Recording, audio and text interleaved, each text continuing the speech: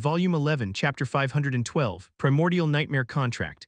Jacob was surprised by those words. Not only is this thing highly intelligent, but it also knows why I'm here and the purpose of this trial. Then it wanted me to form this contract before killing it. No, it's too risky. For all I know, it might be a trap to trick me. Jacob wouldn't listen to some unknown entity and form a contract with it just because it told him to. He knew better than anyone just how vast and mysterious the Zodiac Plains are, and believing something unknown was the biggest mistake one could make in this place. Like Immortality, he still couldn't completely trust it because too many things were hidden, and it was always the one in control. Adding another such existence was not something Jacob could handle. At least, in the cursed immortality case, he has some trust in its ability to grant him longevity and power. Furthermore, this thing was entrapped in this place for who knows when and couldn't escape without dying, while Immortality could hide whenever it wanted. So, it wasn't hard to choose which one was more powerful.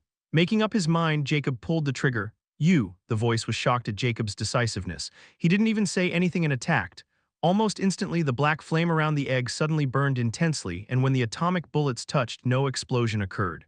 Two bullets just turned into ashes when they came in contact with the black flame. Boom! The sonic boom rang, but Jacob was shocked because the bullets were already gone without causing damage. Are you out of your mind? If you want to negotiate, say so. There is no need to attack. I'm more than happy to provide you with whatever you want as long as you agree with me. The voice sounded in a hurry, filled with indignation. Jacob narrowed his eyes as he looked at the black flames. Did those flames just become slightly smaller? He was paying close to the egg's movement, and it was impossible for him not to notice this change. He quickly guessed that to nullify his bullets, the black flames would have to use a portion of its energy. They were not everlasting. You think this little setback will deter me? I'm not interested in making contracts with unknown beings I can't understand. Jacob coldly retorted before he pulled the triggers again.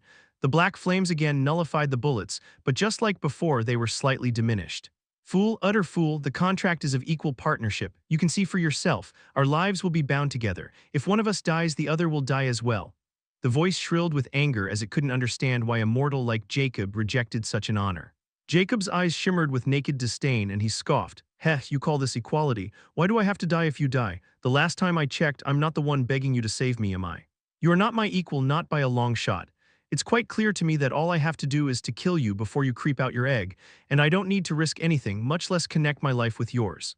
This time, Jacob emptied the entire magazine of atomic bullets and changed it with diamond iron bullets. He was going to kill that thing no matter what. Are you serious? Can't you just let me at least reply before you attack? Didn't I say I'm willing to negotiate? All right, I understand your point, and it was not right for me to put on airs while I'm seeking your help.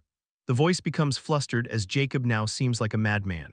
Very well, we'll form a master and servant contract, in which you'll be my master, and I'll be your servant for 1,000 years.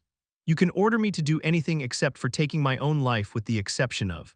Before it could finish, Jacob started to shoot again with bone-chilling killing intent. Another magazine was emptied, and he changed it with another one while sneering, "You still dare to make demands? Do I look like I'm in the mood to bargain? Why, you scoundrel?" Rage leaked from the gentle voice as if it was on the verge of exploding, and even the egg started to shake like crazy. Jacob's heart went cold as he felt something was wrong, and he quickly took out the atomic grenade. He was closely observing the egg's movement, and he knew the moment it realized that Jacob would not listen, he would show its true colors. Even a corner rabbit would bite, much less this terrifying existence. However, before Jacob could even activate the atomic grenade, a pitch-black streak shot out from the egg at light speed, and the moment he realized that stake had already come in touch with his forehead. Jacob's heart skipped a beat as he panicked, thought it was over, and was ready to fight. However, his expression changed multiple times when nothing happened.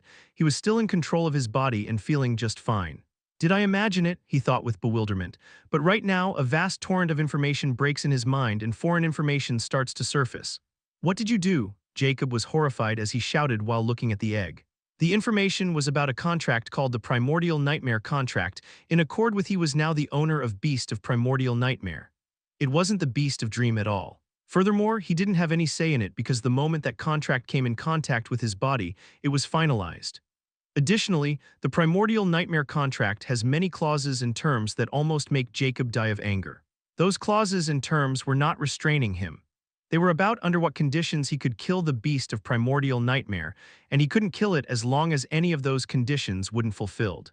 Although he wasn't restrained, it was still the most significant restriction that would stop him from killing the Beast of Primordial Nightmare whenever he wished. HMPH.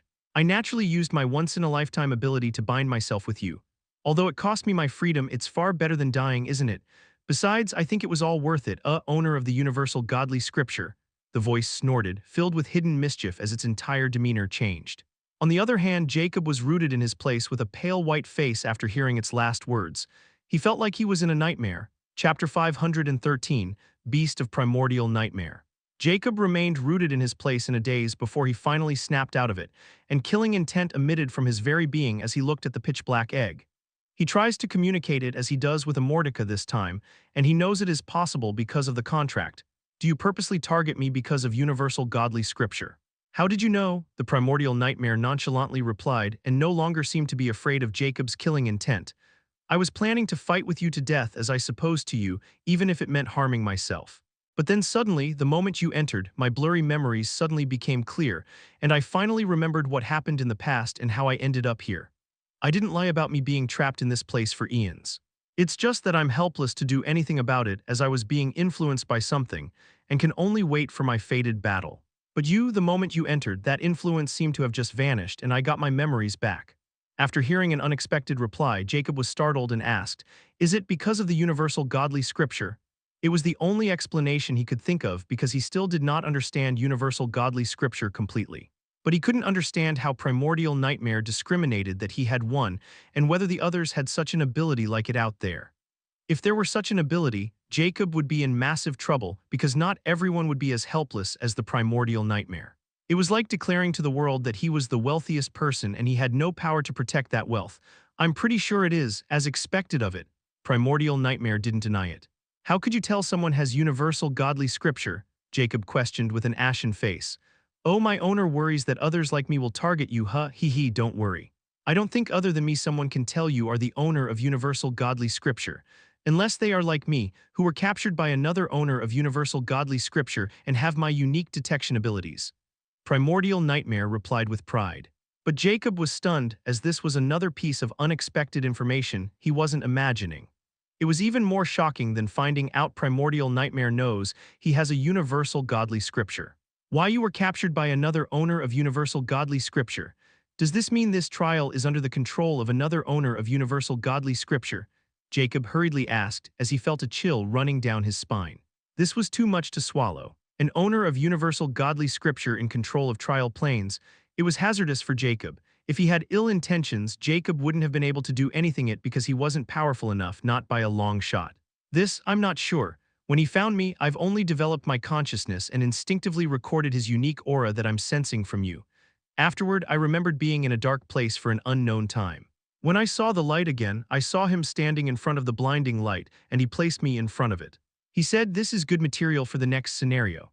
In response, a voice so unrealistic it doesn't sound real replied, "Oh, owner of universal godly scripture, you've worked hard." That's the only thing I remember before that light engulfed me, and after that I remember being constantly influenced by a strange force that muddled my thoughts for a long, long time.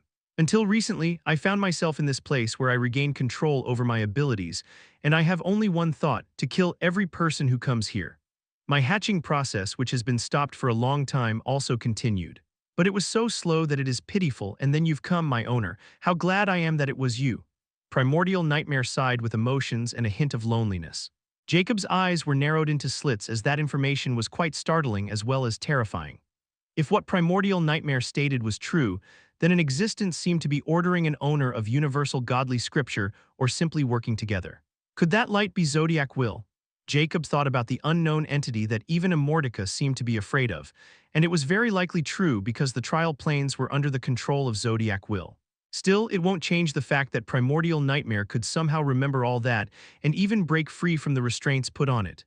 Furthermore, it was still just an egg with a consciousness at that time and now as well. If it was extraordinary, then why would someone like Zodiac Will or the owner of a UGS would let it go? Unless they didn't know, which was hard to believe, or they didn't put primordial nightmare in their eyes. Just what are you? Shouldn't you hate me since I'm also like the person who put you in this prison? Why did you force this contract on me and become my servant who will die with me? You're clearly up to something. Jacob asked coldly. The primordial nightmare contract was nothing but an advantage to him, with the only restraint being he couldn't kill Beast of Primordial Nightmare unless it broke the rules of that contract. Furthermore, in a situation where Jacob dies, it will die with him, while Jacob would remain ineffective if something happens to Primordial Nightmare. Furthermore, Primordial Nightmare can't lie to him no matter what, which is why Jacob believes everything it says. I'm the beast of Primordial Nightmare. Sorry about the earlier lie about being the beast of Primordial Dream. I was afraid you would not listen if I said Nightmare. And why should I hate you? You're clearly not that scoundrel, but you just gave me the same feeling as him. All I wanted to do was survive and escape this nightmare, and being a partner with a person like you would be my only choice. You see, I can't exist without a partner, HMPH, but I had to admit you are an even bigger scoundrel than that scoundrel. At least he didn't kill me. You, on the other hand, won't listen. So what choice do I have to become your lowly servant? Primordial Nightmare replied in indignant tone. Jacob was somewhat speechless as he couldn't help but ask in a strange tone, "Tell me the truth, do you even know what universal godly scripture really is?" Well, of course I don't. I know the owner of such a thing has to be equally powerful as the person who found me in that light. So relying on such a person isn't bad for me. If I had this ability then, I would have used it on that guy too. Primordial Nightmare smugly replied, clearly very proud of its choice. For the first time, Jacob smiled as it was filled with mockery and found Primordial Nightmare naively cute. It was just as he guessed. Its intelligence was really of a child, no matter how cunning it was. It decided to force a contract on him on instinct, not because it knew what a universal godly scripture truly is, and it almost frightened Jacob. Still, he has to clear it with a Mordecai as well, whether it was telling the entire truth or not. It's really too bad. I guess I have no choice but to educate you as my servant. But first tell me, how do you plan on escaping? Jacob smilingly said with a hint of ridicule. Since there was no danger to his life and Primordial Nightmare was powerful, he accepted another free meat shield. He would let it know just how big of a mistake it had made. In the future, Primordial Nightmare would lament every time she remembers this day and always wonder who the real nightmare is between them. Chapter 514, Nightmare Contractor. Now that the Primordial Nightmare contract was established, Jacob can sense Primordial Nightmare's emotions just like the Brain Hunter, which also gave him some confidence about Primordial Nightmare. But he still didn't know its abilities and what else it could do, or how he would be able to hatch it. The beast of Primordial Nightmare was still an egg. It could only rely on its intentions through this strange mental ability. Its body still hadn't developed in all these years, which was quite strange. Yet despite all that, it has awakened its intelligence and could use abilities like Primordial Nightmare Contract. This alone would prove how talented and terrifying the Primordial Nightmare is, and letting his guard down would be a mistake, unless he confirmed the authenticity of the Primordial Nightmare Contract like the eternal enslavement of Brain Hunter. He even wondered if every terrifying being has such a weakness to ensure they never get out of control. Primordial Nightmare answered Jacob's question, HMPH, don't call me a servant, it's too uncouth. Although I'm your servant, I demand respect, my master. Jacob cocked an eyebrow. This egg was really something, or it was just fearless, and he couldn't help but think that Autark was far more superior in demeanor than Primordial Nightmare and never spoke against him. I need to confirm this contract as soon as possible before it's too late. Jacob grimly thought as he couldn't let this superiority complex cloud his emotions. The giant fighting spirit was too dominant, and like a tyrant king who looked down on everyone and combined it with Jacob's natural wise king-like bearing, it was a dangerous combination. If you don't like to be called a servant, choose any name you like and get it over with. Just tell me how I can complete this condition. Remember, in the contract, it is clearly written then, if the master encounters a situation where the servant death is necessary for master's safety, the master shall sacrifice the servant therein, and this situation can easily become such senior. Jacob coldly said matter-of-factly. HMPH, I'm not even born, yet you're already trying to find a loophole to kill me. Are you really so heartless? Are you sure you are not the beast of Primordial Nightmare, not me, my master? Still, I guess, as a loyal and caring servant, I must take care of you. Since you want me to choose a name very well, I have one that suits me quite well. You can call me Nyx, meaning night. Primordial Nightmare, or Nyx now, seemed extremely excited about naming itself. Strange, Jacob suddenly felt his connection with Nyx become even stronger the moment she chose her name, and her voice became even more gentle and precise in his mind. After being proud of herself for a while, Nyx spoke again. I know from the restraint put on me that it's either do or die for me. Even if your presence made me sane enough to gain control of my consciousness, it still does not free me from my connection with this nightmarish place. It's like this place is my body and I'm the heart, and we can't exist without each other. One thing is clear though, this place has been empowering me for the past 100 or so days. The growth process that was stuck countless years ago suddenly started again, and it's far faster than expected. The closer I am to being born, the more inheritance memories are awakening and my abilities. The nightmare flame that's protecting me right now, the psyche reasoning that lets me implicit my thoughts to your mind, and the primordial nightmare contract are the abilities I gained in just 3 months. Though I can only use it once in a lifetime, too bad, huh? It's quite ironic that I can only force this on someone to become their servant, not master, and all the conditions can't be changed no matter what. I wonder if my entire existence is for suffering. Nyx lamented with bitterness. Jacob frowned as he could feel the unimaginable loneliness in her voice and a darkness that could engulf everything. But he cut her short. Look, I know it's been hard on you, but you were able to preserve for countless years. It might be because of someone's spell on you, but when you regain control, you don't succumb to the darkness and try your best to live.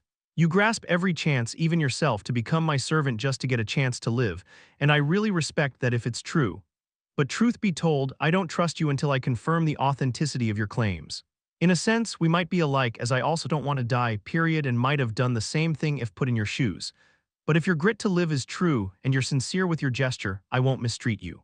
However, if I discover even a hint of falsehood, I'll put in my entire being to ensure you won't implicate me and get in my way to longevity. This is my only goal, my dream. A terrifying determination hid behind killing intent rage in Jacob's eyes as he declared, so now stop ranting on about how pitiful you are. I understand, I really do, but this is not the right time. Instead, make me believe you are worthy of continuing to live under me. Nyx became silent for a while as Jacob's cold expression didn't crack even a little. He seemed to be waiting to listen to something worth listening to. I have two ways. After getting closer and closer to being born, I found I couldn't die as long as I had a partner or a nightmare contractor. That's the true purpose of the primordial nightmare contract. So, now that you have become my nightmare contractor, I can create my dreamscape nightmare realm in your psyche and live there while putting on a show that you've killed me. I'm sure the connection will break when I am isolated from this world and enter the dreamscape nightmare realm, Nyx stated sternly. Jacob frowned and questioned, what is creating a dreamscape nightmare realm into my psyche? Did I hear wrong? Explain more clearly.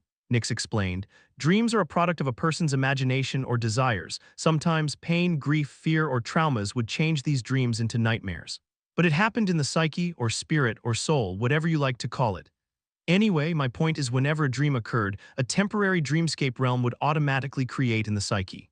Once the dreamer awakes, the dreamscape realm also suffers destruction, but it won't cause any harm to the dreamer, and the only side effect is no one can fully remember their dreams.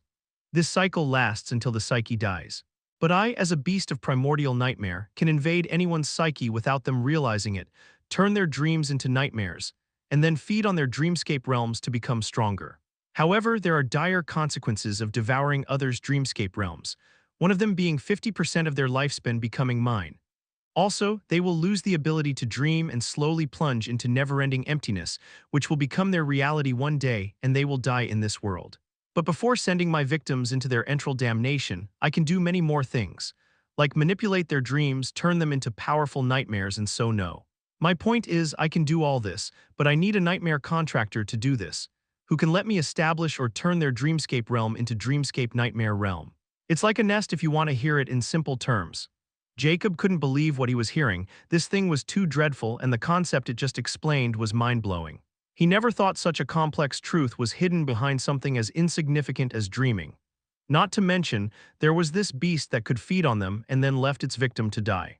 He had no idea why this beast was trapped here and not killed or put in legendary plains. So you want to create your nest in my mind? Do you take me for a fool who court death? Jacob rebuked with vigilance.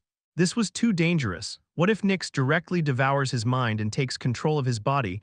It was like a sheep inviting a wolf into its house. What are you afraid of? I can't do anything to harm you, and you didn't even listen to the benefits you'll get from having a permanent dreamscape nightmare realm in your psyche. First, no one would be able to invade your mind, and mental attacks will not work on you as long as they are not stronger than me or the dreamscape nightmare realm. Second, since our contract is not on equal terms, but I'm your servant, every time I devour someone's lifespan, you will automatically get 70% of it added to your lifespan. Third, you can enter the dreamscape nightmare realm anytime and conjure whatever you imagine.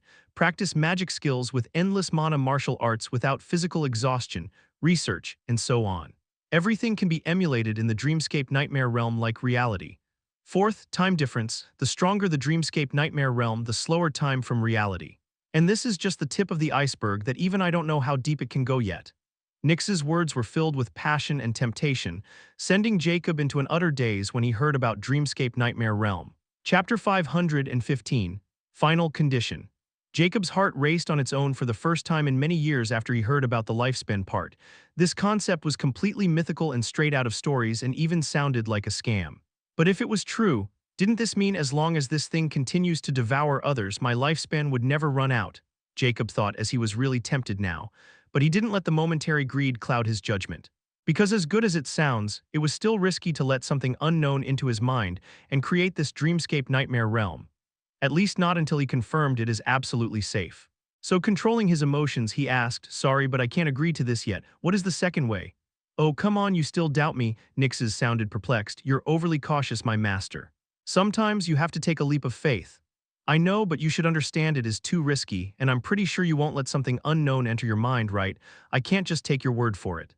"I've known you for what, 5 minutes?" Jacob sneered as he found Nix's protest incredibly ridiculous. He already had the cursed immortality, so being overly greedy would be a fatal flaw. "HMPH, up to you. The second way depends on you. It should probably have the same effect if you can isolate me from this space. But it all comes down to whether you have a way to achieve the impossible. Because if you can't, then you have to wait until I'm born, and I'm pretty sure once I'm out, the restriction on me might become powerful, and then you don't even have to lift a finger, for I'll die for attacking you." "So decided quickly, I'm getting closer to it," Nix told anxiously. Jacob fell into silence and frowned, isolated from this space. "Will Infinity Pendant work, or should I try to store this in the solar plexus like Autark? But do I even know how? This thing is very different from Autark, but I definitely can't get it into my mind without being certain. Let's try first." "Alright, I have a storage space that can keep you, but I'm not sure if it works or not. Or if you have a way to enter my solar plexus, this might work as well." Jacob proposed his plan. If this doesn't work, he would have no choice but to find the exit from this trial and then ask Immortica and come back for Nix. This was the only way he could think of to take Nix away. "What is solar plexus?" Nix asked curiously, as its knowledge about the living was quite limited. She was relying on her inherited memories and intellect to devise this plan. Jacob then shared his limited knowledge about the solar plexus. He also wasn't sure if it was feasible. "Interesting. So you think I can enter this space within you because I'm now contracted to you?" Nix asked with a hint of uncertainty. Jacob nodded. "This is how it should work at least. Let's try to put you in the storage space first. I need you to put out those flames first. If that's not work, I'll try this method." "You're not going to attack me, are you?" Nix asked suspiciously. She clearly understands Jacob's character now. This guy was too ruthless and cynical. Jacob replied impassively, "As long as you won't give me a reason to." "I guess one of us has to be trustful," Nix said before the nightmare flames around started to vanish and what was left was a pristine dark egg. Jacob then moved forward with anticipation in his eyes. Truth be told, he wanted this to work because storing Nix in his body was still too dangerous. At least the Infinity Pendant was a place where cursed immortality was, so it was much safer. Jacob hesitated for a moment as he could feel strange warmth from the egg as he got closer to it and finally touched it. The moment his skin touched the egg's icy surface, he instantly tried to send it into the Infinity Pendant, and the next moment it vanished. Jacob became anxious as he looked around in the cold space, ready to throw the egg out if something happened. But to his relief, nothing happened, and the egg was now lying in his pendant. The column suddenly started to shake as cracks began to appear and the isolated space started to crack. "I feel my connection to that strange power completely gone. I think it worked." Nix's delightful voice sounded in his head again. Jacob was pleasantly surprised, but what was happening to the surrounding space? Could it be that this place loses its purpose now that the Nix is gone? Jacob thought with scrutiny. But he still wasn't clear, at least not until something confirmed it. At this moment, the voice that Jacob was desperately waiting for finally rang. "Congratulations, faceless ancient, for clearing the final trial condition." His eyes shimmered in excitement. It really worked. He quickly looked at the star watch. "Congratulations on subduing the beast of Necropolis. Unknown nightmare, your glorious deeds have been spread far and wide. You have achieved something impossible. You have been rewarded with full Hunter's Legacy. Hunter's Legacy unique rank. Night Hunter's Aura and Spirit Universal Scripture." Jacob was astounded when he saw this notification. So subduing was an option from the start, but was it impossible to achieve? Cutting the connection with the trial planes resulted in subjugation, and maybe that's why it was impossible to achieve. After all, no brainwash being would be like Nix. At this moment, a black vortex appeared in front of Jacob, and he knew it was time to reap his rewards and entered without hesitation. Outside the trial planes, Nelson was sitting in his luminous room chatting happily with Ellie, who had a clear, annoyed expression as she was tired of his bragging. Suddenly, Nelson's eyes flashed with surprise when his star watch vibrated, and before he could check, a black vortex appeared behind him, making Ellie jump in fright. Nelson's eyes widened when he looked back, but he didn't seem alarmed at all. Instead, his eyes shone with killing intent. He really cleared it in neck-breaking time. I guess it's time to meet the troublemaker. Chapter 516. The awarding ceremony halted. In seemingly endless witness, two dark vortexes opened.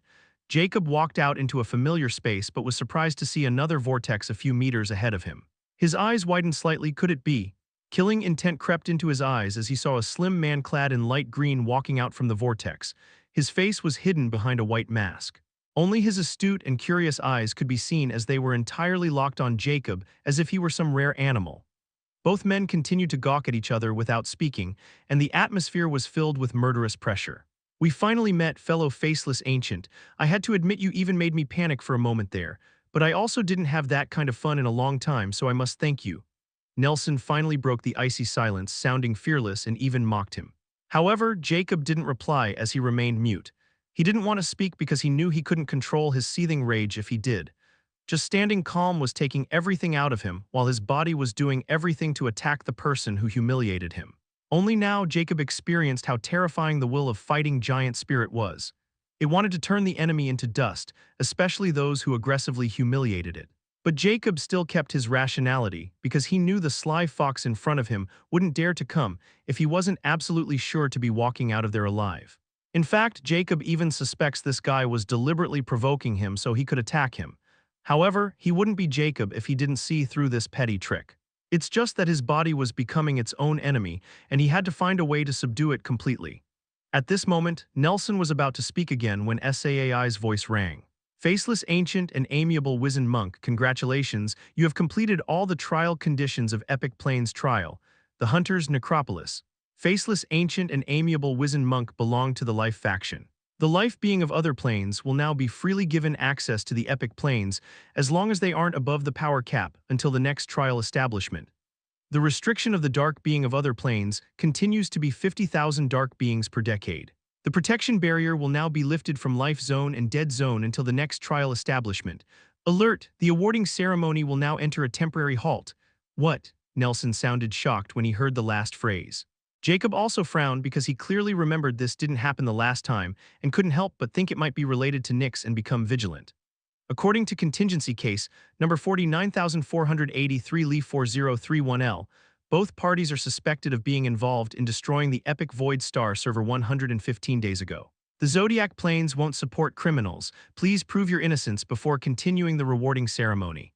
Amiable wizened monk, you are a 2-star privilege holder and Epic Plains Alchemy Guild president. You have to go through 5-question interrogation. Please cooperate. Faceless ancient, you are a 2-star privilege holder and an honorary badge holder of the Life faction. You have to go through a 3-question interrogation. Please cooperate. Permission to activate 3 and 5 questions interrogation from suspect Faceless ancient and amiable wizened monk. The party failure in granting permission in 60 seconds will be judged as guilty and deal accordingly to the Zodiac Plains precept. A virtual clock appeared in the white space before the two, and the countdown began. Wait, how can this monster be an honorary badge holder? And why am I being suspected with him? It's quite clear he's the one who created that weapon and was involved in that bombing. In fact, his weaponry has turned the entire Epic Plains into a radioactive wasteland. I've never used mine. Nelson instantly started to blame Jacob, and he wasn't lying either. The current Epic Plains were really turned into a radioactive wasteland, and no living being under extraordinary rank could live. Furthermore, the absence of Star Network had only made it worse, and it played a big part in turning Epic Plains into a living hell. Furthermore, Nelson also panicked because Jacob has an honorary badge of Life faction, which means Jacob has an exceptional position, which even Jacob wasn't aware of yet. Nelson knew just how hard it was to earn a single honorary badge and why these people were treated with respect. He wouldn't have made an enemy out of him if he had known this, even if he had to beg Jacob. But now it was too late, so late that he had to do everything to eliminate him. Because forget about Jacob's terrifying means. If the 3 hegemonies learned about this, the 3 leaders and whoever was involved in this wouldn't be able to avoid brutal punishment. "I grant the permission," Jacob spoke at this moment in his icy voice. From start to end, he didn't speak with Nelson, nor did he react to his slandering. All he understood was he had nothing to do with the bombing that day nor in the entire Epic Plains. In fact, he never used an atomic weapon in the Epic Plains but only sold them. Saai clearly stated they were being suspected, not confirmed, involved in the bombing that day. It never said anything about inventing and selling those weapons at all, nor about the bombing done by Society Killer. They were only being suspected and interrogated because someone dared to mess with the Zodiac Plains, not just Epic Plains, and there was a considerable difference between the two. The Star Hackers, or Atlas, were simply too daring to provoke the world itself. He also catches the line about Zodiac Plains not supporting the criminals, which means the trial planes were to nurture the prodigies or something like that, as for why he couldn't guess. Lastly, the honorary badge he thought little of before just gave him an advantage over a 2-star authority holder and the leader of a hegemony. This could quickly tell him that these badges hold more authority and meaning than he currently understands, and with how panicky Nelson reacted, he was even more sure. So in the end, that unbearable anger and bloodlust suddenly vanished when he saw his enemy spooking and sensed fear. That guy was clearly up to something and wanted him to attack angrily. That's why he decided not to react at all and simply accepted the interrogation and won't even give Nelson a chance to lay a trap for him and make Nelson even more miserable. Chapter 517. Final Verdict. Nelson grimaced when he heard Jacobs quickly agreeing without retorting or trying to inquire about what was happening. Did he know? His heart sank. It was too terrifying, and Jacob became even more dangerous in his eyes. He said, "I agree to interrogation as well." Jacob's lips curled in disdain. What a sly weasel. The timer in front of them vanished, and the next moment, 2 white pillars rose from the ground before them and stopped when they reached their waists. Multicolor lines started to shimmer on those pillars as SAAI's emotionless voice sounded. "Please place your hands on the truth pillar." Jacob scrutinized the mysterious truth pillar and placed his hands on it with uncertainty. Although he didn't know what would happen, he had no choice but to cooperate unless he wanted to appear guilty. When he touched the truth pillar, he suddenly felt a warm current passing through his entire body. SAAI's voice rang again, but it sounded directly to his mind this time. "Faceless Ancient, the Star Administrator Artificial Intelligence, SAAI, will ask you 3 definitive questions. I suggest you answer truthfully because any lie detected in them will be used against you and directly affect the final verdict. First question, are you a member of ATLAS or related to them? Please answer through your thoughts or speak loudly if you're not comfortable." How convenient. Jacob was surprised and awed by how effective this method was for condemning someone. He replied through his thoughts, "I'm not a member of ATLAS, nor I'm related to them in any way." 3 seconds passed before SAAI's voice rang again. "Is this your final conclusive answer?" "Yes." Second question. "When you sold the weapon to ATLAS, do you know it was a TLAS and they were going to use it against the Star Network?" "No, I have no idea at that time. I've only discovered the use of my weapon like everyone else on the day of the blast. I have no grievance or grudge against Star Network." "Is this your final conclusive answer?" "Yes." Third question. "Have you ever come in contact with ATLAS? If you have, why didn't you report to the law enforcement?" Jacob frowned slightly. "That's 2 questions, but I still answer to show I'm not in cohort with them. I'd indeed come in contact with them once and I'd killed them. There was nothing else to report since I didn't find their base of operation or plans." "Is this your final conclusive answer?" "Yes," Jacob impassively stated. On the other hand, Nelson was also going through the interrogation with the same yet slightly different questions. First question, are you a member of ATLAS or related to them? "No, I'm not a member or related to them in any way." "Is this your final conclusive answer?" "Yes." Second question, have you ever sold or given your atomic weaponry to ATLAS or anyone? "I've never sold it to anyone, but I gave some of them to my daughter for protection." "Is this your final conclusive answer?" "Yes." Third question. As the leader of Alchemy Guild, you are part of the Plains law enforcement, and it is your duty to make sure to root out every last ATLAS member. Did you do your duty as an enforcer? "I've done my duty solemnly. I've acted every time ATLAS comes to my attention. Furthermore, Faceless Ancient is a threat, and I've been after him from the start because I was afraid that a bombing incident like that day would happen if he carelessly sold his weapons. He should be incarcerated now to stop something like that happening again," Nelson coldly stated. "Is this your final conclusive answer?" "Yes." Fourth question, have you ever come in contact with or been approached by ATLAS? "If you have, what was your response?" Nelson's pupils dilated. "This question is irrelevant to the topic." "Is this your final conclusive answer?" Nelson frowned as he knew this wouldn't work, so he had no choice but to answer ambiguously. "A member once approached me and I'd remain true to my duties." "Is this your final conclusive answer?" "Yes." Fifth question. If ATLAS approaches you now and offers you something you truly want or takes something precious to you, will you betray your faction? Again, this question is irrelevant and about something that had yet to happen and never will, Nelson retorted. "Is this your final conclusive answer?" Why are you asking this question? Nelson questioned again. Is this your final conclusive answer? Nelson gritted his teeth before he calmed his nerves. This was going way out of his hands. He became emotionless as he replied, rubbish, no, I will never betray my faction. Is this your final conclusive answer? Yes. At this moment, the truth pillars started to sink back into the floor, and Jacob was paying close attention to Nelson after ending his questioning. He saw him frown more than once, which meant the old fox was not having a good time. Could it be he has ties with ATLAS? It's good news if he had. He's too dangerous for his own good. Jacob's eyes shimmered with killing intent. Nelson suddenly looked over, and he was also staring at him with killing intent. He knew Jacob was far more threatening. In a way, like him, and he knew someone like him was far too dangerous to have as an enemy. At this moment, SAAI's voice rang. Faceless Ancient, you have given conclusive answers to your three-question interrogation and spoken 98% truth. SAAI deemed you not guilty. However, you have failed to report your encounter to the law enforcement. Therefore, you are being penalized with a 100 million ZC fine. Please refrain from making such mistakes in the future. Anything related to Atlas has to be reported to the law enforcement of your planes post hastily. Do you want to pay the fine or an alternative instated to ZC? Jacob frowned a little, but it was still not against him, and he was getting out of it with just a measly 100 million ZC and no other punishment, and his innocence was proven. Thank you, I'll pay with ZC. Nelson wore a dark expression as he knew 100 million was chump change to Jacob at this point, and now Jacob was free and he had lost his chance to take him down. Now it was his turn. Amiable wizened monk, you have given conclusive answers to your 5-question interrogation and spoken 64% truth. SAAI deemed you not guilty. However, your response to the third and fourth was ambiguous and unsatisfactory, and your 5th conclusive answer was a lie. Therefore, SAAI deemed you unworthy of your current position as the president of Alchemy Guild. You are to forfeit your position to your successor within 7 days. Your 2-star authority has also been downgraded to 1-star authority. You are penalized with a 1 billion ZC fine, which is to be paid within 7 days. Nelson's eyes widened as he was utterly appalled by this harsh verdict. Although he was deemed not guilty, his position was gone, star authority dropped, and he had to pay 1 billion ZC on top of that. It was nothing short of being judged guilty. He had overestimated himself when he tried to outsmart SAAI, thinking of it as a mere AI was probably his biggest mistake. No matter how much control he had over his emotions, this test was never about just some nerve-checking to begin with. The truth would have still been detected even if he had stripped away all of his emotion.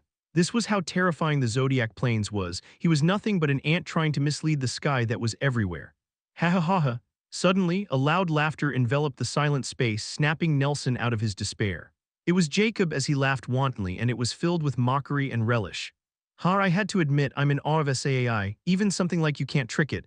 Oh, you also have my respect that you even tried. In the end, you are nothing but a son of a bitch who's under the impression that he's the king who controls everything.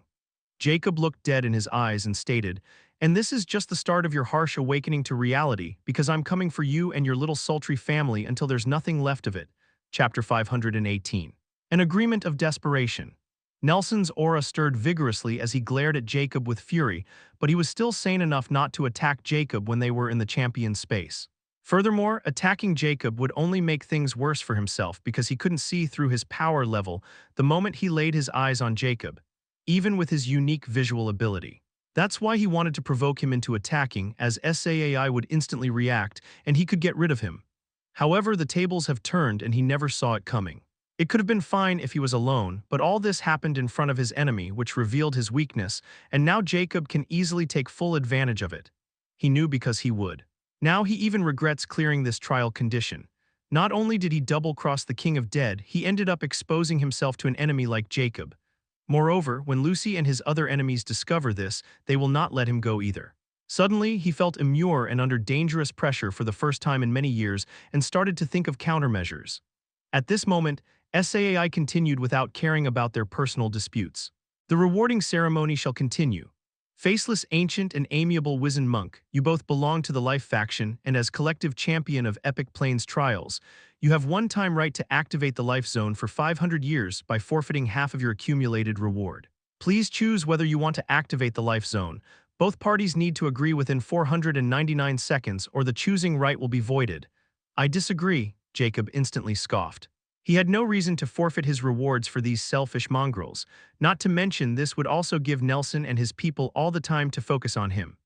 Although he wasn't afraid anymore, he wasn't foolish enough to believe he was the strongest in epic plains. He had learned his lesson in the rare plains. Nelson suddenly said as his tone was impassive, and it didn't seem like he was angry at all, "I'm willing to give up my right to the final condition to you. All I want in return is for you to sign a non-aggression Zodiac Oath contract with me for 1,000 years."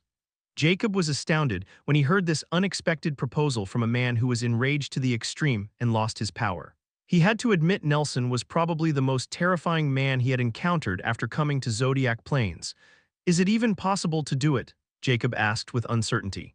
He might disagree if it was anything else, but if he could get the final condition cleared, didn't this mean he could get back his chance to earn the unique Star Ocean medallion? This was his goal to begin with, and that's why he had taken all that risk. He was even going to torture Nelson later to beat another method to enter the unique plains out of him. But he never expected Nelson would propose such a deal, or it was even possible.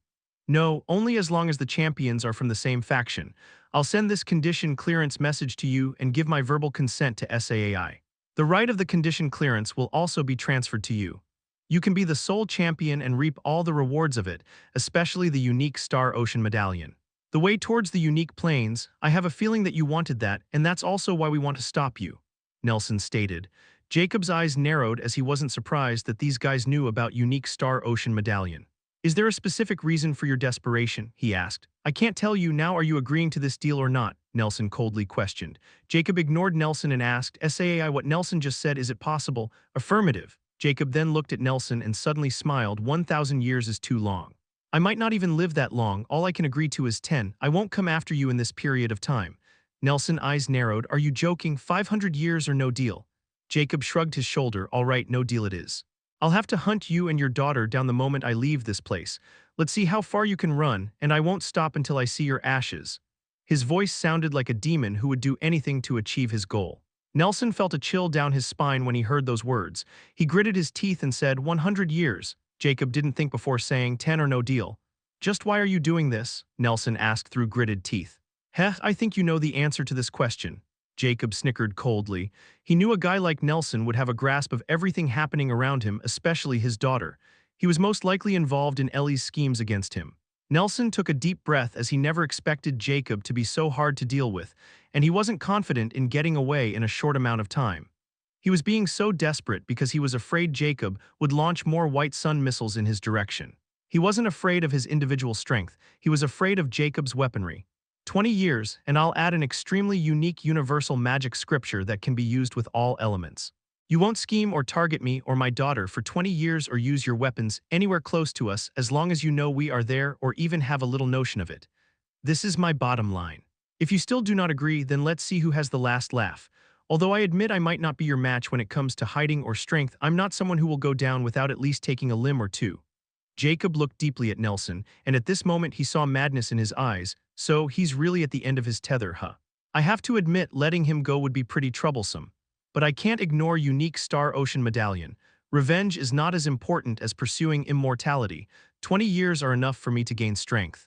He won't be my match then or not in the same plane. I might even forget about his insignificant existence. All right, I agree with that, but you also can't do anything to me or tell anyone about what happened here today, Jacob stated. Nelson secretly sighed in relief as his eyes shimmed in a peculiar light, and he nodded. "I agree." Chapter 519. Zodiac Oath. Nelson didn't delay but quickly started to manipulate his star watch, and a few moments later a virtual contract was displayed over his wrist. He said, "I want to make this official Zodiac Oath contract with Faceless Ancient." The next moment something magical happens. Jacob's star watch vibrates and the same contract emerges. Jacob was astounded because Nelson didn't send him a request or anything, but by just speaking his star ID name, that contract appeared on its own. Zodiac Oath contract is unlike any other virtual contact in the star network. If you have one, it can be formed from anywhere, even without the star network. You must know the other party's actual name or star network ID. Once this contract is formed, SAAI or the world itself will bear witness to it, and no one can break it no matter where they are. Once the contract is breached, only death awaits the Oathbreaker, so it's safe to say that neither you nor I can do anything against each other for 20 years. You can edit the terms if there is any loophole. My contract will automatically be updated as well. Once you are satisfied, say, "In the name of Zodiac, I hereby acknowledge this oath," and it's done. Nelson gave a general introduction to Jacob, as he easily guessed from his reaction that he didn't know how it worked. Jacob clearly didn't believe Nelson and asked SAI, "Is it true?" "Yes. You're really not trusting anyone, do you?" Nelson sneered. Jacob ignored him and started to read the contract, and it was not with any loophole. He won't do anything harmful or scheme against Nelson or Ellie, nor can he seek anyone's help to deal with them or look for their whereabouts for 20 years. The same goes for Nelson and Ellie once this contract was signed. Jacob suddenly frowned and asked, "Wait, how did Ellie be bound by this contract since only you and I are signing it?" Nelson looked at him with a peculiar glint in his eyes as he said, "Please send this contact to the parties involved in this. Change Ellie to amiable monkfish." The next moment, Ellie changed to amiable monkfish in the contract. Jacob couldn't help but mock, "You're really a piece of trash. It was just a small error." Nelson naturally wasn't going to admit it. "Take the oath, I won't be going first without you too." Jacob stated that he didn't dare to be careless. Although this old man looked like he had been defeated, he was full of tricks, and Jacob couldn't relax even for a second. Nelson's lips curled as he said, "Don't worry, if involved parties don't take the pledge for 1 minute, the contract will be voided. In the name of Zodiac, I hereby acknowledge this oath." At this moment, SAI's voice sounded, "Amiable Wizened Monk has taken the Zodiac oath." At the bottom of the contract, Nelson's name appeared. A few moments later, SAI's voice sounded again, "Amble Monkfish has taken the Zodiac oath." Jacob finally relaxed a little and took the oath. "In the name of Zodiac, I hereby acknowledge this oath." SAI's voice sounded again, "Faceless Ancient has taken the Zodiac oath." At this moment, the virtual contract turned into a streak and directly penetrated Nelson and Jacob's chests.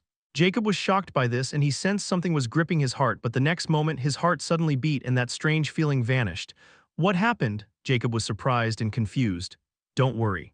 This is the effect of the Zodiac Oath contract. The contract will be bound to our hearts and nothing will happen as long as no one breaks it," Nelson stated, as his expression was somewhat pale. "Then why do I feel like my heart just removed whatever was trying to attach itself to it? Could it be the cursed heart can't be bound, or was it just my imagination?" Jacob thought with uncertainty, but he was also secretly hoping that the former was true. Because if the Zodiac Oath contract can't bind his heart, then didn't this mean this oath was meaningless to him? Just thinking about it made Jacob extremely expectant, and he knew he had to confirm it with Immortality because this could open a new door to countless possibilities. After all, his heart was not simple. Nelson didn't know Jacob's thoughts and manipulated the Star Watch to forward the trial condition message to Jacob before saying, "I'm forfeiting my trial achievement to the Faceless Ancient. Transfer has been successful. Faceless Ancient has been declared sole champion of Epic Plains. Please leave the champion's space, amiable wizened monk." The next moment, a dark vortex appeared behind Nelson. It really worked. Jacob has a sigh of relief. Nelson didn't tarry, and a silver titleless book appeared in his hand, and he threw it towards Jacob. "This is the scripture of blank I promised. Last thing, I know we don't see eye to eye and we start on the wrong foot. But I want you to know it was all but a misunderstanding and a lack of judgment on our part. I don't want to be your enemy. I hope 20 years will be enough to quench your anger, and I'll try my best to show I want to repent. I want my daughter to live happily. Consider it a fatherly bias. She won't look for you anymore. As a final token of my sincere apology, I'll give you a piece of advice. If you want to go to the unique plains, look out for the Star Ocean, for it is your biggest enemy, and go alone. The more companions you have, the more impossible it is to reach there. That's all. I hope I never see you again, and even if I did, you won't be there to kill me." Nelson sighed ruefully before he turned around and vanished into the vortex, leaving frowning Jacob in the white space. What did it mean, the Star Ocean is my biggest enemy and go alone? He clearly didn't sound like something lying. Instead, it felt as if he was telling something from experience. Jacob grimaced as the unique plains became more mysterious. Chapter 520, The Secret in the Rings. After Nelson left, SAI's voice sounded again. "Faceless Ancient, congratulations, you have completed all the trial conditions of Epic Plains trial. The Hunter's Necropolis. Faceless Ancient, as the sole champion of Epic Plains trial, your star privilege has been increased from 2-star to 3-star. You have level -1 authority over the Epic Plains until the next trial establishment. Faceless Ancient, as the champion of Epic Plains trials, you have one-time right to activate the life zone for 500 years by forfeiting half of your accumulated reward. Please choose whether you want to activate the life zone." Jacob's eyes lit up as the higher star authority meant less annoyance and more access to the star network. He instantly replied, "I'll keep my rewards." "Faceless Ancient, you have voided your one-time right. Your rewards are as follows. For completing the condition, kill the Beast of East, you are rewarded with 1 million Zodiac credit. For completing the condition, kill Beast of West, you are rewarded with 1 million Zodiac credit. For completing the condition, kill the Beast of South, you are rewarded with 1 million Zodiac credit. For completing the condition, Kill the Beast of North, you are rewarded with 1 million Zodiac credit for completing the condition. Subduing the Beast of Necropolis, you are rewarded with 10 million Zodiac credit, total reward, 14 million Zodiac credit for clearing 2 conditions, the total reward has been doubled. Total reward. 28 million Zodiac credit for clearing 3 conditions, the total reward has been doubled. Total reward, 56 million Zodiac credit for clearing 4 conditions, the total reward has been doubled. Total reward. 112 million Zodiac credit for clearing 5 conditions and achieving an impossible feat, the total reward has been tripled. Total reward, 548 million Zodiac credit Soul Champion reward. 25 million Zodiac credit and 1 free advanced epic weapon and 1 free advanced epic armor from the Epic Plains shop has been rewarded. Final reward. 573 million Zodiac credit and 1 free advanced epic weapon and 1 free advanced epic armor. Please note that the fine of 100 million ZC has been deducted from your final rewards. The rewards have been transferred to your 3-star Zodiac account. Jacob's lips curled up as he didn't mind deduction. He had already earned what he wanted, and now it was time for what he had been preparing for. I can sell anything I want to, right? Jacob questioned. Yes. Without hesitation, Jacob takes out all the useless weapons, potions, talismans, pills, and so on that he had created all these years while practicing his craft. Some of them were sold through the Alchemy Guild channels, but there were too many, and he also had the treasury of Witch Palace. There were many useless weapons he didn't want. But they were all high quality, and selling them to the Epic Plains would only empower his enemies. So he wanted to sell them to SAAI. The champion shop was an opportunity that was hard to come by, and unlike last time, he was ready to go all out and prepared for it. Soon, a massive pile of shimmering items gathered in the white space. All right, tell me how much they are worth, Jacob said calmly after emptying almost all his space rings. Starting scan. SAAI's voice sounded before a red light shone over the pile, and a few minutes later, scanning complete, begins calculation. The final tally is 4.19 billion Zodiac credit. Do you want to exchange? Do it, Jacob confirmed. He had already guessed the amount was around this much. The next moment, the massive pile was absorbed into the ground and SAAI's voice rang. Exchange successful. 4.19 billion Zodiac credit has been transferred to your 3-star Zodiac account. Jacob's star watch vibrates, and he instantly checks his new balance, which is now 19.39 billion ZC. It's reaching the same amount I had in one of my accounts in my past life, but unlike before, this money is useful. Jacob sighed with a hint of nostalgia. He knew money would lose value in his old world once you have everything, even the world. But here, the more he had, the better. Still, he wasn't done as 28 space rings appeared in his hand. They were all locked with mystic signatures, and 9 of them were from a 0. Unless he had a mystic signature, they were useless to him, and he didn't know how long it would take to condense one, so it was better to sell them. I want to sell these rings and contents within, Jacob impassively stated. Starting scan, a red light suddenly shone on the rings before vanishing. Scanning complete, begins calculation. The final tally is 6.06 billion Zodiac credit. Do you want to exchange? Jacob's eyes widened slightly. Can you tell me what is inside? 10 million ZC for appraisal. Do it. Scanning result, basic epic rank items. 4,994,144 space rings, 24 weapons, 41 life crystals, 4,991,405 intermediate epic rank items, 1,844,414 space rings, 3 life crystals, 800,739 advanced epic rank items, 476,100 space ring, 1 life crystals, 419,990 basic unique rank items, 8 life crystals. 8 what? Jacob was shocked when he heard so many life crystals were in those rings, and he suddenly thought about the 9 rings of Azero. Life crystals could only be harvested by the dark beings from the life essence of the living. He was pretty sure that the people he killed here didn't have those life essences. The dark beings he killed also didn't have any space rings. Are the life crystals in these 9 rings? Jacob quickly pointed toward the 9 rings to confirm his guess. Yes, Jacob frowned darkly as he thought about the Killer Skull Society and how desperate they were to get their hands on these rings. So it was impossible for them not to know what was inside them. But what he couldn't understand was how, in the world, Azero had so many life crystals, all of which were epic ranks and 8 of them were unique. What the hell were they up to, and how did they get their hands on millions of life crystals? What are the uses of life crystals, and why are they so expensive? Jacob had to ask this question to clearly understand what was going on. Furthermore, SAAI was buying them, and their price was higher than all those items he had sold just now. However, the answer from SAAI sent a chill down his spine. It wasn't what he expected. This information is classified as 4-star. You don't have 4-star privilege. Chapter 521. The Epic Plains Champion Shop. Part 1. Jacob was shocked when he heard about the privilege restriction on life crystal uses.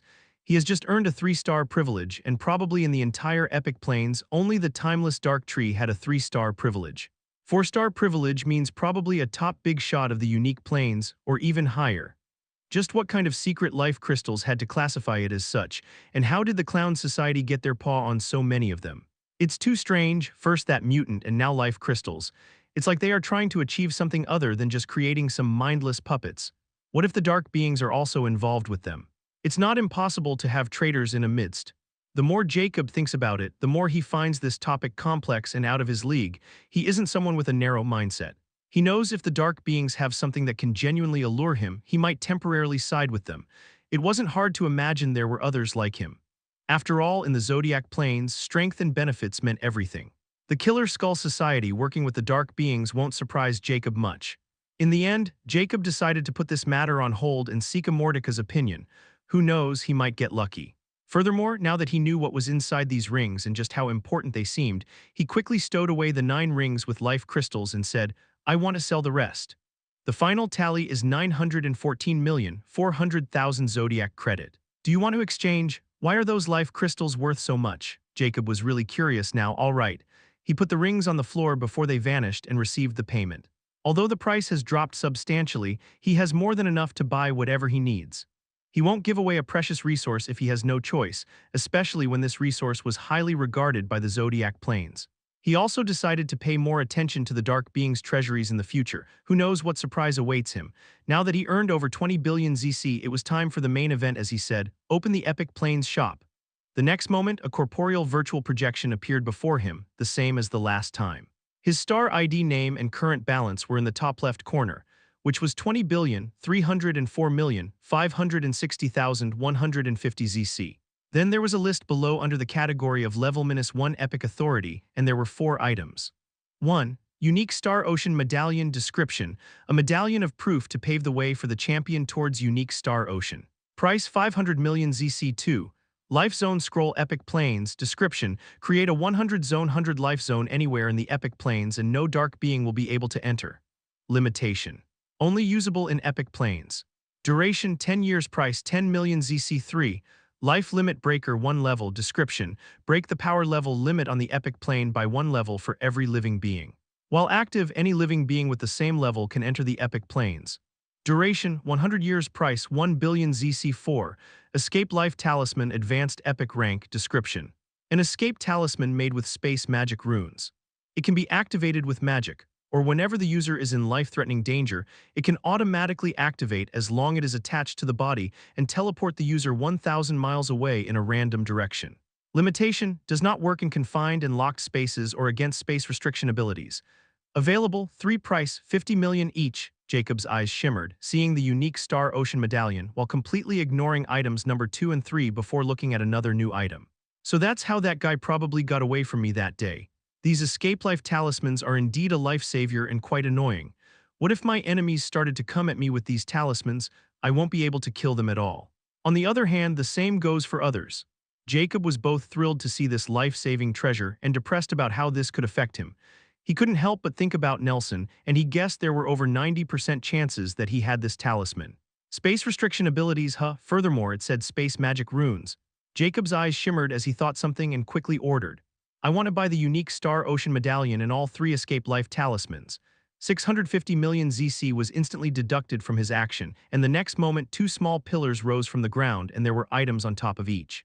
One of them had a pristine blue triangular-shaped compass with beautiful engraving, and there was only a single black compass needle within. There weren't any compass points. Instead, there were engraved sun, moon, and a 6-pointer star on its 3 corners, all glowing in different lights. On the other pillar were 3 yellow pieces of paper engraved with complex runes and patterns. So the medallion was a compass, and how the hell am I going to use it? Jacob frowned as he picked up the cold compass. It was extremely heavy despite being only palm-sized. How should I use it? He asked SAAI. Imbue magic power in it and the compass needle will move. The 3 compass pointers, the sun and moon, represent light and dark, while the star exists between the light and dark. That is the only forward. I can't reveal anymore. So all I have to do is follow the star. Just what in the world is the unique star ocean?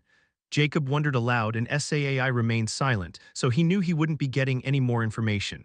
At least he knows how to use this thing and what to follow. Jacob quickly put away the compass and 3 talismans before asking, I want to know if I can buy anything that can restrict space and those space magic symbols as well. It would be even better if I could also buy the blueprint of Escape Life Talisman or anything related to space. The projection in front of him suddenly changed, revealing a few objects. Skylock Cube Advanced Epic Rank. Description: treasure that can lock space in a 100-meter radius.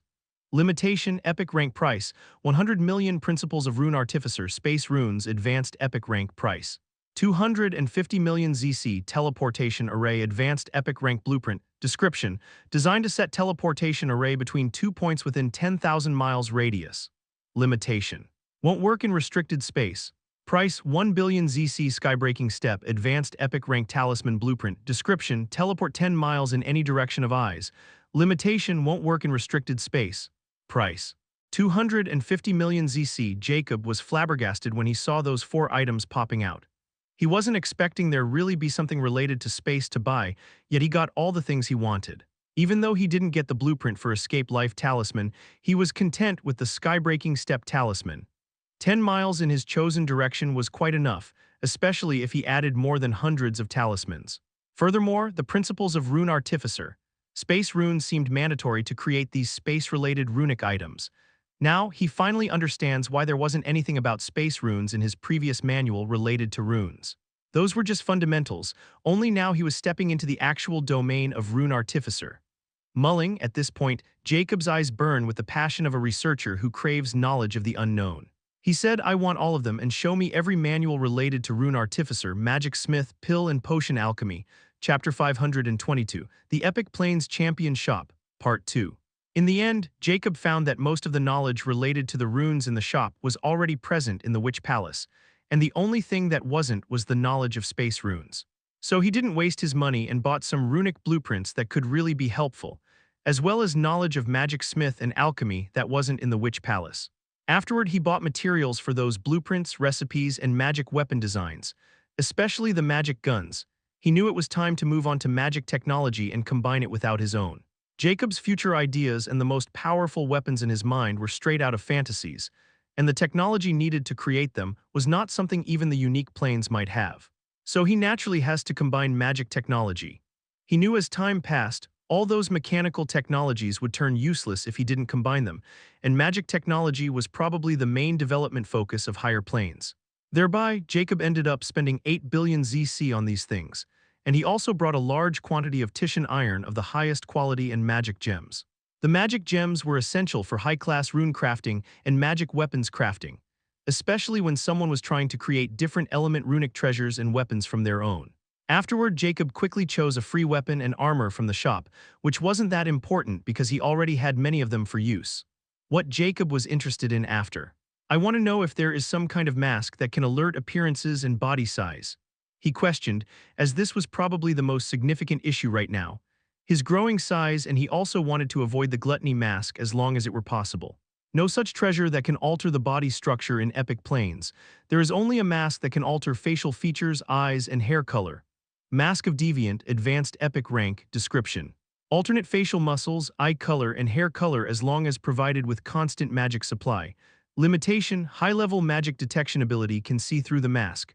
Price: 650 million Zodiac credit. After SAAI's explanation, the Mask of Deviant appeared in front of him.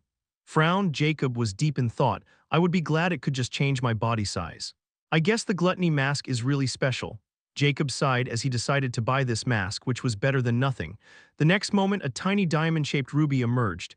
Place it to your glabella and then focus your mana in it. A red membrane would cover your entire head. Thereby, you can use it as a normal mask or change the membrane shape to alter your facial features, eye color, and hair color. Simple enough. Jacob picked it up, and it looked like a parasite gem before stowing it away for later.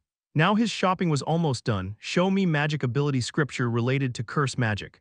Curse magic is classified as a forbidden section, and it does not exist in Epic Plains. And you need a 5-star privilege to access it.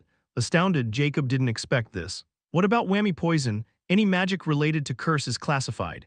Why? Jacob grimaced as he found this bias of the Zodiac Plains towards the curse magic. Because it is forbidden magic, Saai replied emotionlessly without caring about Jacob's dark expression. Then what about holy magic? Did it also classify as forbidden? Jacob scoffed. Indeed. Both magics are extremely rare and capable of alternating nature. Now, this was even more unexpected since the holy magic shouldn't have such an effect. But in the end, Jacob has yet to see anything use holy magic, so he couldn't retort. In the end, he gave up. He had plenty of fire and water magic, and he was sure he could find more outside at a far cheaper price.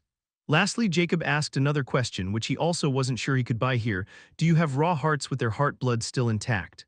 I mean, hearts of species who originated from the lineage of legendary rank beings or direct bloodline. They have to be preserved well without any refinement or any kind of contamination. If they are directly harvested from bodies, then it is even better. If you didn't have that, their heart blood will do fine. Jacob wasn't too hopeful about this still. If there was even the slightest possibility that there were such hearts or heart blood here, then he couldn't miss it. After all, he has money, and this was far faster and safer. But even if they were such hearts and heart blood, he needed to check first if they even worked. He wasn't sure if the Zodiac Plains had a preserving method like his infinity pendant. This time, without any explanation, the screen in front of him changed. Heart of Abyssal Lizard Tier-1 Epic Rank, Quantity, 2 Price, 35 million ZC each. Heart of Infant Water Wyvern Tier-3 Epic Rank, Quantity, 1 Price, 45 million ZC. Heart Blood 2 High Orc Tier-9 Epic Rank, Quantity, 500 milliliter Price, 50 million ZC each. Heart of Lesser Shadow Basilisk Tier-9 Epic Rank, Quantity, 1 Price, 60 million ZC. Heart Blood of Ice Fairy Tier-9 Epic Rank, Quantity, 100 milliliter Price, 100 million ZC. Heart of Infant High Elf Tier-9 Epic Rank, Quantity, 2 Price, 150 million ZC. Heart of Infant Holy Barbarian Tier-9 Epic Rank, Quantity, 1 Price, 200 million ZC. Heart Blood of Winged Serpent Tier-9 Epic Rank, Quantity, 1000 milliliter Price, 200 million ZC. Heart Blood of Infant Mortal Giant Tier-9 Epic Rank, Quantity, 1500 milliliter Price, 1 billion ZC. Jacob was astounded seeing the result. There was even the heart of a wyvern, and he knew it was a future legendary being and heart blood of many unfamiliar species. He quickly asked, are they direct descendants of legendary rank being or from their branch bloodline? They are from direct bloodline. Saai emotionlessly replied before the screen changed. And an even more extensive catalog of hearts emerged. These hearts and heart blood belong to branch bloodline. Jacob didn't even look at them and quickly said, I want to buy the heart of Abyssal Lizard and blood of True High Orc. Jacob now wanted to test if those hearts worked or not. Because if they did, then he was going all out. Chapter 523, The Dark Alchemy. A vortex appeared in the misty epic plains and Jacob walked out. Looking at the misty environment and hidden sky, and when he breathed, he knew what this mist was. Radiation mist in epic plains, just how many atomic weapons do those fools use? Jacob couldn't help but sneered. He didn't feel pity or remorse for his actions. This has nothing to do with him. If even the Star Network or natives didn't care, why would an outsider like him? Selecting a random direction, Jacob started walking. His eyes shimmered elation at this moment, and he quickly summoned Immortality. Cursed Immortality, he quickly glanced at his progress. First phase of body transformation, Cursed Blood Condensing, second stage. Cursed Blood Condensing progress. 49.98%. Description. Convert your blood into cursed blood until it reaches 100% completion by absorbing the heart blood of legendary beings or their descendants. Completion of this stage will result in 500 years of lifespan. Seeing he was already halfway there, he was extremely excited. And when he thought about what happened back in the champion space, a satisfied look appeared on his face. The pages of Cursed Immortality started to turn before a familiar haha began to cover the page manically. Jacob's happy expression instantly fell as he was highly irritated. Haha, bravo, bravo. Another triumph over Epic Plains trial and unexpected encounters. I thoroughly enjoyed it. I'm glad. Jacob pursed his lips before he got to the point. He has too many questions. First, tell my back, then when I eat that heart it doesn't work, but when I drink the heart blood it does. Why? Tisk, tisk, can't you just savor your moment of victory for once? How about you treat yourself to some women, food, and a 10-year holiday? Immortality suggested. Jacob coldly replied, I'm afraid you'll get bored, so I have to keep moving. No. Now cut the crap. Hehe, you can't see how moved I am truly. Immortality was as playful as ever as it wrote, all right, I'll reward you instead. To answer your question, it's straightforward. The heart you consumed indeed belonged to a legendary bloodline, but the heart blood within has long been absorbed by the heart itself, because they didn't have a method like the infinity pendant to keep it fresh. You see, heart blood is extraordinary. If you leave it within the dead heart for some time, even when well preserved, it will start to break down and be absorbed into the heart itself. This process varies from species to species and their prowess. Although, it's a good thing because this would make the heart even more powerful and turn it into a powerful medicine. But you need heart blood, not the heart which has already absorbed the heart's blood. That's why that heart was nothing but high nutrition for you, while the heart blood turned into your cursed blood. It's as simple as that. Still, you got heart blood of 2 high ore, ice fairy, winged serpent, and infant mortal giant. I think it's incredibly fortunate. You've already experienced just 1 drop of true high orc blood, which gives you tremendous energy. It turns 10% of your blood into cursed blood.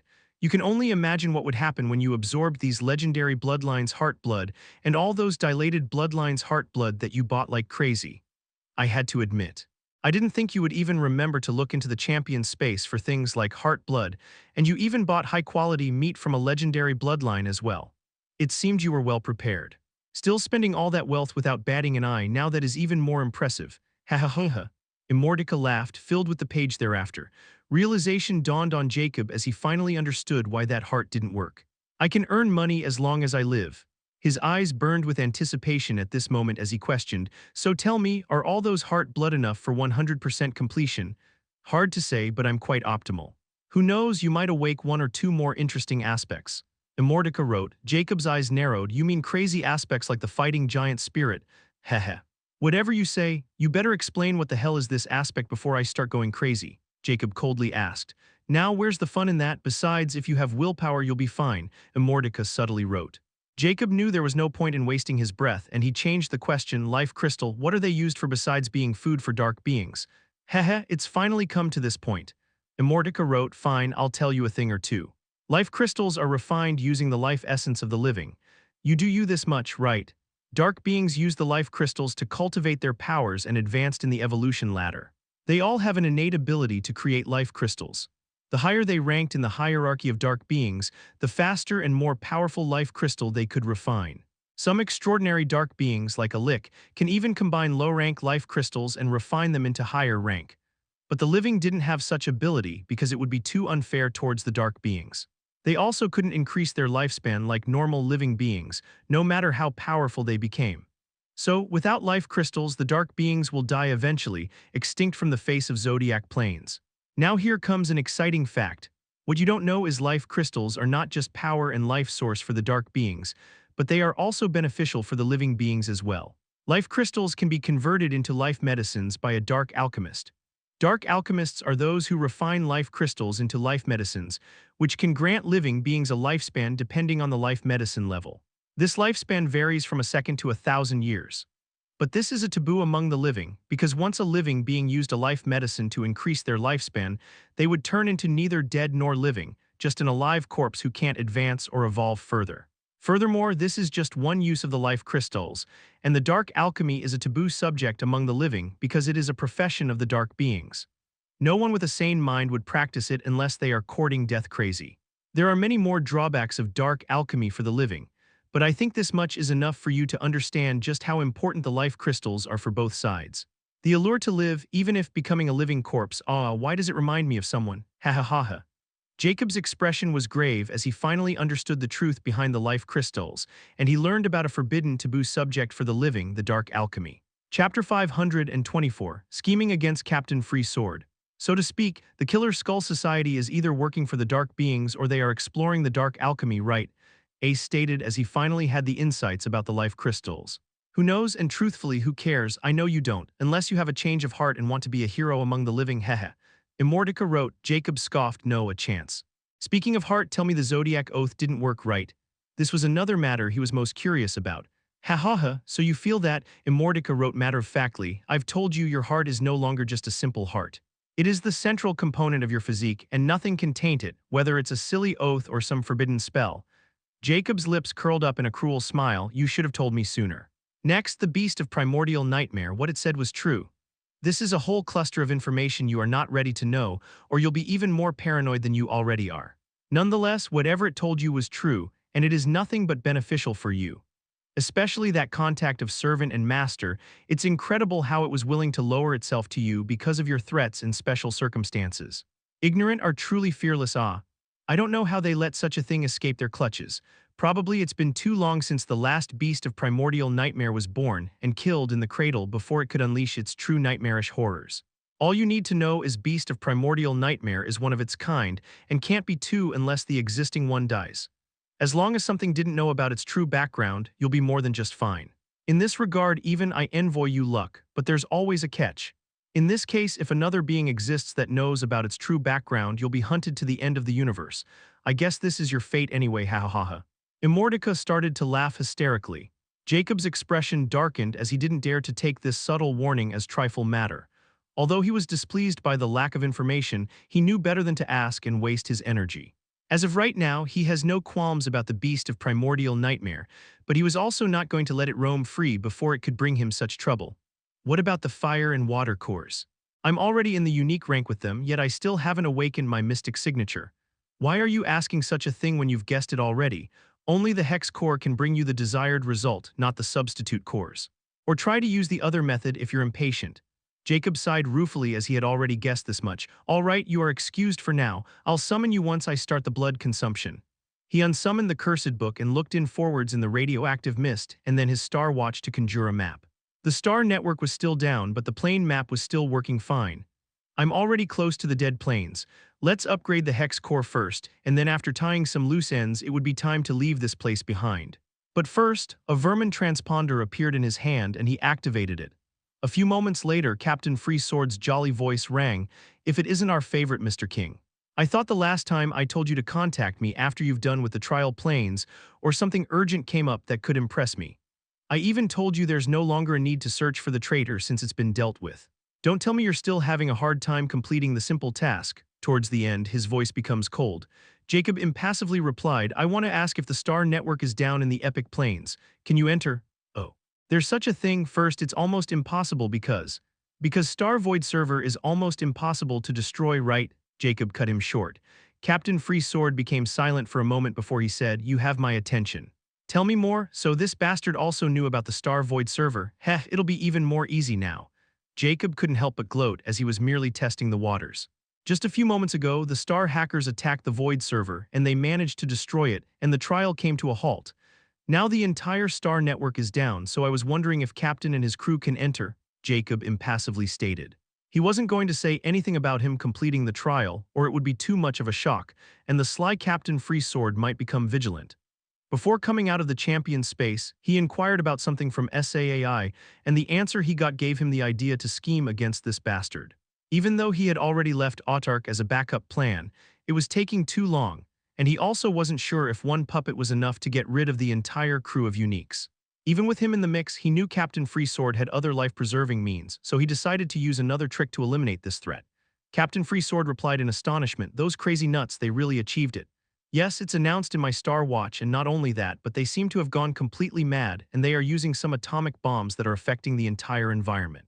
Furthermore, from one of my slaves, I've got the information that the Dark City's Lord might have a unique Star Ocean medallion. With the trial put on stop and Star Network down, with Captain's help, it would be easy this way," he stated. Captain Freesword remained silent for some time before speaking. If they have atomic weapons, then those crazy nuts really do have the capability to blow up the Star Void server. But it's still astonishing that they were able to pinpoint its location. I've never thought the Epic Plains Star hackers were capable of something that even the unique planes don't. And if the Star Network is really down, then I guess the protection is gone as well. But to go against the Dark City. He fell into silence for a moment before saying, "All right, if there is a medallion in the Dark City, I'll support you to the best of my capabilities. I'll send 10 of my best men to your aid. This should be more than enough to sweep through the entirety of Epic Plains. This is your chance to prove your extraordinary worth, Mr. King. If everything goes smoothly, you'll be a part of our crew and no longer a slave. I'll broaden your horizons once you have returned victorious. Give me 7 days to prepare and I'll contact you when we are ready," Captain Freesword gravely stated before the call ended. Jacob stowed away the vermin transponder as he sneered coldly, still not coming himself, eh? Well, if I can take down 10 of his men, it would greatly reduce his power. In 7 days, I'll be there. Chapter 525. The aftermath of Epic Plains trial. Out of everyone's expectations, the trial was over like never before. Some people didn't even get the chance to participate as they were all waiting for more information. The most enraged about it was none other than the King of Dead, Onyx, as he just stood on his spot where he was kicked out of the trial plane while a terrifying bloodlust was emitting from his giant body. The dark beings around him trembled on their knees and didn't dare to make a sound, afraid to get crushed under the king's rage.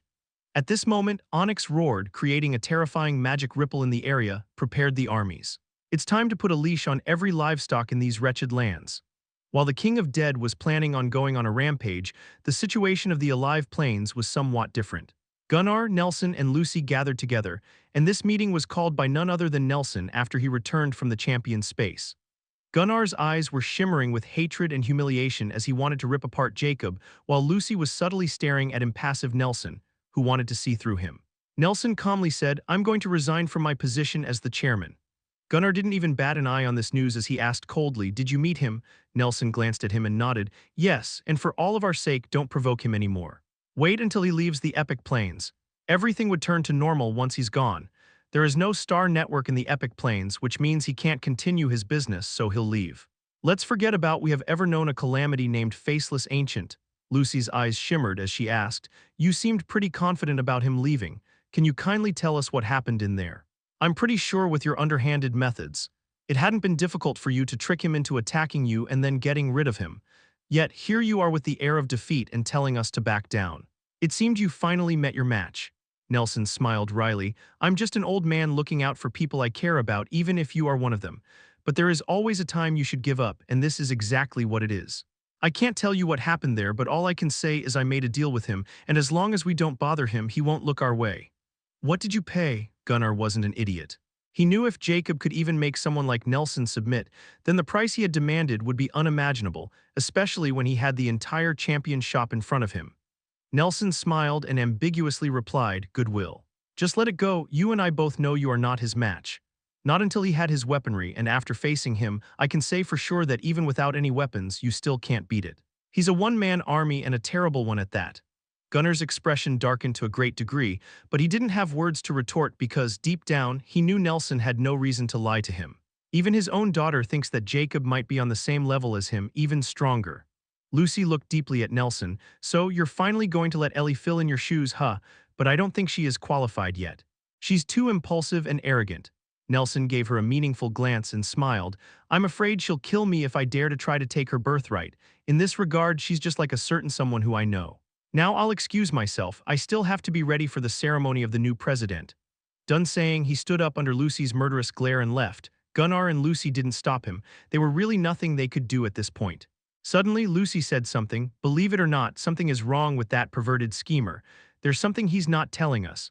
For all we know, he might have already sold us to Faceless Ancient for his own safety. How about we contact that man and leave the Epic Plains for good? This place is no longer worth living in. I know your whole legacy and clan is here, but what is the point if you are dead? I'm also a native of Epic Plains, but it's time to leave this place and enter a new and higher playing field. This way, you will be able to surpass Faceless Ancient and think about your daughter as well. She's still young and full of talent as well as beautiful. I don't believe there aren't any places for us in the unique plains. I don't trust that man even if he killed himself in front of me, and you shouldn't either. For old time's sake, I'm giving you this sincere advice and I'm leaving as soon as possible," Lucy declared and left without turning back. Gunnar sat there with a gloomy expression for a long time before a rueful sigh escaped his mouth. Sigh. "What if I hadn't kicked you out that day?" Smiling bitterly, he also left towards his tribe with full of raging emotions in his heart. After leaving, Nelson quickly found Ellie, who seemed to be waiting for him. She had an anxious expression as she asked, "So how did it go?" Nelson chuckled slyly. "As always, your auntie would not believe me. There is an 80% chance that she would either go to hiding or leave the Epic Plains, while the rest of the chance is she would still antagonize Faceless Ancient. As for Gunnar, I don't think Faceless Ancient has any deep grudge against him, but his actions are not worth monitoring. She is a bitch, not my relative." Ellie hissed angrily before her expression turned gloomy. "Are we going to leave everything and flee?" Nelson sighed. "I know it's very hard to leave everything behind you work so hard for, but baby girl, sometimes we must choose between pride and survival. The former will mostly lead to death, while the latter only exists for those who cherish their lives." His expression turned emotional. "There is something you should know now. I wish it wouldn't have come to this, but it can't help anymore. Actually, our ancestry is not in the Epic Plains. All the thing I've told you about my family was a lie. My family is still alive and they are all in the unique plains." Chapter 526, Dreamscape Nightmare Realm. In the Dead Plains, Jacob was hunting every dark being of the epic rank that he came across. After hunting for a few hours, he finally managed to reach the threshold epic rank hex core, and 99 new rectified stars were unlocked, and a new innate hex. This hex's name was Berserker Hex. This hex, unlike his previous hexes, didn't affect others but Jacob himself. By using this hex, his physical strength would triple for 5 minutes. But once this hex effect is over, his body would be weakened by 70% for 15 minutes, and this time period can't be removed by any healing magic or item. Although this hex was extremely potent, its side effect would put him in a vulnerable state, so it was a double-edged sword that Jacob wouldn't use unless necessary. Thereafter, Jacob didn't linger and found a seclusive area and took out Nyx. While still in its egg state, Nyx cheerfully exclaimed the moment Jacob took it out, "No more restraints, I'm really out." "But what took you so long, my master? What was that place?" "It was so dark that even I couldn't see anything or use my powers. It was extremely suffocating. If not for my connection with you, I would have been scared to death." Jacob looked at the dark egg in his hand and frowned. "So you see nothing." It was his first time hearing about the inside of Infinity Pendant. Although he could see everything in it, it was limited to the area he had unlocked or given access to, but Nyx seemed to be not seen other items, which was quite peculiar. "What, do you think I'm lying?" "I simply can't lie to you, my master. That place was really strange. It was even more ghastly than that space." Nyx truthfully told with a hint of lingering fear. "Just what is that treasure?" "None of your business," Jacob replied coldly, as he wasn't going to tell anyone about his biggest secret even if the other party couldn't betray him. "Stingy still," Nyx commented in displeasure. Jacob ignored the indignant egg and said, "I'm willing to let you create that dreamscape nightmare realm. What do you need me to do?" "Finally," Nyx exclaimed in happiness, "since now you are my nightmare contractor, it's very easy. Because I'm your servant, without your permission I can't create the dreamscape nightmare realm, but now that you give me your permission, it'll be very easy." "You don't need to hatch first?" Jacob asked with a frown. "Actually, I can be born in 2 ways. First, independently this process would take a long time, and I need to absorb a huge amount of nightmare realms. Back in that place, although I was confined, that space suddenly started to provide me with ample nightmare realms. That's how I awakened my abilities, and if I had stayed there for some time, I would have been born already. The second way is to find a nightmare contractor and then create my dreamscape nightmare realm and be born in it. Although I don't know the difference between the two, I had a feeling that if I were born after creating a dreamscape nightmare realm, it would be better for me than being independently born. So if I have your permission, should I start?" Nyx asked excitedly. Jacob was surprised to hear this. Although he still had doubts about Nyx's origin and why it was left there if it was so magical, he decided to ignore those doubts. Just like Immortality said, he'd be paranoid in any case, so he decided just to do it since it was safe. "All right," Jacob solemnly approved. The next moment, the dark egg in his suddenly shimmered in a dark hue before mysterious glyphs emerged on its smooth surface and it started to turn ethereal. In a moment, it turned into a dark streak and shot into Jacob's glabella.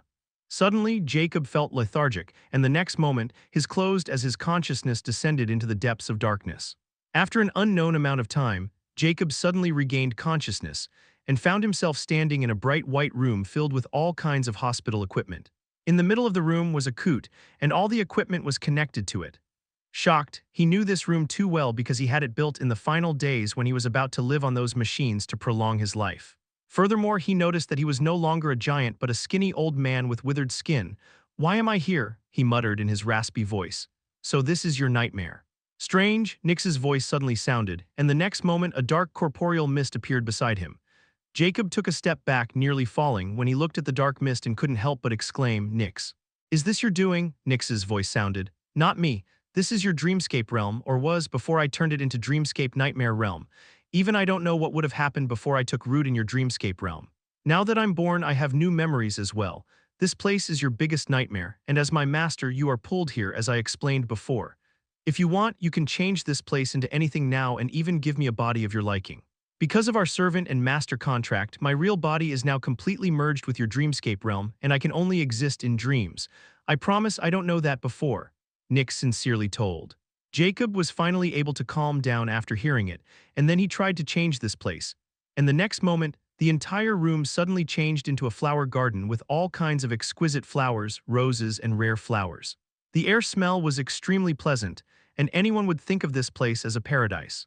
Jacob's old body also changed into his new one as he returned to begin normal like he was before awakening the fighting giant spirit. Even he felt extremely shocked as he saw the familiar place of his memories appearing with just a thought. This was too magical.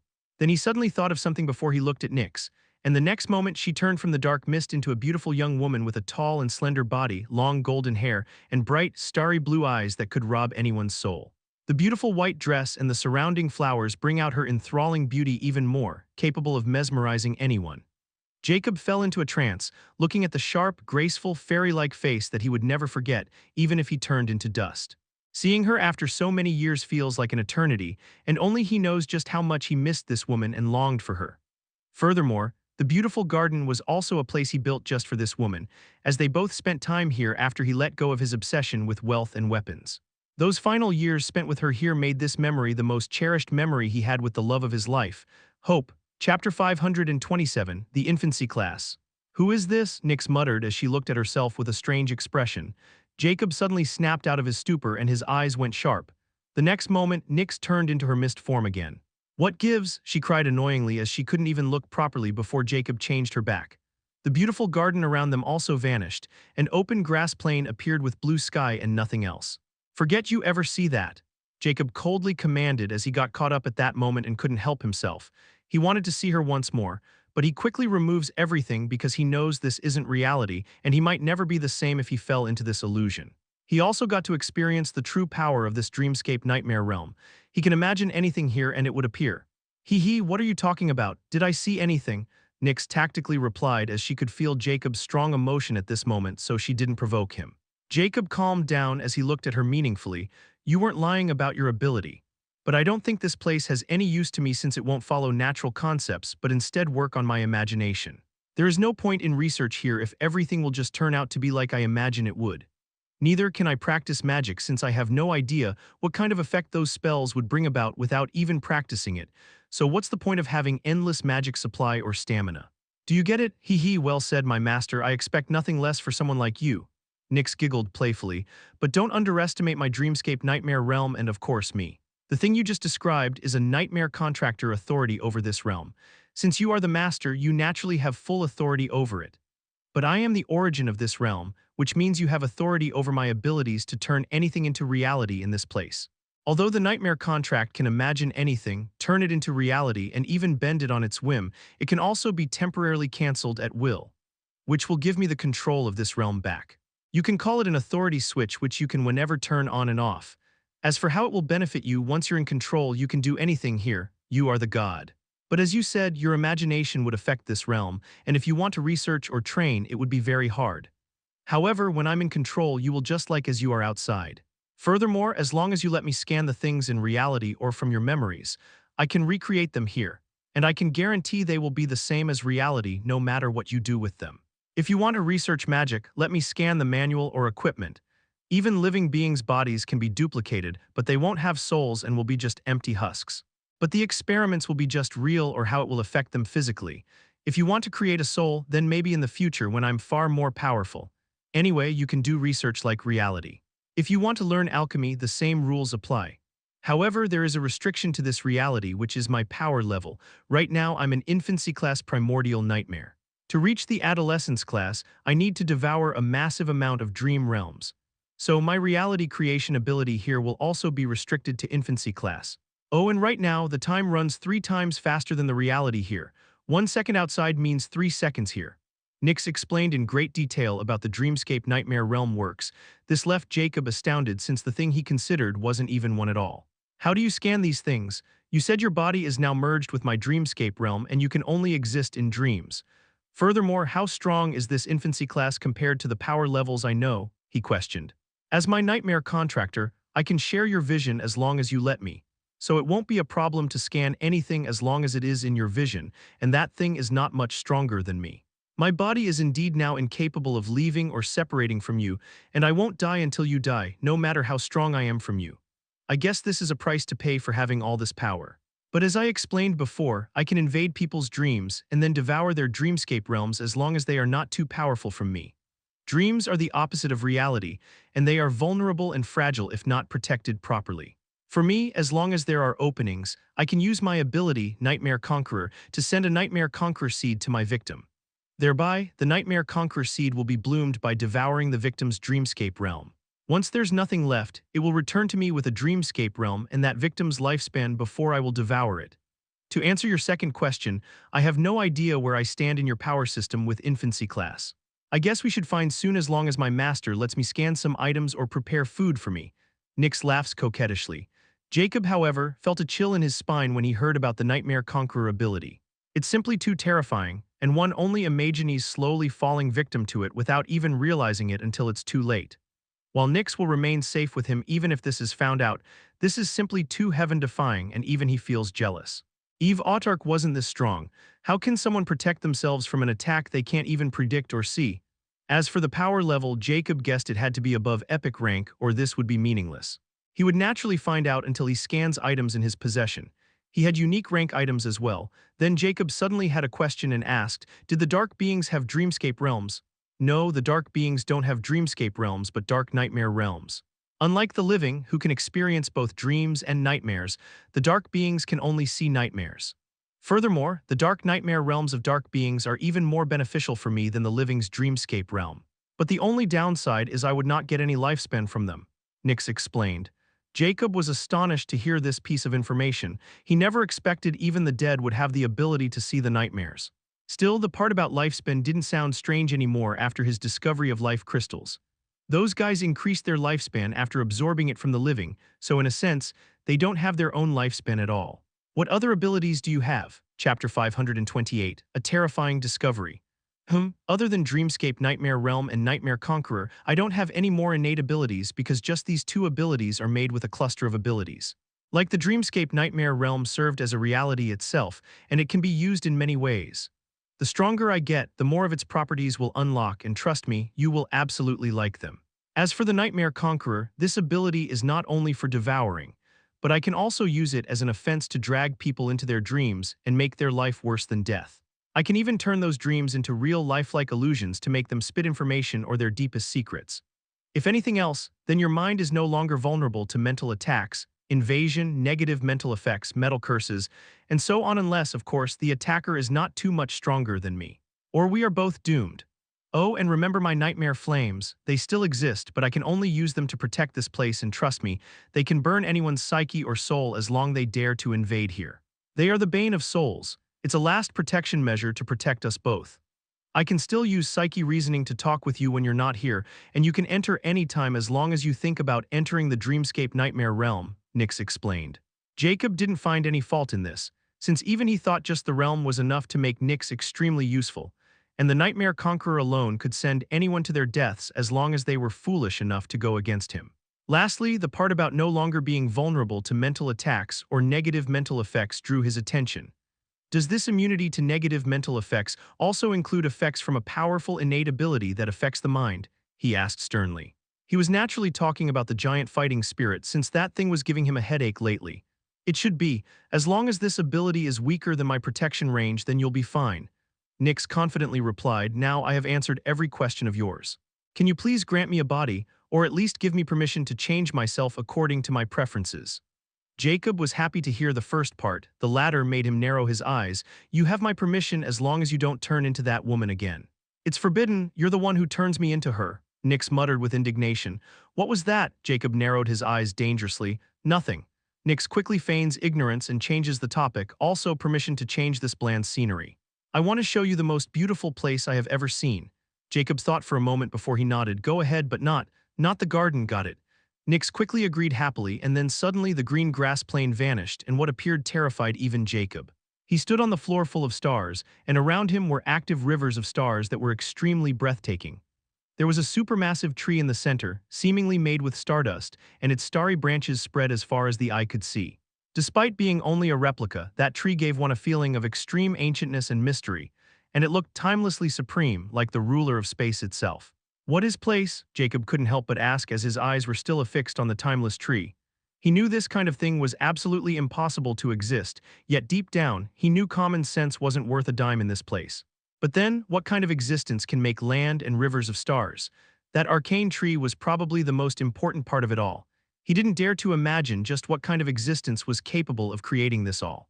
This is the final place I saw before that owner of universal godly scripture handed me to that tree thing. Nyx's voice rang as she appeared beside Jacob, but she was no longer the dark mist anymore. Instead, she has turned into a woman whose beauty was hard to describe in words. The only accurate word for her appearance was goddess, nothing else. She was perfect in every way. Her eyes appeared to be made with countless stars, and there was a white crown with myriad stars etched on it like jewels, and her long black hair seemed to be made with strands of dark space itself. Even someone like Jacob, who had seen many women and only considered Hope as the most beautiful woman, was shaken by seeing this goddess in front of him. She was probably the pinnacle of true beauty. In the end, he was still immortal with a powerful will, and the existence in front of him was nothing but worldly. Nyx smiled, which appeared soul-shattering as she looked at dazed Jacob.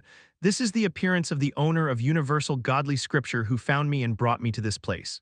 Although it was because of her I was trapped for so long in nothingness. But I had to admit her appearance greatly affected me that day. For some reason, I can't seem to hate her no matter what. It is like she won't be tainted by something like hate. She seemed above these mundane emotions. Jacob's heart skipped a beat seeing that otherworldly smile before he snapped out of his daze. His eyes turned cold. How should I leave this place? Nyx was surprised. Just think about it and you'll leave, but why? Before she could do anything, Jacob was gone and she muttered in indignation, didn't he want to hear my sad tale? Outside, Jacob opened his eyes as he was still sitting in the dark cave, and he suddenly started to pant heavily as all those suppressed emotions started to rage in his body. It took a short while before he returned to being calm again. How can that kind of woman exist? He wondered in a trance as her face appeared in his mind again, and his heart trumped before he quickly snapped out of it, no. This is just the carnal desire of a mortal. She's too strong for me, so it's only natural she has had such a massive effect on my mind and wasn't even the real thing, damn it.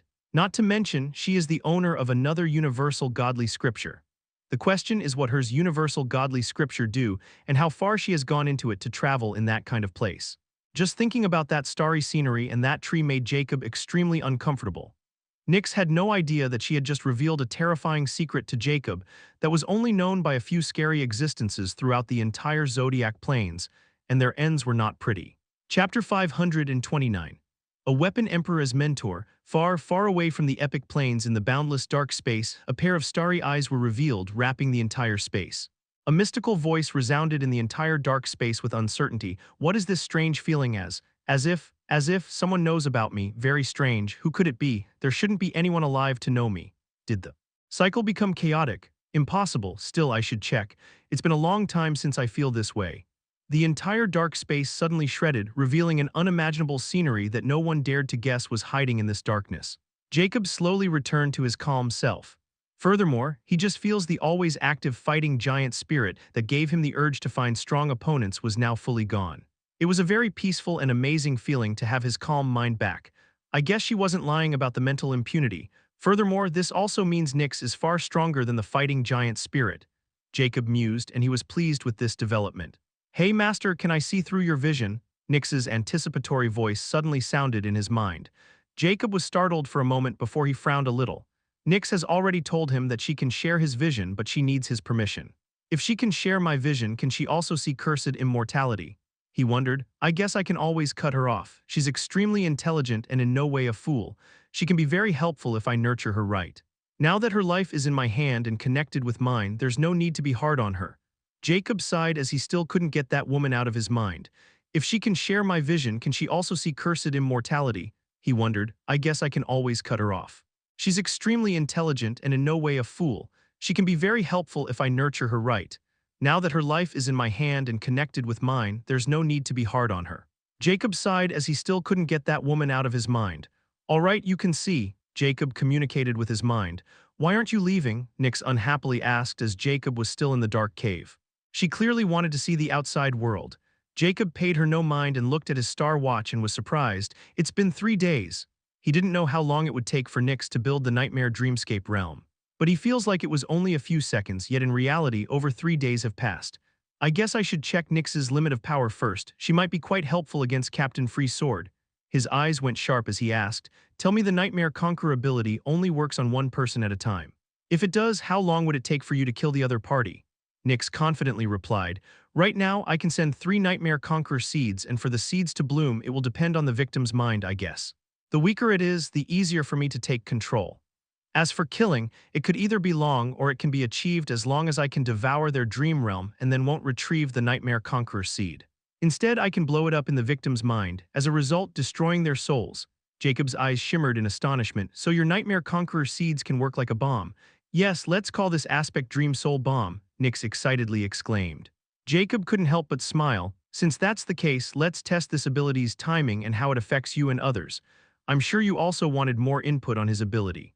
Furthermore, earlier you said you could scan items through my memories as long as I show you. How does that work? Can you read my entire mind or just the part I'm willing to show you? Jacob really wanted a definite answer to this question because if Nix could only see what he showed her, then he could really do wonders with the realm. He can even make Nix more knowledgeable and even guide her to become something completely different. He had never taken any student in his previous life, nor had he left his secrets to anyone because they were simply too destructive. Furthermore, the main reason was he never found someone talented or worthy enough to continue his legacy. But now, after meeting with Nix and knowing about her shrewdness, he suddenly wanted to groom her into a tactician who could help him with his research and fully capable of independent actions that were all taken for his sake and no one else. He didn't have this thought with Autark because it was simply not capable of something like this. No matter how intelligent and law-defying Autark was, because he couldn't utilize Autark's abilities. However, Nix's Nightmare Dreamscape realm and other abilities were a completely different story. He could do anything in the realm and Nix was the same. This opens a massive door for new opportunities for him, and as long as he nurtures her according to his plan, she can be the deadliest tool in his arsenal. Furthermore, Nix can also give him more lifespan, even more than cursed immortality in a short amount of time, and the best thing was she was completely under his control. I can only see what you want me to see. So what do you want me to see, my master? Nix inquired with a hint of childlike curiosity. Earlier, she only saw a fragment of Jacob's life, and she was very curious about her master and who he was. Furthermore, she was even more interested in knowing about what Jacob had accomplished and how he was compared to the woman who captured her. In her mind, he had to be extraordinary like her. Alas, she didn't know that the illusion was going to break very soon and she'd know just how wrong she was. As the saying goes, when you have expectations, you are setting yourself up for disappointment. Jacob was elated since it would make it even easier and you can remember everything. Yes, Nix proudly declared. His smile grew even more. All right, in the future, I'm going to show you my life's worth of knowledge about weapons, my research, and even some impossible theories. Try absorbing them all. Afterward, I'll show you my magic research until you catch up, and only then we'll move to the next part. I won't lie to you. I'm someone who develops weapons of mass destruction, and I've almost spent my entire life perfecting the art of killing through weapons. But I never had a successor because no one was worthy enough. Now, after meeting you, I think you can be that successor because you have an amazing ability that can be used to research almost anything to the pinnacle or beyond.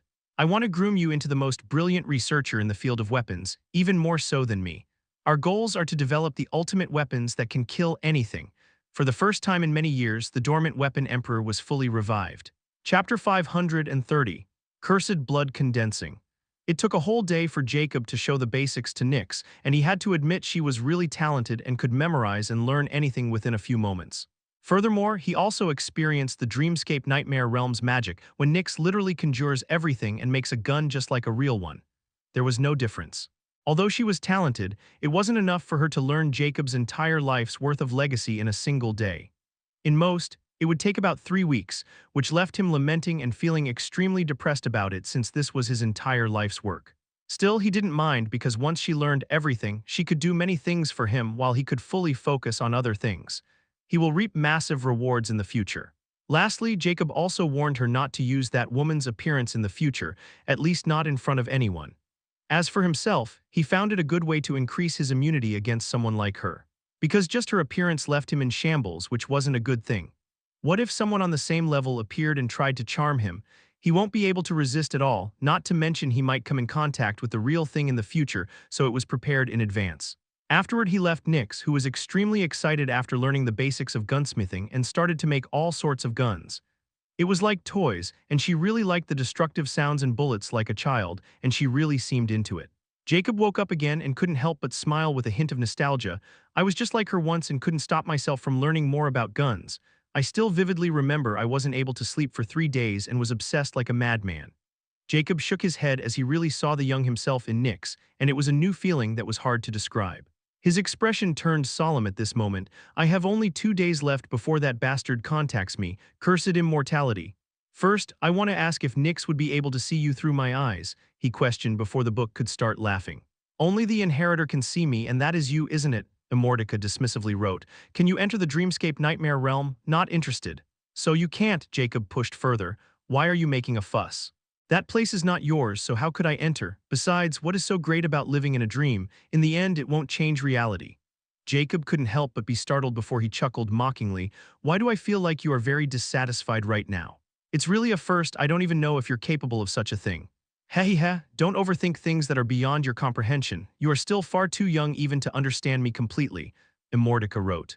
Jacob didn't mind because it was a fact. All right, I won't tease you since I'm not interested in teasing a crazy book. The reason I summoned you is simple. I'm about to start, so if anything new comes up, keep tabs on them until I'm done. You can report me once I'm done. I just hope this much blood is enough to reach 100%. Having said that, Jacob was still doubtful, but he stopped hesitating, and a vial filled with ruby-like blood appeared. He opened it before emptying it in his mouth. This was far from enough, and one after another a vial appeared, and then he would instantly empty it in a heartbeat.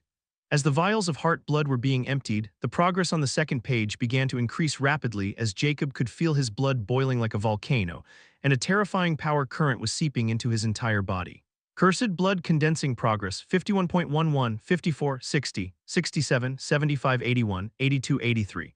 At this moment, Jacob's entire skin was crimson as smoke was rising, and his body had increased all the way up to the 14-meter mark. And at some point, his eyes had turned completely pitch black, but he didn't feel any discomfort. On the contrary, his entire body was filled with strength as he continued to absorb heart blood of extremely rare bloodlines across the Zodiac Plains. He had bought 118 vials of the heart blood of the descendants of the legendary beings, while he kept the direct bloodlines for the end to make sure their effect would not be deterred. Now at 83%, he finally takes out the first vial of the legendary bloodline and drinks it emptied and then another. Cursed blood condensing progress 85-89, 93-94, 95. 96-97, 98, 99-99.99. At his point, his crimson skin was almost black, and his entire body was shimmering in dark hue as a powerful ghastly aura was rising. Suddenly, his cursed heart began to stir, and the crimson pule changed into black, and a crimson glyph emerged on the heart. And as the blood passed through the heart, its color began to change from crimson to black until it was completely pitch black like ink. After an unknown time, Jacob felt a huge volcano just erupt within his body. His height directly crossed 16 meters, and his muscles became more refined and glossy as his skin color began to turn back to normal. However, something had greatly changed. When his eyes turned back, they were no longer just amber. Instead, they were completely golden, like purest gold without any impurities, and if something looked carefully, there were tiny silver flames flickering within them. It was extremely strange, as Jacob felt his entire view had been changed, and he saw endless colored particles around him. Before Jacob could comprehend what was happening, a sharp pain struck his head like a sledgehammer, and his golden eyes instantly turned back to his amber eyes, which appeared to be filled with tiny golden stars. Confused, his vision returned to normal as he looked at the progress. Cursed blood condensing progress, 100%. The pain just blown away like a winter breeze when he saw the cursed blood condensing at full completion. Chapter 531 First Phase, Third Stage. Jacob was extremely ecstatic seeing he had taken another step towards immortality and a new stage had been unlocked. Cursed Immortality, Cursed Immortal Physique 9 phases. Current phase, First Phase. First phase, Body Transformation, Stages of Body Transformation, 3 First Stage, Cursed Heart Emergence, Complete, Second Stage, Cursed Blood Condensing, Complete, Third Stage. Cursed Bone Marrow Amalgamation, Incomplete, Inheritor, Jacob Steve. Current phase, First Body Transformation, First Stage Progress, Complete, Second Stage Progress, Complete, Third Stage Progress, 0% Lifespan. 750 years, all youthful, First Phase of Body Transformation, Cursed Bone Marrow Amalgamation, Third Stage, Cursed Bone Marrow Amalgamation, 0% Description. Amalgamate your cursed blood into bones to change your bone marrow into cursed bone marrow by sculpting longevity schema on your bones. Longevity schema picture. Completion of this stage will result in 5,000 years of lifespan and genesis of cursed immortal bloodline. Jacob was shocked to see the description of the next stage, especially the picture of the longevity schema. It was a three-dimensional picture of a human skeleton filled with mysterious runic lines, and he had no idea how he was supposed to sculpt them on his own skeleton. Still, he was excited about the lifespan he would earn after this, which was 10 times greater than the previous stage. 5,000 years was an extremely long time in his view, and to live that long was any mortal's dream. Taking a deep breath, he quickly flipped to the empty page and said, "Well, what are you waiting for?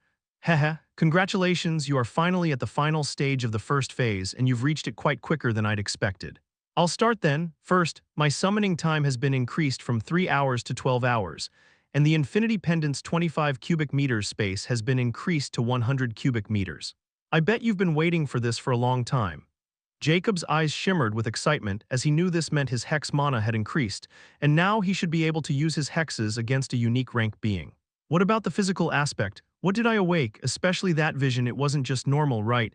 He questioned as he still felt a faint headache from that strange vision. Heh, you've awakened 3 physical aspects. A unique rank agility from the winged serpent, it's like your wyvern's endurance. Second, a unique rank ability called mortal danger sense from the infant mortal giant. This ability isn't at the level of your fighting giant spirit, but still useful nonetheless. It can allow you to sense life-threatening danger 2 seconds prior to its arrival. You can even consider an ability that could help you look 2 seconds into the future, but only when that danger could claim your life. The third physical aspect actually didn't have anything to do with other bloodlines at all. Instead, the optical vision ability you had just used is awakened from your very bloodline, the fairy human, the Eyes of Judge. When your entire blood changed into cursed blood, your fairy human blood was also fully integrated with it, which helped you awake the most ancient and powerful ability of fairy human race, or should I say the Arch-Justice human race. Even among the royal bloodline of the Arch-Justice human race, the Eyes of Judge is only a legend, as they all have various variants of this ancient optical ability. But since you are cultivating me, you naturally awakened the original one. You got an ancient ability from a trash bloodline. Now this is what we call luck. Anyway, Eyes of Judge is one of the 12 ancient and most powerful optical eye abilities of the Zodiac Plains. It can instantly see through anything, and nothing can hide from it, and the stronger you become, the more mysterious you'll be able to see, not to mention you'll be able to understand the mechanism of anything, and comprehend the core of many things that no one can understand. Illusions won't work against it, and lies will reveal. The Eyes of Judge are extremely powerful and can see myriad lies with a signal glance and then pass judgment with a blink. But you are still far too away from using it to its full potential, and I can't help you with that because everyone has their own unique approach to it. Nonetheless, I will give a warning. Don't use it for too long or you might go blind or worse, become a vegetable. Because it draws power from your mind, and without a strong mind, you have no chance of exploring its mysticism. Right now, you can only open it for about 5 seconds anymore, and don't blame me for what happens next. Heh. Jacob was shocked when he heard about awakening the Eyes of Judge from his own bloodline. This was the last thing he was expected to awake, or he never thought his bloodline had such a power hidden in it. But the aforementioned drawbacks were quite serious, so he took that warning to heart. You just said my bloodline has been fully integrated with the cursed blood. Does this mean I'm no longer the fairy human? Jacob questioned with scrutiny. In a sense, until your bone marrow changes, you will remain a fairy human. But outsiders won't be able to tell your bloodline origin anymore unless they take the sample from your bone marrow directly. And before you ask, once you eat all that meat and digest it, you'll be as strong as an Uniac Tier -9 rank, and your fluid acceleration will go up to 70x acceleration. Immortality wrote. Jacob's eyes narrowed. I still have no idea about the origin of this body and why it was abandoned. I guess it's a good thing now that my bloodline won't be able to make any waves. I don't want to have anything to do with them. Who knows what kind of trouble they will bring. He felt a sense of relief before he finally got to the main point. What about the third stage, cursed bone marrow amalgamation? How am I supposed to carve my bones? Please don't tell me I have to peel my own skill and tendons to carve my own bone. Just thinking about it made Jacob shudder since it was too inhumane, and when he saw Immortaka's maniacal laughter, he felt a sudden chill running down his spine. Chapter 532. Immortal. Immortaka wrote with relish, Heh, what's the hurry, we are just getting to the interesting part. This time when you reach the completion with your cursed blood condensing, you have unlocked the first immortal chapter of the cursed Immortality, the cursed blood progenitor. The immortal chapters are exclusive to cursed Immortality, and other universal godly scriptures also have such chapters unique to them. No one can duplicate, steal, or recreate them. These chapters are profound, and they have universal truths hidden within them, which are as vast as the ocean. Each immortal chapter contains the essence of a part of the universal godly scripture, and multiple immortal chapters create the complete cursed immortality. Jacob was astounded when he heard this new concept. How do I access it and how is it relevant for the third stage? Didn't I say it's a chapter of the scripture? As long as you wish to see it, you can open it at any time and comprehend it as long as I can remain here. As for how it is relevant for cursed bone marrow amalgamation, this is even simpler. You see, immortal chapter, cursed blood progenitor, contains the truth about blood, and you would be shocked to know that anything related to blood, like inner physical aspects, magic abilities, magic spells, or even blood talent, could be created using this chapter. Simply put, as long as you can understand this chapter, you can create anything related to the mysticism of blood, and once you fully understand it, you'll be the true progenitor of blood, and no one would be your match in blood play. There also lies your solution for cursed bone marrow amalgamation. All you need to do is to create a skill or ability using this chapter, and then use your own blood to sculpt the longevity schema on your bones. From now on, it wouldn't be about just completing the tasks and getting rewards. You also need to comprehend the mysterious and truth of the universal godly scripture if you want to continue to move forward. Only with these truths can you move forward in the scripture, or you'll be nothing but a pig with dragon wings crushed under the wing's weight. Heh, you already have the core of the cursed immortal physique, which was the easiest part and now is the start of the true trial. Trust me, if you can't comprehend those truths and create sufficient results, your lifespan will run out. Oh, I should mention that one of my last inheritors failed at this very stage because he had a pig brain. Oh, how he begged and cried for me for help, and when failed, he then threatened me to seal me. Hehehe, you have no idea how fun it was. I hope you won't be the same. I expect more from you. Hehehe. Jacob's expression was clouded at this moment, as he finally understood why there wasn't any description of the method of how to carve his bones with his own blood. Now, he fully understands that he needs to understand this immortal chapter cursed blood progenitor and create his own abilities or magic to achieve this. If he failed, he knew Immortality wasn't messing around about the last part. It simply didn't need to. Jacob took a deep breath to calm his chaotic heart. You made it quite clear that this chapter can't be understood within days or even years, and according to what you just revealed, there are more such chapters. Hehe, it all depends on the person's cognition ability. Now, a true universal genius can understand within a few months, and some old monster won't even be able to understand what it is his entire life. It's not about strength or experience, it's about the ability of cognition. As for your latter question, you'll naturally found with time. There is no point in revealing them when you haven't even comprehended the first one. Can my eyes of judge help? Jacob had to ask this since this new ability was extremely powerful, and Immortality said that he could see through things that others couldn't, so if he could use it in this immortal chapter, then it was a godsend. Of course they could, but it still depends on you understand them first. Ha ha ha. Immortality laughed with relish. Jacob didn't falter and suddenly grinned unperturbed. Then I guess I got nothing to worry about, won't I?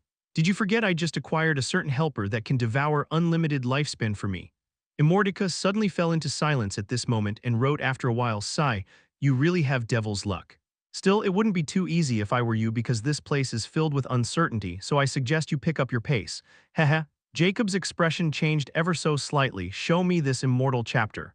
The next moment, the page of cursed immortality turned again. But unlike its usual white silvery color, this page was completely black, like a black hole, and in the center of this place was a crimson drop of blood, and that's it, there was nothing else.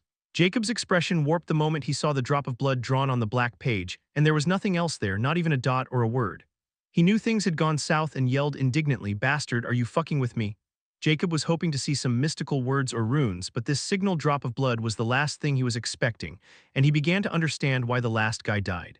The page turned back, and Immortality's hysterical laughter was waiting for him before it finally wrote, "What are you going mad about? Didn't I tell you this is an immortal chapter that can't be copied, stolen, or recreated? There is only one in the entire universe. How could such a profound thing be written or expressed with mere words? The drop of blood is not simple. It contained the universal truth about the blood. Everything you ever need is in there, and this is where your test of comprehension begins. So instead of yelling, why don't you start training, or you can also cause trouble, I don't mind at all. In fact, it would be more entertaining for me, haha." Jacob was completely speechless with a dark expression as he glared at the cursed book. He knew things were really beginning to get complicated for him, and this was still the first freaking phase, one among the 9. Chapter 533, Free Food Delivery. On the western shore of the epic plains, a medium-sized ship was sailing closer. On this ship were 8 giant figures giving a powerful aura. They were all horned ogre, and 2 of them were dwarfs. They were sent here by Captain Free Sword. The Vice Captain Harold was in command of this group and the mission. "Vice Captain, do you really think this would be fine to enter the epic plains?" An ogre with a stern expression questioned. Harold replied confidently, "Don't worry, the Star Void server no longer exists in the epic plains. Now it's just like a continent without the Star Network's protection. We'll be fine." "Sixth brother, you're worrying about nothing. We are not going to claim the epic plains, but just to plunder the Dark City before going home. Aren't you feeling suffocating breathing in this thin air?" Another ogre snickered. The sixth brother spoke uncertainly, sigh. "Going against Dark City is nothing but trouble." "Hess, don't worry, they won't even know what hit them. They would have even dreamt about a bunch of uniques raiding their turtle den in the epic plains." I've always wanted to drink those conceited bastards' blood. Another ogre chuckled with bloodlust in his eyes. Everyone began to smile as they were all extremely confident in this endeavor despite some minor misgivings. Tell me about this slave, he's the one receiving us right and the source of our information, a dwarf asked as her voice was extremely pleasant. Harold replied, heh, he's just an ant used by us, not worth anything. We are ordered to bury him once we're done with the mission. He seemed quite interesting though, he was able to get this information so quickly, won't it be a waste, the dwarf replied. Harold shook his head, it's all because of the captain's mercy, nothing much. Without the treasures bestowed by the captain, he wouldn't be able to do anything. In the end, he's just an epic, and it would be too much trouble to take him back. We don't have a lack of people like him in the unique plains. In the grand, unique plains, he's just a speck of dust not worth a dime. Everyone chuckled maliciously since they completely agreed with this statement. In their eyes, epic plains wasn't anything, and the amount they had plundered could topple any power in the epic plains. In the end, Jacob was just an expendable pawn of Captain Free Sword, nothing else. Well, you're right. But I'm more worried about Masha, she's been acting weirdly of late. Another ogre said with concern. Don't worry, she's probably fantasying about some gruesome experiment on that traitor. She's always like this, and just like always, she won't care about you, old eighth. The sixth brother teased, making the old eighth blush.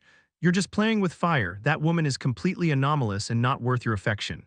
If you want beauty, there are plenty of them out there. Stop lusting after that lunatic or the next thing you know she's experimenting with your dick. Harold teasingly stated, making everyone burst into laughter. They were more like family than just a crew and always teased each other. At this moment, the second dwarf, who was also a sorcerer beside the woman dwarf, blurted, "Someone is flying above us." Everyone was startled and quickly approached the deck and looked at the starry sky, but there was no one. However, they trust this dwarf's senses because he is a powerful spirit user, and his senses are for show unless a treasure that could surpass his level nothing can hide from him. Show yourself, Harold coldly uttered as his aura skyrocketed. He was a unique Tier 7 combatant just below Captain Free Sword. As expected of unique ranks, my rare rank disc stealth is worth nothing in front of your bunch. A cold, sneering voice rang before a figure was revealed in the sky, and his shadow covered the entire ship. Even the giant ogres looked like ants in front of this gigantic figure. Who are you? Harold asked as he had a very bad feeling seeing this 19-meter-tall giant. He had only seen this size of a giant once in the unique plains, and the person could inflict fear even on the captain. Their natural size always measured the giant's prowess, and any giant above 15 meters in size was a confirmed unique rank. Still, there were also magical abilities that could increase size, so they were uncertain. Furthermore, it was epic plains, so how could a unique rank giant be here? Still, as notorious star pirates, they were all extremely cautious. The giant stood on a gray disc like a small mountain as his long dark hair fluttered in the wind and his emotionless blue eyes were locked on the group. He finally spoke, "I guess you can't identify me with this mask, eh, Harold? I suppose I was just a powerful ant in your eyes that day, not worth remembering. But so what? You see, I'm a little bit hungry and you all delivered yourselves at a perfect time. Don't worry, I'll send my regards to Captain for this free food delivery soon." His words were like devil whisper, sending chills to everyone's spins, and Harold's eyes opened wide in disbelief as a terrifying notion surfaced in his mind. You know, impossible. He was appalled, but before he could do anything, his eyelids suddenly turned heavy as a mountain, and the next moment he began to fall back. It's an enemy attack, the sixth brother, who was second in command, yelled in horror as he didn't even see what happened before Vice Captain Harold was down. Alas, it was too late since the next moment, he also fell victim to the same hex and fell on the deck. Appalled, the others quickly tried using their spells, but the next moment, both dwarfs who were the sorcerers and another powerful ogre suddenly gripped their heads and began to scream. Ah, he's in my head. The remaking ogres were scared out of their minds. Instead of fighting, they all decided to jump in the ocean. This person was simply too terrifying as he took down the most powerful members of their group in a heartbeat. They all thought that this was a huge trap. Alas, they realized it too late as swords appeared in Jacob's hands before green flames ignited on sharp blades, and the next moment he had already vanished from his spot. On the ogre who was still in the air felt his heart palpitated, and the next moment a green streak flashed past his neck. The others who were in the ocean began to dive. But how could they be matched with Jacob in water? His eyes shimmered with a blue hue, and the next moment, 4 thick water pillars rose from the ocean, and within those pillars were trapped the reaming 4 ogres like caged rats. Without wasting a signal movement, Jacob easily decapitated them all as their blood dyed the ocean before collecting their corpse. He landed on the ship's deck, where the 2 dwarves and another ogre were still clenching their heads and scheming. Jacob sneered, "It seemed your ability worked on unique rank quite effectively. A jolly voice replied in his mind, "Hee hee, I'm nothing in front of you, my master." Chapter 534, Unique Terminus 9. Jacob merely chuckled before knocking down the three victims of Nyx. He had no intention of killing them until Nyx was done with them. "So, how long would it take for you to devour their dreamscape realms and lifespan?" Jacob asked as he took control of the ship, which was actually a basic unique rank ship. The seeds have already taken root in their dreamscape realm. The two short fellows would take around 6 or 7 days, while the big fellow would only take around 2 or 3 days. Nyx replied with some uncertainty. Jacob was surprised. It only takes you half a day to devour a dark being's nightmare realm, and the same goes for the living the other day. But 2 days for this ogre and 7 days for those dwarfs. Why is that? I don't know. Those two dwarfs have stronger minds than that ogre thing, she replied hesitantly. Jacob suddenly thought about something. It might be because those two dwarfs are sorcerers and had awakened their spirit, while that ogre is an aura user. Don't tell me spirit also affects mind prowess. Jacob was startled when he thought about it, since he had been thinking about ways to increase his mental strength to use his eyes of judge. But it was far easier said than done, since even the Witch Palace didn't have such records. So he mused he might find something in the unique plains. After all, the topic of mind and soul was extremely complex. But now he suddenly thought about this possibility because the dreamscape realm was directly related to soul and mind. The spirit users were those who were well versed in magic and research, while the aura users were more inclined towards battles and killing techniques. There was a clear reason for this discrimination between aura and spirit, and that might be related to cognitive prowess. Although he didn't have proof, he might be able to confirm his theory with Nyx. "Oh, the two categories of races you explained to me, the combatant and sorcerers, right? I don't know, but you might be right. Because he is clearly stronger than them, yet his mind is not. How about you found me more of such creatures so we can confirm this theory?" Nyx excitedly said. She had turned into a hungry academic in 2 days, and she still liked gunsmithing the most, as it completely fascinated her to no end. Jacob nodded. "Let's do this experiment with the epic rank races first in these upcoming few days. If this turns out to be true, then I think strengthening my dreamscape realm might also strengthen my mind." "What do you think?" "Of course it would. Since your dreamscape realm is now merged with me, it would naturally affect your mind as well. The ability to resist negative mind effects is also related to this fact. If I get enough data, I can even begin experiments in the realm," she excitedly stated. "All right, once we're done here, I'm going back to the Alive Plains to finish some unfinished business. In the meanwhile, I'm going to lead their captain by the nose before I claim his life. Only then can we move towards the unique plains. It's going to be a long journey."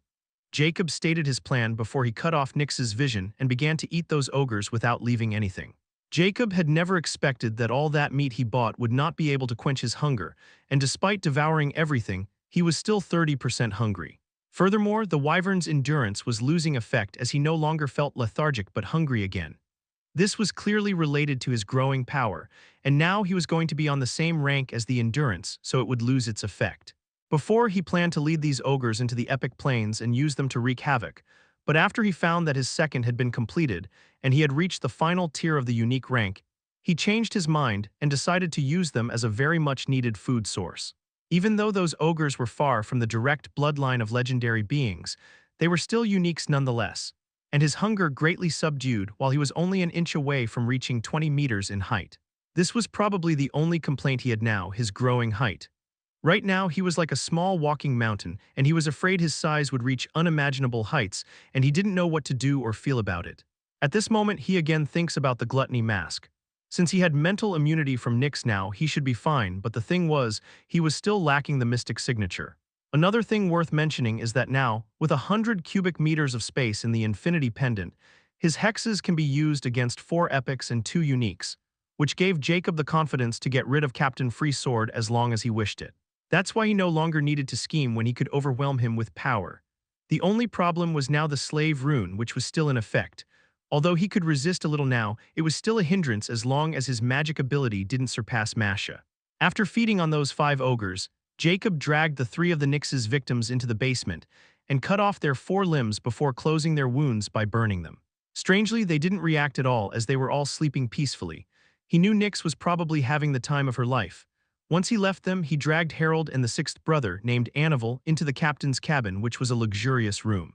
He used his hexes on them and put them in slumber for 2 reasons. The first one, he wanted some information on Captain Free Sword and what they were doing here. Second, how did Captain Free Sword determine the second traitor's identity back then? However, he knew once Masha was under Autark's control, he would get all the information he needed, and Autark would reach the epic rank as well. But it would still take more years, and Jacob wasn't going to wait, since Captain Free Sword might suspect something. Thereafter, Jacob directly planted a few parasite gems into their skulls. He didn't have a unique rank 1, and they wouldn't be enough to enslave them completely. But they were perfect to restrain them as long as he wouldn't give them a chance to take them out or gather their strength. To achieve this, he punched right above their magic core's positions and directly cracked them. Once all the preparations were done, he sat comfortably on a couch and ended the hex. The moment Harold and Annival's eyes opened, they went wide, and their faces turned pale as ghosts when deadly pain attacked their minds and bodies like a tsunami. The next moment, horrifying screams rang in the calm ocean like wails of suffering souls in hell. Chapter 535. What do you want?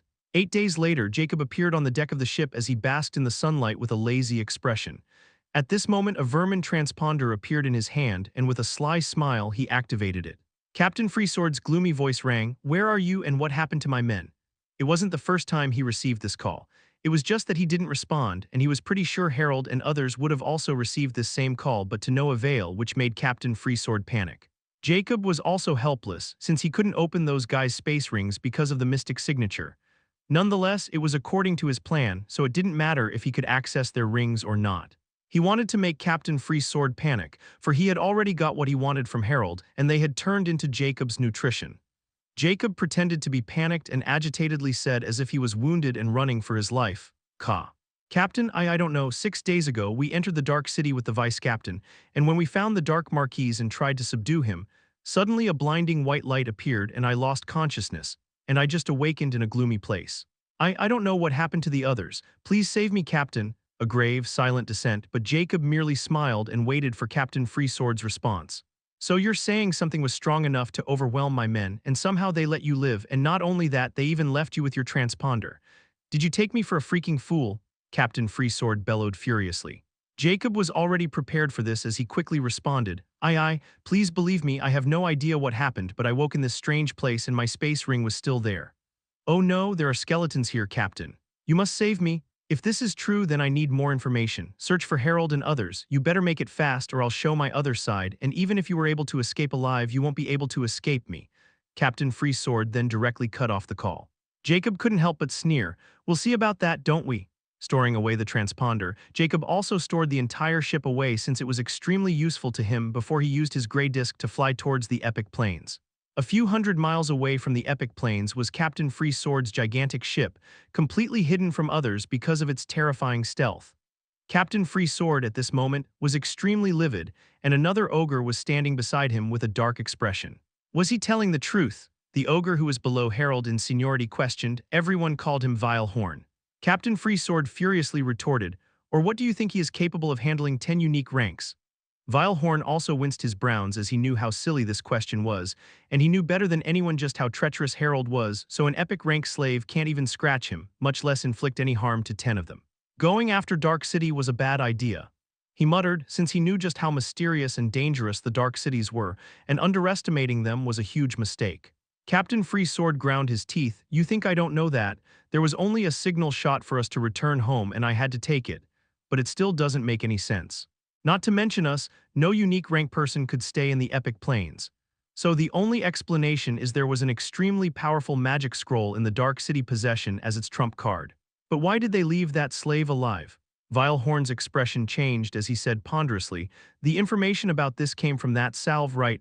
So could it be he's working with the Dark City against us? They might have gotten rid of his slave rune for his loyalty." Captain Freesword's eyes shimmered with dangerous light, as the chance of this happening was very high if it was the Dark City. "Summon Masha, will know if it's true or not," he ordered coldly. A few minutes later, Masha appeared looking gorgeous in a red dress, but neither Captain Freesword nor Vile Horn was in the mood to admire her enthralling features. Masha also read the room and asked, "What happened?" Without replying to her question, Captain Freesword coldly asked, "The slave rune on Jacob S. King, is it still intact?" Masha didn't tarry and quickly closed her eyes before she mumbled in incomprehensible language, and the next moment a crimson rune shimmered on her forehead. Looking at that rune, Captain Freesword's expression eased a little while Vile Horn frowned deeply. Masha opened her eyes at this moment and that rune vanished as she said confidently, "It is still active, Captain." Captain Freesword sighed. "It appears Mr. King is telling the truth." The Dark City was really able to retaliate against our men. What is going on? Masha tried asking again, as she wasn't completely unaware of Captain Freesword's plan. Captain Freesword didn't hide and told her about what happened to the group. Masha's expression shifted as she was also shocked. What do we do? Let's wait for Mr. King's further findings. Since the enemy left him be, they are clearly confident against him and might want something. Captain Freesword replied in a grave tone. A few hours later this time, Jacob sent Captain Freesword a call, and Vilehorn and Masha were also present. Captain Freesword activated the transponder, and a woman's voice sounded filled with mockery. So you must be the mastermind behind that little mishap. I know leaving this guy alone would gain your attention. Captain Freesword narrowed his eyes as he coldly questioned, Who might you be? I'm someone you don't want to mess with. Oh, my mistake, you have already messed with me. Tell me, how should I punish your group of misfits? She asked dismissively, sounding extremely arrogant. Captain Freesword and others' expressions went extremely dark, as they never expected someone from the Epic Plains to dare to talk to them like this. But Captain Freesword controlled his boiling fury as he asked coldly, I admit I've underestimated the dark city of Epic Plains. But since you're talking to me, I can presume you have something in mind. I'm a very reasonable man and I can admit my fault and accept responsibility, so let's be frank and cut to the chase. What do you want? Heh, as expected from a star pirate. Alright, I'm also easy to talk with. Your men are completely fine and under my care, but how long it will last depends on you. If you want to deal with me and free your men, come to the Epic Plains. I don't like to talk business on calls. Done saying, she cut the call, making Captain Freesword even more pessimistic and enraged. Chapter 536. Augmented Reality Lane. Part 1. In the Vile Witch Valley, the core city of this region number 492 in the headquarters of the Alchemy Guild, Jacob was sitting comfortably, and in front of him was none other basic Elder Grandmaster Sophie holding Jacob's vermin transponder. When Jacob showed up out of the blue, she was shocked since she didn't remember Faceless Ancient being a massive 20-meter-tall giant. Furthermore, he had turned even more unfathomable than the last time, as if his power had no depth, and she felt like an ant. Afterward, he had her read a script to trick Captain Freesword. She now looked at Jacob with dread as she had no idea who she was talking to, but the other party seemed quite furious and wondered how that person had offended this dark star, and that person thought she belonged to a dark city. One thing was clear though, Jacob was planning something big. Jacob looked at Sophie's apprehensive expression and chuckled, You did great, even I almost believe you. Sophie pulled a bitter smile as she appeared even more beautiful. Lord, what are you truly planning, really? Although he was still apprehensive of him, she had worked for him now enough to understand him slightly and ask questions. Jacob merely smiled as he replied, Just spreading a net to catch a big fish. Don't worry though, your life is completely guaranteed as long as you follow me. After this, you'll get your freedom. Sophie's eyes shimmered with happiness before she hesitated and said sheepishly, See, can I say something? Go ahead. Jacob dismissively said, as he no longer put anyone in the Epic Plains in his eyes because he was already at the peak of unique rank. Not even Captain Freesword can threaten him now. If not for Masha's slave rune, he would have already gone to him to settle his score. Sophie took a deep breath and resolutely said, I want to follow you. Jacob narrowed his eyes upon hearing this unexpected answer, making Sophie quiver as she lowered her head. Are you serious? Following me means forfeiting your authority and even your luxurious life as a member of the Alchemy Guild. Moreover, you might die at any moment or I might sacrifice you. Jacob plainly stated, and he wasn't joking. Sophie took a deep breath to calm her widely beating heart. If I remain here, I think this would be the limit of my achievements. But following you means I might achieve something. As an alchemist, my goal should be to pursue the mysteries, not living comfortably. When I became an alchemist, my goal was to unravel the mysteries of magic. But as time passed, my goal became blurry, and with all the authority and riches, I didn't know what I was doing anymore. But when my Lord Ensel, when you took me in, I finally understood how I took my freedom for granted, and my little power and authority didn't mean anything in front of a true master. She looked deeply into Jacob's eyes as she stated, Please give me a chance and I should prove my worth. In return, all I want is a place by your side. Jacob narrowed his eyes, looking at the beautiful elf full of convictions and a new fire in her that wasn't present when he enslaved her that day. It's not like I look down on you or anything, but without your authority, what other use do you have for me? Furthermore, your strength is nothing in the place which I'm aiming for. You are nothing but a burden, Jacob mercilessly stated without holding back. Sophie was slightly pale, but it wasn't like she hadn't expected this response. She inhaled deeply and said, I know I'm useless in your eyes, but I'm still willing to be your maid. You need someone to take care of your business. And you, she begins to blush at this point, please let me serve you, and if I die, I won't blame anyone. You can use me as a sacrificial pawn. Jacob looked deeply at the elf, as he knew it would take all the willpower to state one's desire and submit to someone. I'll think about it. You are dismissed for now. If you receive another call, report me to first before doing anything." He stated impassively. Sophie smiled brightly. Although Jacob didn't accept her, he didn't reject her either. She quickly bowed before she left the room, which was actually hers. Jacob couldn't help but sigh, a follower, huh? In the long journey to immortality, do I even need to consider it when everyone will just die before me? Am I even capable of caring about others anymore?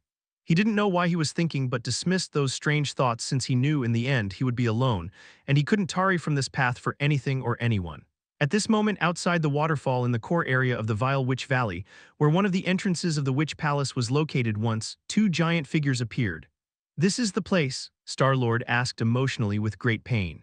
The Vice Star-Lord, also his wife, replied with a quavering voice, "Yes, this is the place where some vile brute murdered our children." There was endless hate in her voice. Star-Lord took a deep breath to calm his boiling hatred, and a white brocade box appeared in his hand. He emotionally said while creasing the smooth jade-like surface of the box, "It took them 5 months to deliver this augmented reality lane to us. Now we can finally find the murderer of our children. But we are only given 2 more weeks before the containment unit of Destiny Star Corporation would arrive here. My star ID might have already been exposed, so we need to change our identities before departing. So I want you to be open-minded. Just in case we can't track down the killer, we'll leave. We can't die. We have to live for our children," he sternly said.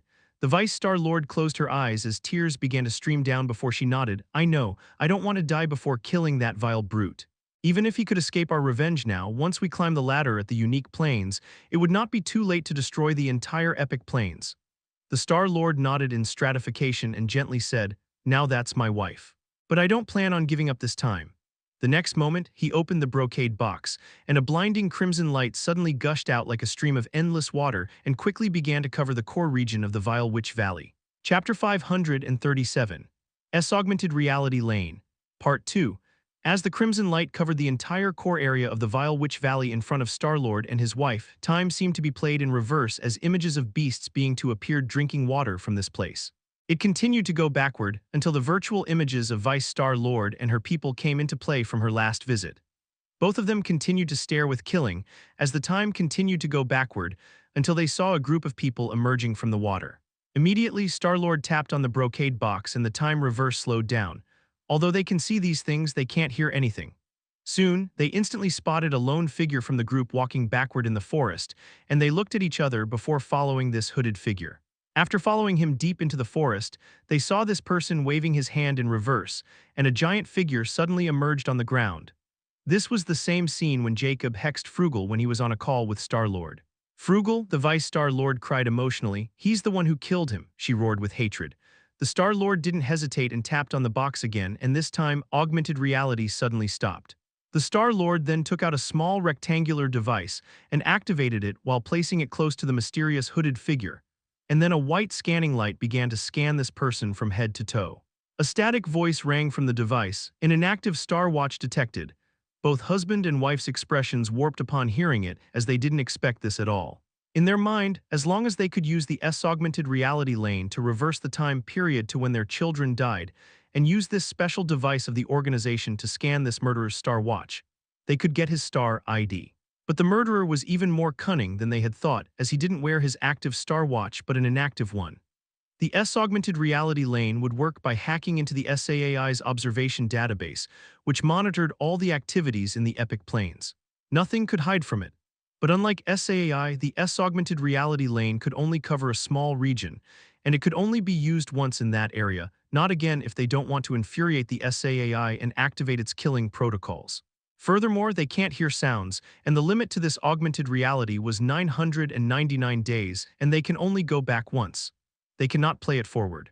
They had already turned back time to 997 days just to reach this point, and they only had one use of this thing before it would teleport back to whence it came. It was a security measure to keep this extremely precious device safe and not be used by another unauthorized person. However, now things were going south. I don't believe it. I can't accept it. Vice Star-Lord was on the verge of a mental breakdown at this moment. Let's use the reaming time and hope that bastard left some clues. Star-Lord took a deep breath to calm down and played it again. They watched the murderer jumping back on the tree while Frugal turns back and begins to talk with Star-Lord before they begin to turn back again. They both walked with them, And this time, they saw the person headed back into the forest again while Frugal was still present there, and they knew this was the time when he got rid of Avon. So they followed him and soon arrived where Jacob dealt with Avon and Vice Star-Lord, who couldn't hold back her tears seeing her precious daughter. The Star-Lord tried again, but the result was the same. Jacob was still not wearing his star watch. So they continued to play the keeping, watching how it all played out. They even saw Jacob going into the water with another mercenary and coming back alone before the group again walked back into the forest. As the time of the augmented reality lane was coming to an end, they saw them camping. And for the last time, the Star-Lord tried to scan Jacob again, and the result was still the same. At this point, they were filled with despair and helplessness, and once the augmented reality lane time was up, the brocade box in his vanished with a flash. Hateful, Star-Lord roared fully of unwillingness. Despite getting the augmented reality lane, they still weren't able to get another on their children's murderer. It was like someone had ripped open their barely healed wound again. In the end, Star-Lord tries to console his wife and says, "Although we didn't manage to catch the killer, I'd observed the way he took them. They weren't given the chance to fight before they were killed. This person has an extremely bizarre magic, and he knew who he was targeting. Even we might not be able to take him down easily. This kind of person and magic is very rare. Let's search for him this way. He can't hide forever." The Vice Star-Lord nodded with teary eyes. I know, I would never let this go until I flay his skin, pull his tendon, grind his bones, and drink his blood." Her very word was from her heart, which was filled with hatred and vengeance. Both of them then left dejectedly. They came with hope, yet they left with even more despair. Jacob had no idea his decision to switch his star watch back then had suddenly saved him from becoming the enemy of the star hackers, or his star ID would have been on their blacklist as well. Although he might not care about the Star-Lord and Vice Star-Lord of the Epic Plains, the Atlas in the unique planes was not something to be underestimated. Even the Star Network can't do anything to them as they are simply too discreet, and the powers there also have secret dealings since their gadgets are simply too helpful and unique. They were far above the Killer Skull Society, and being their target was not something that even Dark City could handle. Right now, he was still waiting for Captain Freesword's response before taking another step to take down the notorious group of star pirates that had even evaded the pursued big powers from the unique planes. In the meanwhile, he finally got the chance to pay attention to the hunter's legacy he earns in the trial plane, the Night Hunter's aura and spirit, a universal scripture of unique rank. Chapter 538. Scripture of Blank. The Night Hunter's aura and spirit was an extremely rare universal scripture that could be cultivated with all the elements and compatible with both aura and spirit paths. This universal scripture was a stealth-type scripture with 5 abilities for both spirit and aura, and the rectified stars needed for them were 900. Jacob was really fascinated by this scripture and wanted to cultivate those abilities.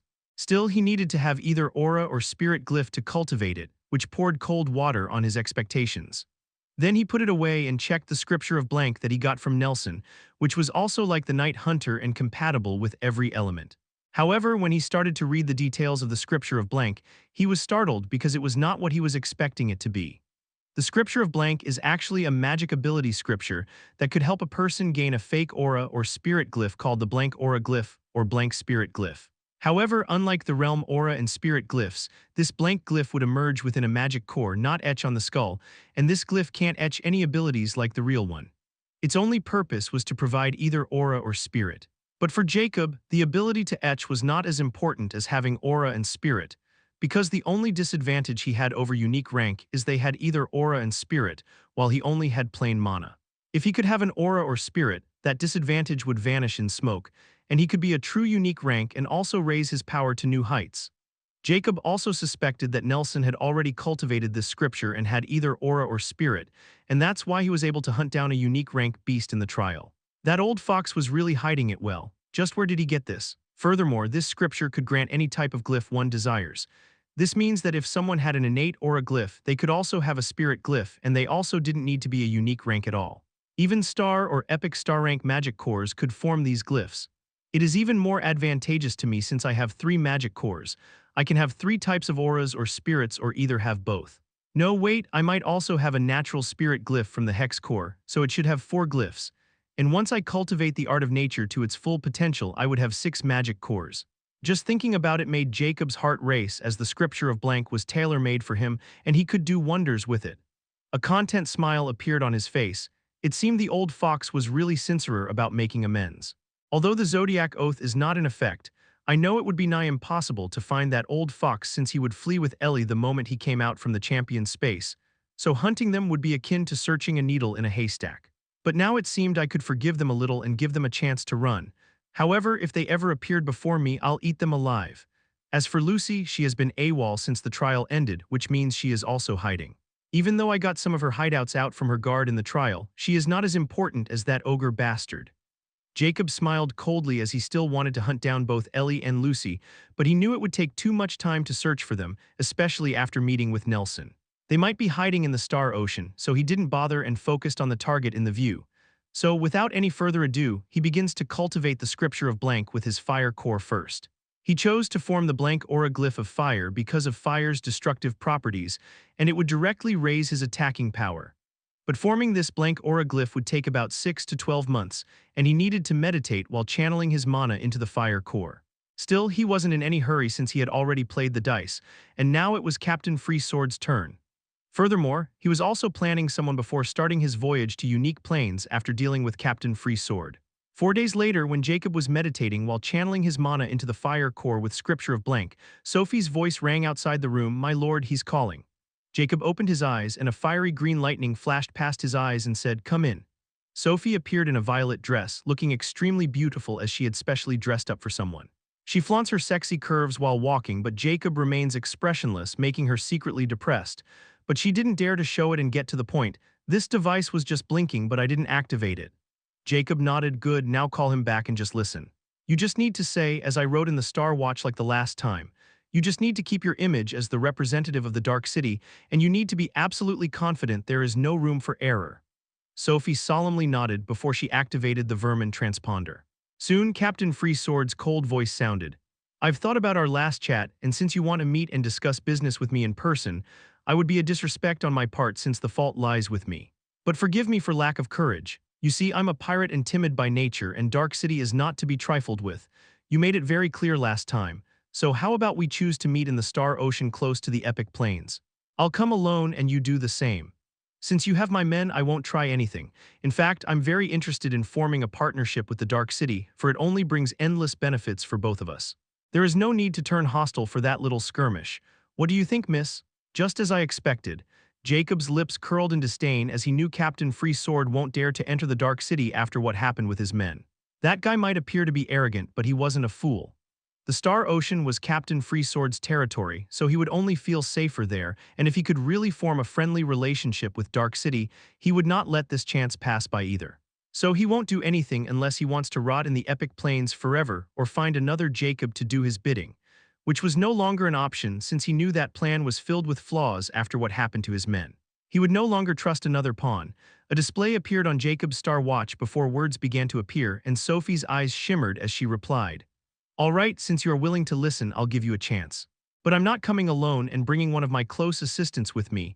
You can also bring another person, just to be fair. Let's meet on the boundary of Epic Star Ocean in 7 days. Oh, and don't you dare send an imposter since I've already obtained your appearance from one of your men. What do you think?" Sophie calmly stated what Jacob wrote. Captain Freesword didn't reject either and replied in agreement, "Very well, I'll see you there, miss." Chapter 539, Freedom or Profit. In the boundary of Epic Star Ocean, a ship was cutting through the water and approaching another big ship, which seemed to be stopped and waiting for their arrival. In this moving ship, Jacob, in a dark cloak, stood behind Sophie, who was also hiding her appearance. But Jacob stuck out like a sore thumb because of obvious reasons. He looked at the big ship with hidden killing intent. He's been waiting for this day for a long time now. After his first meeting with Captain Freesword, he had come a long way from being a Tier-1 Epic to Tier-9 Unique, and he was finally at this point where he looked down on the other guy for being utterly helpless. "What is your plan?" Sophie asked with a hint of apprehension. She had no idea what kind of scheme Jacob was hatching, but she knew if even Jacob was so careful, then the other party was to be trifled with. She also knew her role was very important in this, and if she messed up, she might be the first one to die. However, she didn't complain. She wanted to show her resolve to follow Jacob through thick and thin so he could accept her. Jacob plainly said, "If the person I'm aiming for is really in that ship, then I'm going to put him to sleep. But if it is not, then I'm afraid it'll be a bloodbath. In fact, I'm not afraid of him, but there is a person who can affect my movement, so capturing him would make it even easier to deal with that person." I'm even hoping he would be foolish enough to take that person with him here, which would free me from those restraints. Then there's no need to play tricks and it seemed luck is on my side, he said ambiguously. Sophie was astounded and asked, what kind of restraint? Jacob merely glanced at her and replied, it doesn't matter anymore. Sophie didn't pry further if Jacob was unwilling to reveal it. At this moment, Jacob's eyes narrowed as he spotted a figure covered in a cloak like them standing on the dock of the ship, and he seemed to have spotted them as well. Who do you bring, and did you dare to come yourself? Jacob wondered as he was hoping it would be Masha since Harold was already gone, and he had a feeling that Masha should be next in command, and her ability of charm would make her an ideal candidate for this trip. As for Captain Freesword, as long as he appeared, he was as good as Jacob's dinner tonight, and Masha would be imprisoned until Autark was done with her. Lastly, Jacob would get rid of the entire crew of Captain Freesword and take over his massive ship and all the treasures they had ever plundered. This was for revenge as well as for the unimaginable profit he would get from it. Furthermore, Jacob wanted Captain Freesword's ship because that ship has sailed the Star Ocean of Unique Plains, and it might be the safest ship in the entire Epic Plains for the voyage towards the Unique Plains. Jacob stopped the ship at some distance from the other ship before the other person on the other deck beckoned them to come. His heart raced as he sensed something now that he was this close. They both jumped on the ship and landed on the wide deck. The cloaked person seemed to be looking at the unusually granitic figure of Jacob with astonishment and great interest. Jacob's heart thumped when he appeared so close to this figure, and his lips curled up. She's really here. He instantly knew it was Masha because he could sense Autark's presence in her head as clear as day. Now all that was left was to confirm if his other target was here or not. You, my friend, are really a giant. A familiar, jolly voice of Captain Freesword rang as he walked out from the cabin and looked at Jacob with fascination. Even he wasn't as tall as him. From that familiar, snarky voice, Jacob glared at Captain Freesword icily, but he didn't react and summoned his trump card, cursed Immortality, to make a final confirmation. Tell me, is this ogre Terminus 8 unique or not? And this other person, is it a charm siren race? He directly questioned since he clearly remembered Captain Freesword and Masha's traits. Although he was clear about Masha, it couldn't be said the same for Captain Freesword because that guy might play some trick. Immortica laughed as usual before playfully wrote, oh, how long you've waited for this, huh? Revenge is a dish best served cold, what a good way to put it. But I'm afraid you have to wait more to get it even colder. This ogre is not Terminus 8, in fact it isn't an ogre at all. Heck, there isn't even a second person present in this place. All you see is a puppet made with runes and wearing a very well-crafted skin, and to make it even more real, the charm siren is using her bloodline ability to cast a charm on the puppet, which makes it look as good as the real thing. As for the actions, this puppet is voiced and controlled by a real person far away from here. Ha ha ha ha, I had to admit this guy is really something. He's even wary of someone whom he considers an aunt. Now, what will you do? If you take down this woman, you'll be free, but this might scare away the guy and your plans will fall apart. I love this kind of choice. Jacob's expression changed as killing intent flashed past his eyes. He never expected Captain Freesword to be such a turtle, but he was also impressed by his cowardliness. He knew his 10 men had been captured, which meant even he wasn't a match for his enemy, so he decided to remain hidden and send Masha to make this puppet appear even more realistic. Now if he dealt with Masha and this puppet quickly, Captain Freesword might really be scared away, and it would be very hard for him to find him in the Star Ocean. However, when it comes to his freedom, he is very decisive and profit means nothing. Besides, it's not like he wasn't prepared for the worst already. He still has another method to draw Captain Freesword's ship. So without hesitation, he looked at Masha with killing intent, sending chills down her spine, and both Captain Freesword and she sensed the strange atmosphere with Sophie and Jacob's lack of reaction. Alas, before they could do anything, Masha was already falling on the deck while Jacob appeared in front of the puppet and threw a full power punch, blasting it into smithereens. Chapter 540, Second Chance. In the main ship of Carefree Sword's star pirates, an enraged roar reverberated like thunder, shaking the entire ship. Bastards, you dare to stab me in the back.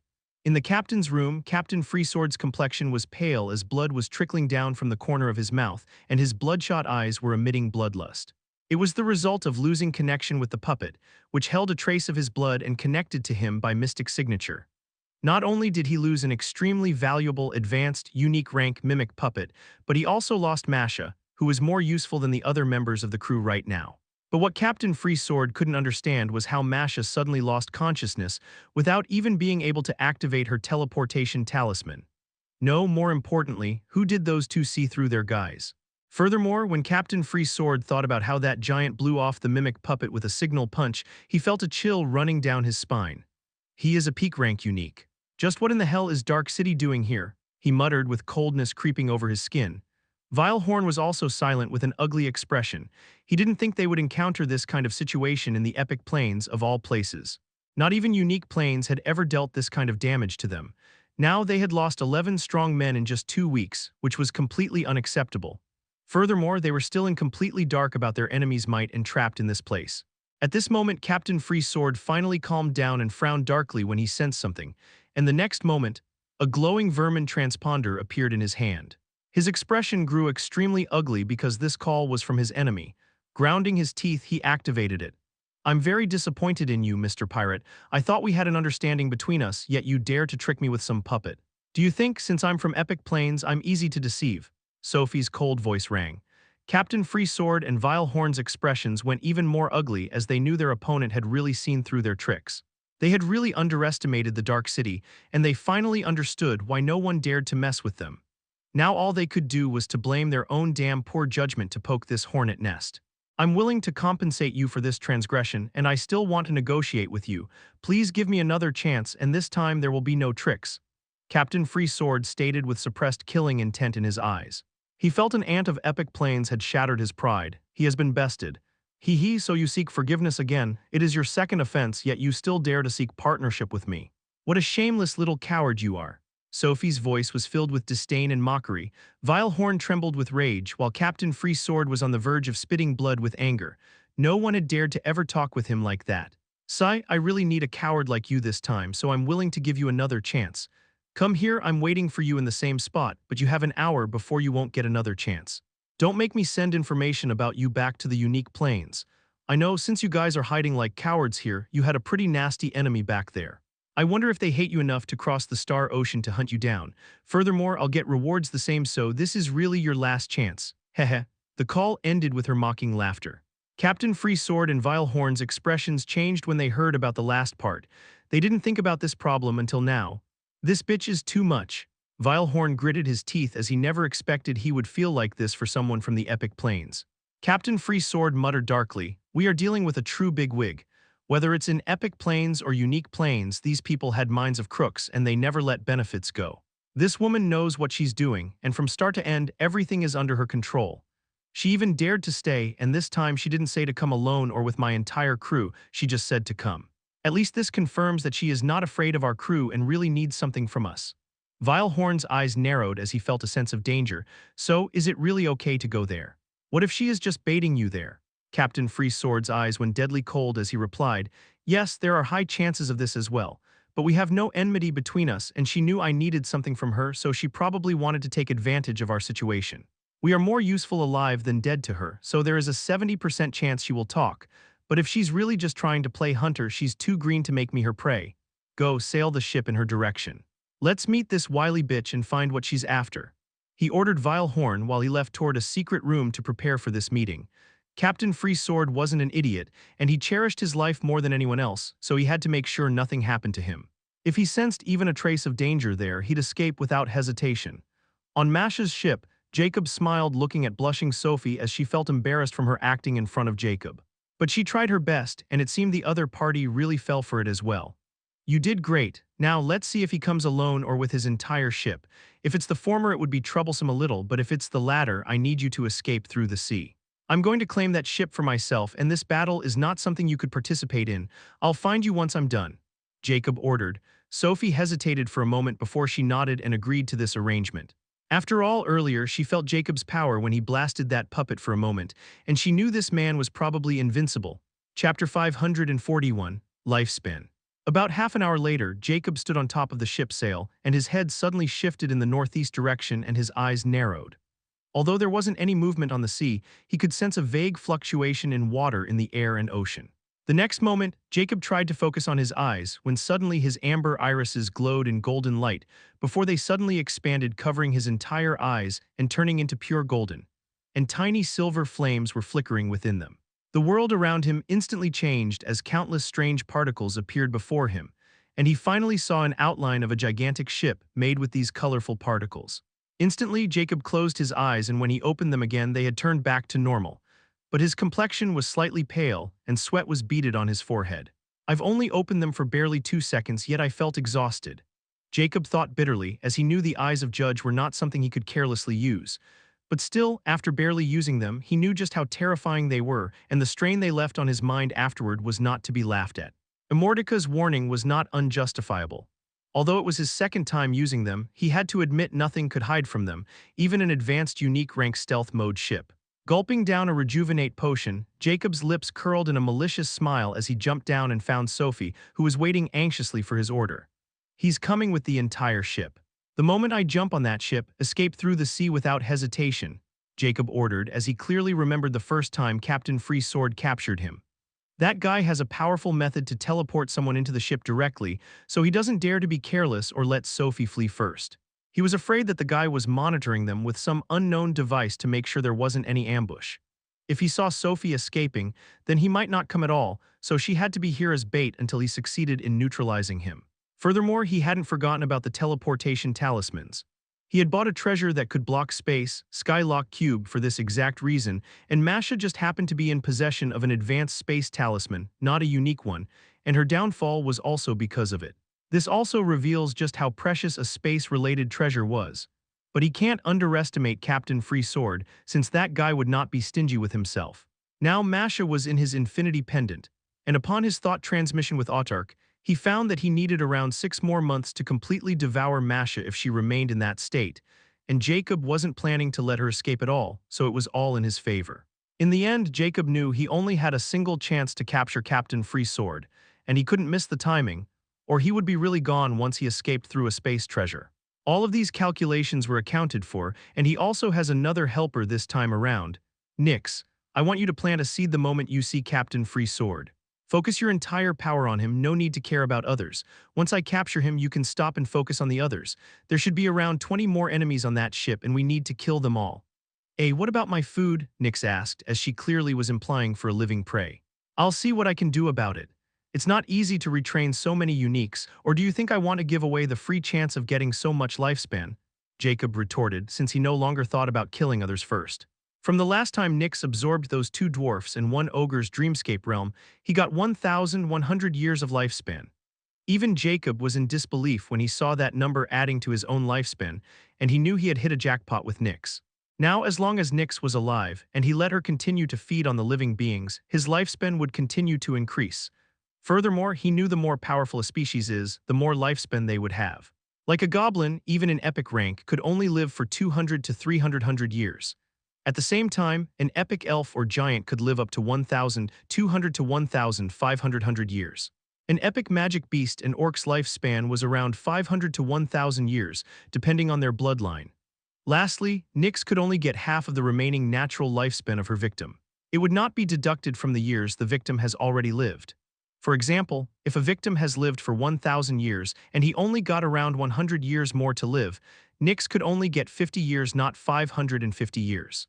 Furthermore, those victims can also replenish their lifespan with medicine, but Nyx would not devour this lifespan because it is not a natural lifespan. Lastly, both combat and sorcery could affect lifespan differently. A combatant could live more than a sorcerer because they had stronger bodies. So the younger and more talented her victim is, the more lifespan she can gather. A unique species' average lifespan is around 500 years, and a species like a unique ogre and dwarf would have an average lifespan of around 4,000 years. That's why Jacob got over 1,000 years despite Nyx getting the other 30% from just 3 of those victims. This was the reason Jacob now wanted to prioritize capturing the uniques than just killing them.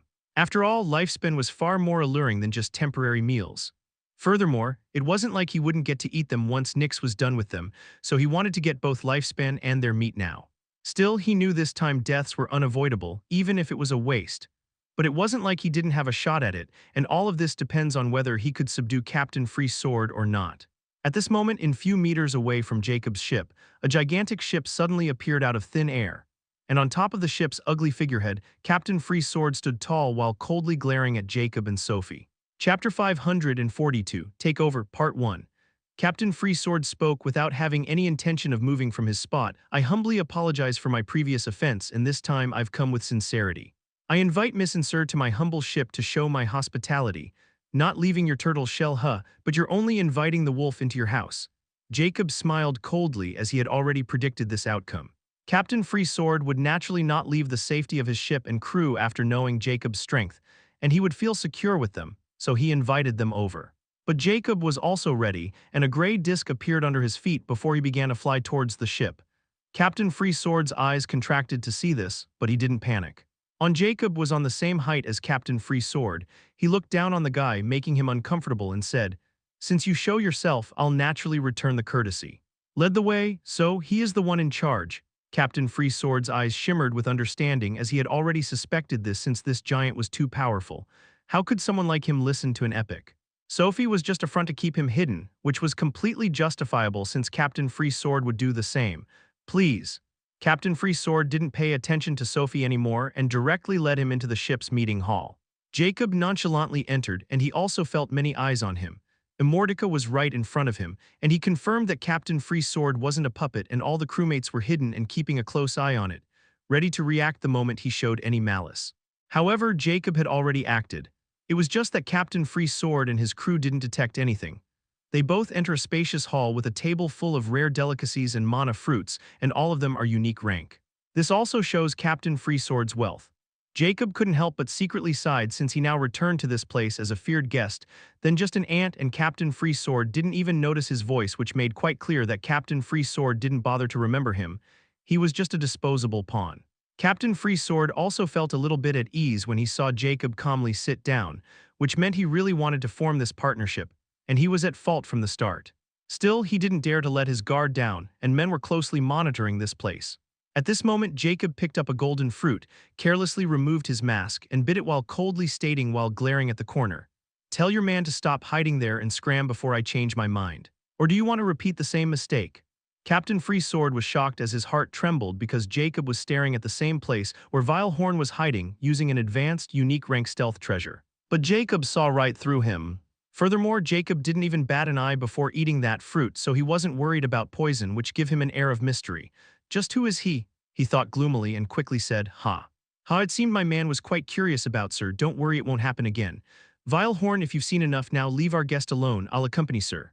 The next moment, Vile Horn's figure appeared, wearing a gray cloak, and his eyes were filled with doubt and a hint of fear before he bowed his head and left the hall. He didn't dare to refute it, as this person was really not to be messed with. If there's someone monitoring, tell them to stop, since what I'm about to say is not something just anyone could hear. Or do you think I need to put up this act if I want to deal with you? Jacob coldly stated while picking up another fruit. Captain Free Sword was now really impressed, and he no longer had any thought about suppressing this person. Since he dared to come, this could only mean he was fearless, and he didn't need to bother with all this if he had ill intentions, so he was slightly convinced. In the end, he gives a signal that only his crewmates can understand before smilingly replying, "Haha, I trust sir completely. There is nothing here but my sincerity. I wonder what instructions sir has for me." He calmly sat down on the other side of the table, as he still didn't dare to sit close to Jacob. Jacob smiled slightly as he asked, "Tell me, how did you end up here?" Captain Free Sword didn't find this question unreasonable and replied, "My comrades betrayed me and they disclosed my whereabouts to a powerful enemy, so having no choice I was forced to use a trump and I ended up here." Although he was subtle, he still gave a reasonable answer. "Since your enemy was willing to spend so much time with you, then this could only mean you have something that interests them, or you've done something unforgivable, right?" Jacob asked. Captain Free Sword smiled bitterly and masterfully dodged the question. "Sir, you should know we star pirates are outlaws and there are hefty rewards in our heads, so anyone would be interested in calming them. I'm just a little pirate just living in fear of others. How could I interest others? It's just that some people wanted to be heroes by dealing with a bunch of nobodies like us. We are not evildoers. On the other hand, I'm quite curious about how someone like sir is doing here, and what do you want from a nobody like me? As long as I can do it, I'm willing to work for you since all I want is to go back." He quickly changed the topic. "What a sly bastard. He clearly has something that others want and he is forced to flee. It seems he is hiding something terrible." Jacob thought as he easily saw through Captain Free Sword's fauda. Even an idiot could tell that Captain Free Sword was hiding something, which forced him to use something important that could send him directly to the epic Star Ocean. So, it wouldn't be just some random item. In the end, Jacob decided to capture him first before taking his sweet time investigating it. He had already won some of Captain Free Sword's trust by lowering his guard. "How is it?" Jacob questioned Nyx. "Yes, he's not powerful enough to even detect my seed entering his dreamscape realm. Now, even if he runs, I can easily find him," Nyx confidently replied. This was Jacob's true goal from the start. Even if Captain Freesword could teleport away, Nyx's seed would be in his mind, and he couldn't escape Jacob's tracking no matter what. He was now completely in his palm. The next moment, a ruby-colored cube appeared in his before crimson light flashed past Jacob's eyes as he used his hex, Slumber Hex. Chapter 543, Take Over, Part 2. The moment Captain Freesword's eyes begin to shut, Jacob doesn't even waste a second and instantly moves his hand toward Captain Freesword. His plan was simple. As long as he could touch Captain Freesword, he would instantly send him into his infinity pendant. Because once he was inside, Jacob was 100% sure that there was no space talisman or any kind of space treasure. Jacob even used fluid acceleration on his blood to increase his speed to maximum, and his hand appeared to be teleported directly to Captain Freesword's face. Before his eyes even closed, Jacob's giant claw was holding his face, and at this moment, a purple light seemed to be emerging from Captain Freesword's chest. However, Jacob was fully prepared and instantly tried to send him into his infinity pendant, and Captain Freesword's body vanished. With uncertainty and anticipation, Jacob quickly looked into his infinity pendant to confirm if Captain Freesword had vanished into his pendant or if the teleportation treasure was even faster. His eyes instantly brightened with ecstasy when he saw Captain Freesword's slumbering figure lying in his pendant, and he almost roared with excitement. In reality, only a second had passed, but for Jacob, this second was filled with anxiety and exhilaration. He had been preparing for a long time for this signal second, and now Captain Freesword was finally at his mercy. It was the same kind of feeling that he felt when he escaped Decker's clutches, and their situations completely changed. From being a slave to a master, this feeling was something he could never get tired of. However, Jacob quickly calmed down as he knew this wasn't the time to celebrate because, despite talking down the ringmaster, his puppets were still very much alive and the true battle would now begin. It was now a matter of how quickly Jacob could get rid of them all. Instantly, he begins to recharge his hex mana since no one has noticed that Captain Freesword is now gone. He wanted to capture as many alive as he could for Nyx. After 5 minutes, Jacob stood up and headed towards the closed door, and he could clearly see a few heartbeats outside. Once he opened the door, Vilehorn and 3 other ogres instantly looked over, and when they saw Jacob coming out, they were confused since not even 10 minutes had passed. Could it be the meeting was over? Vilehorn thought as he didn't find anything suspicious. But the next moment he and another ogre lost consciousness, startling the other 2 ogres, and they were alarmed since it was too strange. At this moment swords appeared in Jacob's hand, and his killing intent manifested, making those other 2 ogres tremble. He coldly said, "Captain Freesword is gone, and if you guys are sensible and don't want to end up like these guys, surrender and I promise I'll spare your lives. I'll even let you guys join the Dark City and get rid of this lowly status of pirates. Captain Freesword wanted to sacrifice you all, but I'm not like him, as I need capable men for a voyage to unique plains. Now decide if you want to be a stubborn fool like your captain or a sensible person who knows how to bend with the flow." Both ogres paled as they couldn't even breathe because Jacob was simply too powerful, and his killing intent was something they had never experienced in their lives. Jacob was like a grim reaper, ready to reap their lives the moment they chose to go against him. This was Jacob's first plan to try to scare them into submission by getting rid of those 2 in front of them. They didn't know he could only use the Slumber Hex twice before running out of Hex mana. However, no matter what, they were no longer a match for him. If he didn't want their lifespan, he wouldn't even bother to try subduing them. So by giving them false hope, he could buy ample time and slowly eat them away. Furthermore, he was sure that this place was being monitored and there were many hidden presences around, so his words were for everyone listening. A deadly silence enveloped the corridor as those 2 ogres were looking at Vilehorn, who was 3rd in power ranking among their crew, lying there like a corpse, and their color continued to change between white and blue. This situation was the least they had expected, and Captain Freesword's absence also proved that Jacob had really gotten rid of him and that he was the strongest among them, their support pillar. This naturally breaks their will to fight. In the end, an ogre with a deep scar over his temple raises his hands. I surrender." The other one was startled for a moment before he did the same. "I'll listen to you as long as you don't kill me." Jacob was secretly elated seeing this working before he coldly stared at the end of the corridor. "What about you 6? The hidden pirates' hearts trembled when Jacob easily discovered their presence. This made them even more appalled, and they were now sure Jacob wasn't bluffing. In the end, they were all pirates with no morals and values. They all cherished their lives and loyalty came second. So one after another, they appeared in the corridor and surrendered. Jacob nodded. "Good, now you 6 go and bring everyone to the main control room. If someone resists, detain them. I'm sure some of you are not satisfied with Captain Freesword, but I'm not like him. As long as you all cooperate, there are rewards for you. I won't mistreat my people." The six of them looked at each other before they quickly received his command and left. Jacob coolly stowed away those two slumbering ogres, making the reaming ogres panic a little. "Lead the way to the control room," Jacob coldly commanded. "This way." The one with the scar quickly gathered his wits and led Jacob towards the ship's main control room, which was the heart of the ship with the other ogre. At this point, things were going quite smoothly and far better than Jacob expected. These guys really have no backbone, and they were zealous enough to seek revenge or bend their knees in submission. Jacob liked dealing with these kinds of people the most in both lives. The control room was the heart of the ship, and it was well protected, but right now, no one obstructed Jacob's way. Because just as he suspected, he was being monitored, and since others had already submitted, others didn't dare to resist. Without Captain Free Sword, they were all fish on the chopping board as they fully cooperated.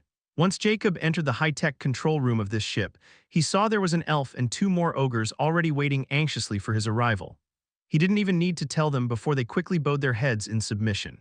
Jacob's lips curled up, seeing the control room filled with monitors and all sorts of unknown magic technology he wasn't familiar with.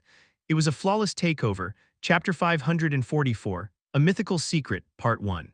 At this moment, Captain Free Sword's eyes opened with bewilderment as he found himself in a familiar, gloomy room with dim red light. If his memory serves him right, this should be the torture chamber. The confusion in his eyes suddenly vanished and was replaced with absolute horror. His eyes darted around before stopping at the giant figure sitting not too far away on a chair, and beside that chair was a metal table filled with strange torture tools. Those tools weren't normal, as they were made specially to torture unique ranks people like them, and Captain Free Sword never let collect rust. But today, he wasn't sitting on that chair and grinning at his victim. He was stark naked with his precious armor gone, the 5 space rings on his fingers were gone, and the strangest thing was a rectangular piece of his skin about 1 foot in size had been cut off from his chest, and blood was stopped by charring the skin. Jacob looked at Captain Free Sword's appalled expression and couldn't help but smile with derision, as their positions had really been switched. Captain Free Sword finally felt a burning sensation on his chest, and he felt even more terror because he knew his trump card had been rendered useless by this unknown monster. Completely appalled, he tried to ask and appeared calm. "Is there any need for all this? I know I shouldn't have offended the Dark City. But I'm willing to work for you to repent. I'm no use for you dead, and I promise I can be extremely useful." He still wants to talk his way out. Jacob couldn't help but admire Captain Free Sword's will to live. It was almost akin to his, but alas, he wasn't as stupid as to let a possible threat walk free, especially if that threat was of a completely unknown origin. Suddenly, a piece of skin appeared in his hand, and there were black rune symbols carved on it, and blood was still dripping from it. Seeing that piece of skin, Captain Free Sword's chest burn was even more painful, as he knew it was cut out from his chest, and he had paid a very high price to have a terrifying rune artificer engrave those runes. "I never thought that it was even possible to engrave runes on our own body. If I'm guessing right, this should be your life-saving trump card, a space teleportation talisman, right? I have to admit, I almost let your body escape just now. These runes are quite impressive, and now, thanks to you, I'll be able to use your talisman if I ever fall into trouble. It's really amazing." Jacob was telling the truth. When he takes out Captain Free Sword's body, despite removing his space rings and clothes and his infinity pendant, the runes on his chest almost get activated the moment he comes out. If he hadn't been alerted enough, Captain Free Sword might have already slipped away from his grasp. Only then did he notice those runes, and he knew they were not just tattoos but a talisman that had been carved into his skin, and it was directly connected to his magic core. Even Jacob didn't know it was possible, and whoever did this had to be a terrifying rune artificer with a profound understanding of his craft. Even Jacob admired it. "Please, I'm willing to submit and reveal my secrets. There's no need to go too far," Captain Free Sword pleaded again, as he was now completely sure that this person was a terrible existence that could even interfere with space runes, or that he had an extremely rare space-restraining treasure. In any case, he knew he had to get out of this mess, and the only way he could think of was to lower his head. Jacob smiled icily. "In the face of absolute power, even if you're a king, you're not better than an ant with some jewels. And here I thought you'd at least have some dignity and resist. Alas, now if I skin you alive, I'll feel awful about it." A chill run down Captain Free Sword's spine as that terrible smile reminded him of Mash's sadist smile. He was too familiar with it. "But I'll give you a chance. Tell me the true reason you were teleported here. Oh, and I know many things from your crewmate already, so if you dare to lie, know this, I won't hesitate to skin you alive," Jacob coldly stated. He still didn't reveal his true identity, since he really wanted to know why Captain Free Sword was here, just what he was hiding, and also some more about the unique plains. He definitely knows more than any more. Furthermore, if Captain Free Sword learned that he was Jacob, he could easily guess that there wasn't any chance for him to live. So Jacob let him think that he fell into this state because of Dark City. At least this way he would have hoped that he might get out of this alive if he spit out everything. Jacob has already learned from Harold that Captain Free Sword uses a very precious treasure to teleport so far away from the epic plains, because he was chased by not only a single power but the entire unique plains. Even 3 hegemonies and dark beings were involved.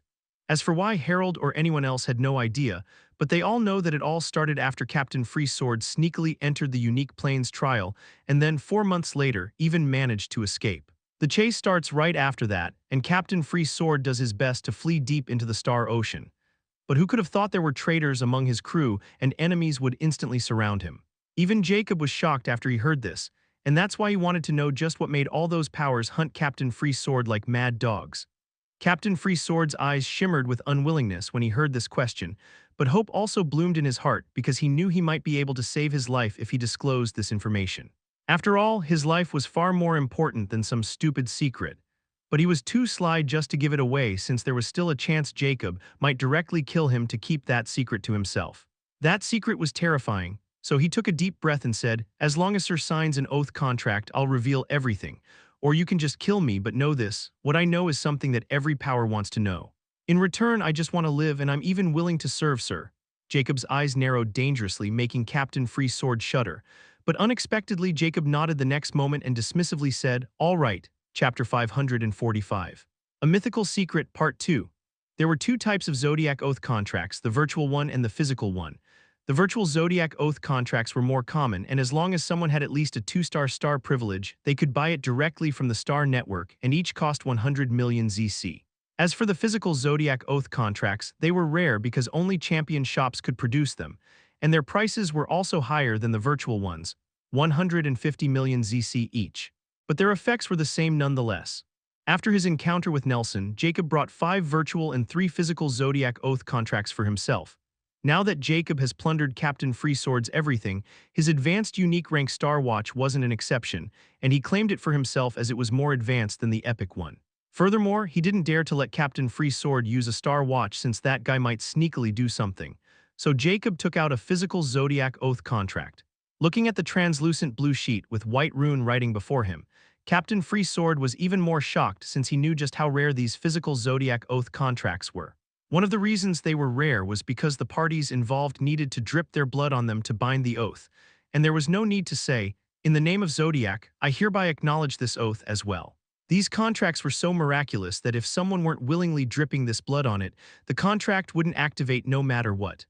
Furthermore, to write on them, one needs magic energy and knowledge of magic rune language. The terms of the contract were very simple. As long as Captain Free Sword told the truth without hiding anything or omitting any details, Jacob would not kill him as long as Captain Free Sword wouldn't scheme or betray him. Jacob has already dripped his blood on the contract, and all left is Captain Free Sword to do the same. Captain Free Sword didn't expect Jacob to agree to this so quickly, but he didn't dare to miss this chance to preserve his life and instantly sweep blood from his chest and place it on the translucent sheet. The very next moment, the contract turned into 2 streaks of blue lights and penetrated into both of their hearts. But like before, the moment the contract tried to attach itself to Jacob's heart, his heart beat powerfully, and that feeling of something gripping his heart shattered. Jacob hides his mocking expression, looking at the ecstatic Captain Free Sword.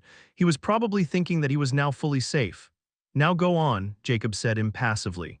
Captain Free Sword no longer hesitates and reveals. The unique plains trial has been active for over 800 years now, and to this day, only one shackle has been broken by the dark beings. The Life faction is furiously trying to do the same and leveling the field. They were even recruiting independent experts for the sake of it. "I'm a 3-star criminal, so stepping on the unique plains will alert many authorities. But I have an offender ring, another product of the star hackers, which will allow anyone below 4-star criminal to hide from the scrutiny of the SAAI. So I can enter the unique plains without incurring another's attention. Since they were letting people enter the unique plains trial, I also wanted to go because the trial this time was kingdom type. Sir should know that a kingdom type trial is where an entire kingdom exists in a trial or even more. The kingdom type trials are very difficult as well, as they contain far more opportunities than any other type of trial, because there are living civilizations with different power systems than us. Sometimes they also have different types of treasures and extinct materials, lost technology, and miraculous medicines. That's why whenever a kingdom-type trial occurred, both life and dead factions would go crazy, and they do everything to plunder from the kingdom while searching for shackles. I even heard a story that the last time when a kingdom-type trial appeared, it lasted for 10,000 years because it was filled with rare precious minerals loads. So both sides signed an agreement that no one would fight for shackles until the life faction extracted those loads, and they would let the dark beings kill the natives of the trial without interfering. This time was probably the same, as the life faction needed as much manpower as they could muster up. I wanted to try my luck as well. So when I entered the unique Plains trial with the help of an associate, I was teleported into a hall that was filled with murals. At this point, Captain Freesword's eyes were filled with emotions. Even Jacob was startled when he heard about this trial Plains of Kingdom type. His knowledge related to the trials was extremely limited, and Immortality only revealed limited knowledge suitable for his circumstances. Now that he has heard about this kingdom-type trial, he is quite shocked since he doesn't think there will be an entire civilization in the trial plains and can't help but think about Nyx. According to her, she was put on trial, not born there, which clearly means the trial was some kind of farming grounds for the natives of the Zodiac Plains. As for their purpose, it was still a mystery. Anyhow, he let Captain Freesword continue. In those murals were multiple battles recorded, and they were extremely vivid, and I can only describe those battles as godly. But in the center of that hall was a stone tablet filled with bizarre information. It describes the structure of the world, the Zodiac Plains. At this point, Captain Freesword sneakily looked at Jacob. Jacob's eyes were narrowed as his heart trembled. He never expected there would be this kind of secret hidden in trial plains. "Continue," he coldly urged. Captain Freesword took a deep breath and said, "I don't know how much was true or how much was fake, but according to those writings, the Zodiac Plains is divided into 12 grand absolute galaxies named Aries, Taurus, Gemini, Cancer, Leo, Virgo, Libra, Scorpio, Sagittarius, Capricorn, Aquarius, and Pisces galaxies. These galaxies are further divided into higher, middle, and lesser galaxies. Furthermore, all of these galaxies are connected with each other through none other than the star ocean. Together, they made the Zodiac Plains. There was no information about the higher and middle galaxies or their structures, but it was written that the kingdom in the trial plane was located in the lesser grand absolute galaxy of Taurus, and they worshipped the Taurus demiurge who rule the entire Taurus grand absolute galaxy. Chapter 546. A Mythical Secret Part 3. At this point, Jacob was absolutely shocked and he didn't know what to think. This was simply too much for him to swallow, but then he calmed down and looked at Immortality, who was still in front of him. He didn't unsummon it just in case he needed it. He only asked one question: "Is it true?" "Hehehe, how interesting. Yes, he's telling the truth," Immortality wrote. Jacob took a deep breath as he asked another question: "Can you explain?" "All I can say is, although you know about the structure of Zodiac Plains, you are still not qualified to learn the entire truth. Just continue what you're doing, and who knows, you might find something very interesting. But this matter is still something I can't speak about because you merely scratched the surface," Immortality wrote ambiguously. Jacob could only give up and looked at Captain Freesword before saying, "So you learn about the Zodiac Plains structure, and that's why you were hunted down by everything. For some reason, I can't believe that, since unless you won't announce it to the world, how could they find out that you learned all this?" Captain Freesword smiled wryly. "Indeed, it wasn't the reason I was exposed, but it was my greed that got the best of me. You see, after learning this, I didn't want anyone else to get that information, so I tried to destroy that tablet. But who could have thought the moment I destroyed it, I completed a trial condition, and the announcement exposed me." Jacob was again astounded as he finally understood why everyone tried to go after Captain Freesword. He unknowingly cleared a trial condition that had drawn the fury of the Life faction because Captain Freesword was a star criminal. But Captain Freesword was still not done, as he continued. "But even that wasn't enough to draw all the power's attention to hunt me down so furiously. Right after that announcement, another announcement was made which was completely out of the ordinary. It was, the Path of Legend will open in a century. I don't know what that means, but the moment that announcement was made, all those powers came after me like bloodthirsty hyenas. Furthermore, I discovered an old key in the debris of that tablet, and if I'm not wrong, that key has something to do with this Path of Legend. So I have no choice but to flee. I somehow managed to exit the trial plan and then wanted to wait for more information. But who could have thought that those bastards would place such a lavish reward on my whereabouts, and then those traitors appeared and everything went sidehill."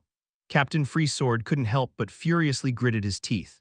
This miserable state he was in was exactly those traitors' fault, and now he had no choice but to become a slave to someone else and sell his secret to preserve his life. "Where is that key?" Jacob hurriedly asked as this path of legend made him think about the legendary rank, and it might be a way to enter the higher planes.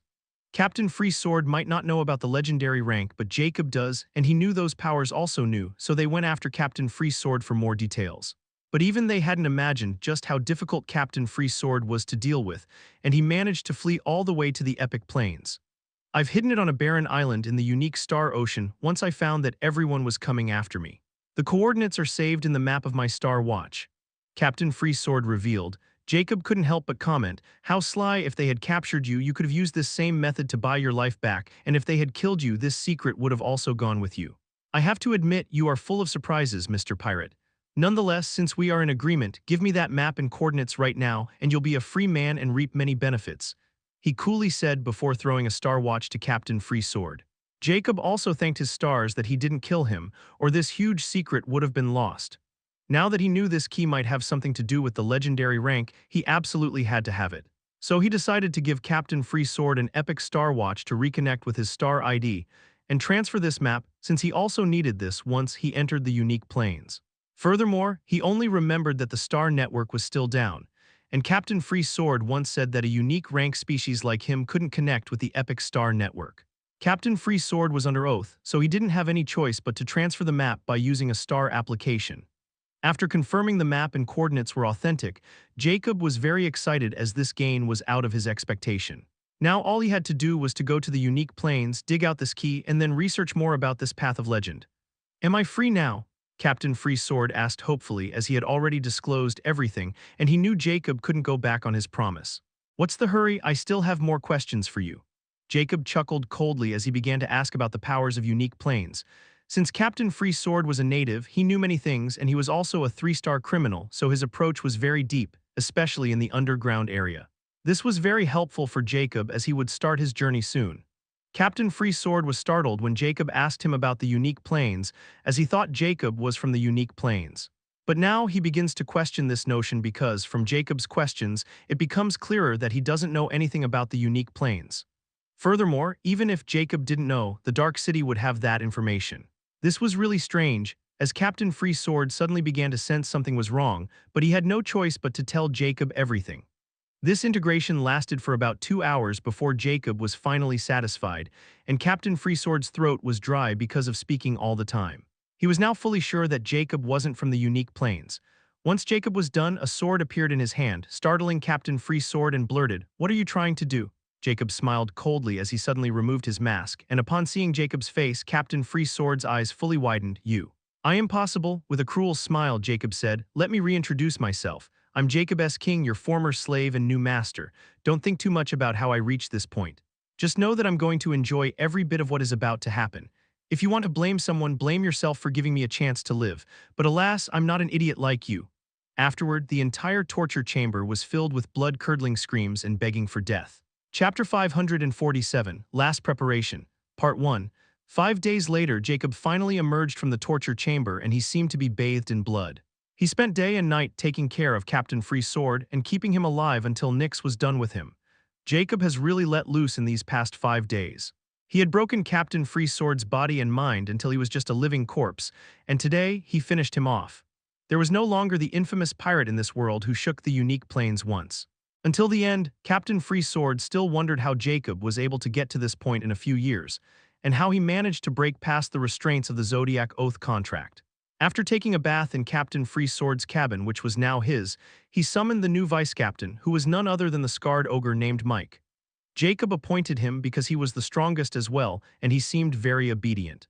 "How's the things going?" Jacob questioned while calmly sitting on a comfortable couch. Although Mike was curious why Jacob had taken so many days in the ship's torture chamber, he didn't dare to tarry and replying to the Lord, "Everything is under control and we are really to set sail anytime." Jacob nodded. "What are the members' attitudes?" Even though Jacob was keeping them all alive for their lifespan, he had to admit having them work with him was not a bad thing.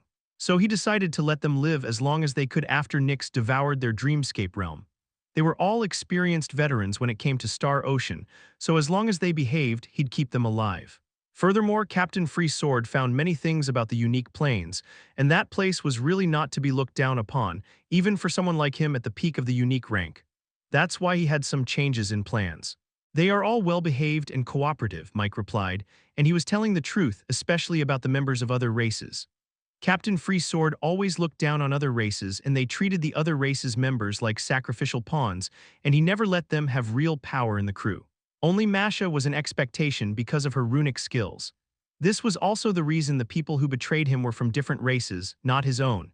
Furthermore, to find the hidden traitor, Captain Freesword had Masha draw slave runes on all the members, which secretly infuriated them. But having no choice, they could only be cooperative. However, what made those other race members despise and hate Captain Freesword was he didn't remove their slave runes, but he was done with them. But he removed them from his own race members. Now they were virtually free since they still thought Jacob had killed Masha, so they were very cooperative with Jacob's reign, but it was still too soon to tell where their loyalty lies since this might change once they returned. For now, they were obedient. Good, steer the ship to a barren island. I still have some matters to tend to in Epic Plains. This ship burns too many unique rank magic gems.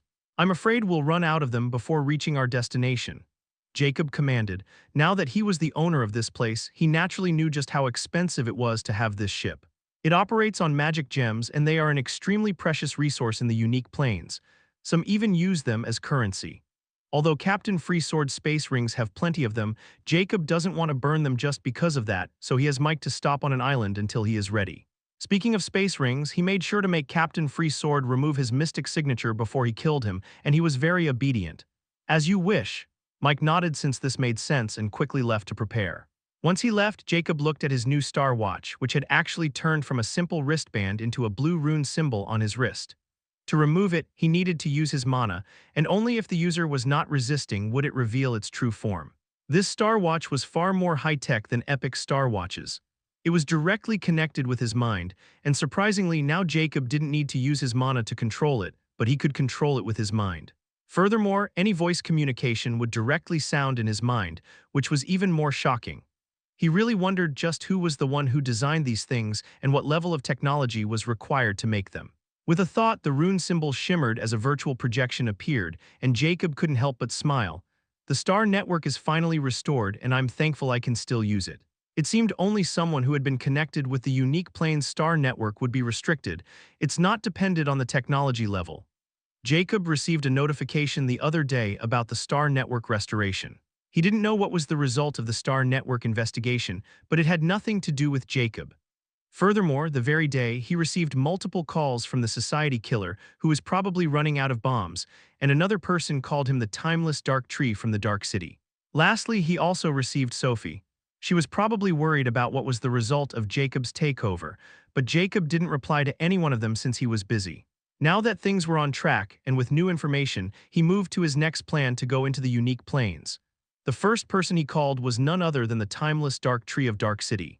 Now that he had the same star privilege as the Dark Marquise, he no longer needed to be retrained. Mr. Ancient, you finally decided to return my call. A few moments later, the Dark Marquise's bell-like voice rang. Chapter 548, Last Preparation, Part 2. It was clearly the voice of a woman, and it was Jacob's first time calling her, so he was quite surprised, but only momentarily.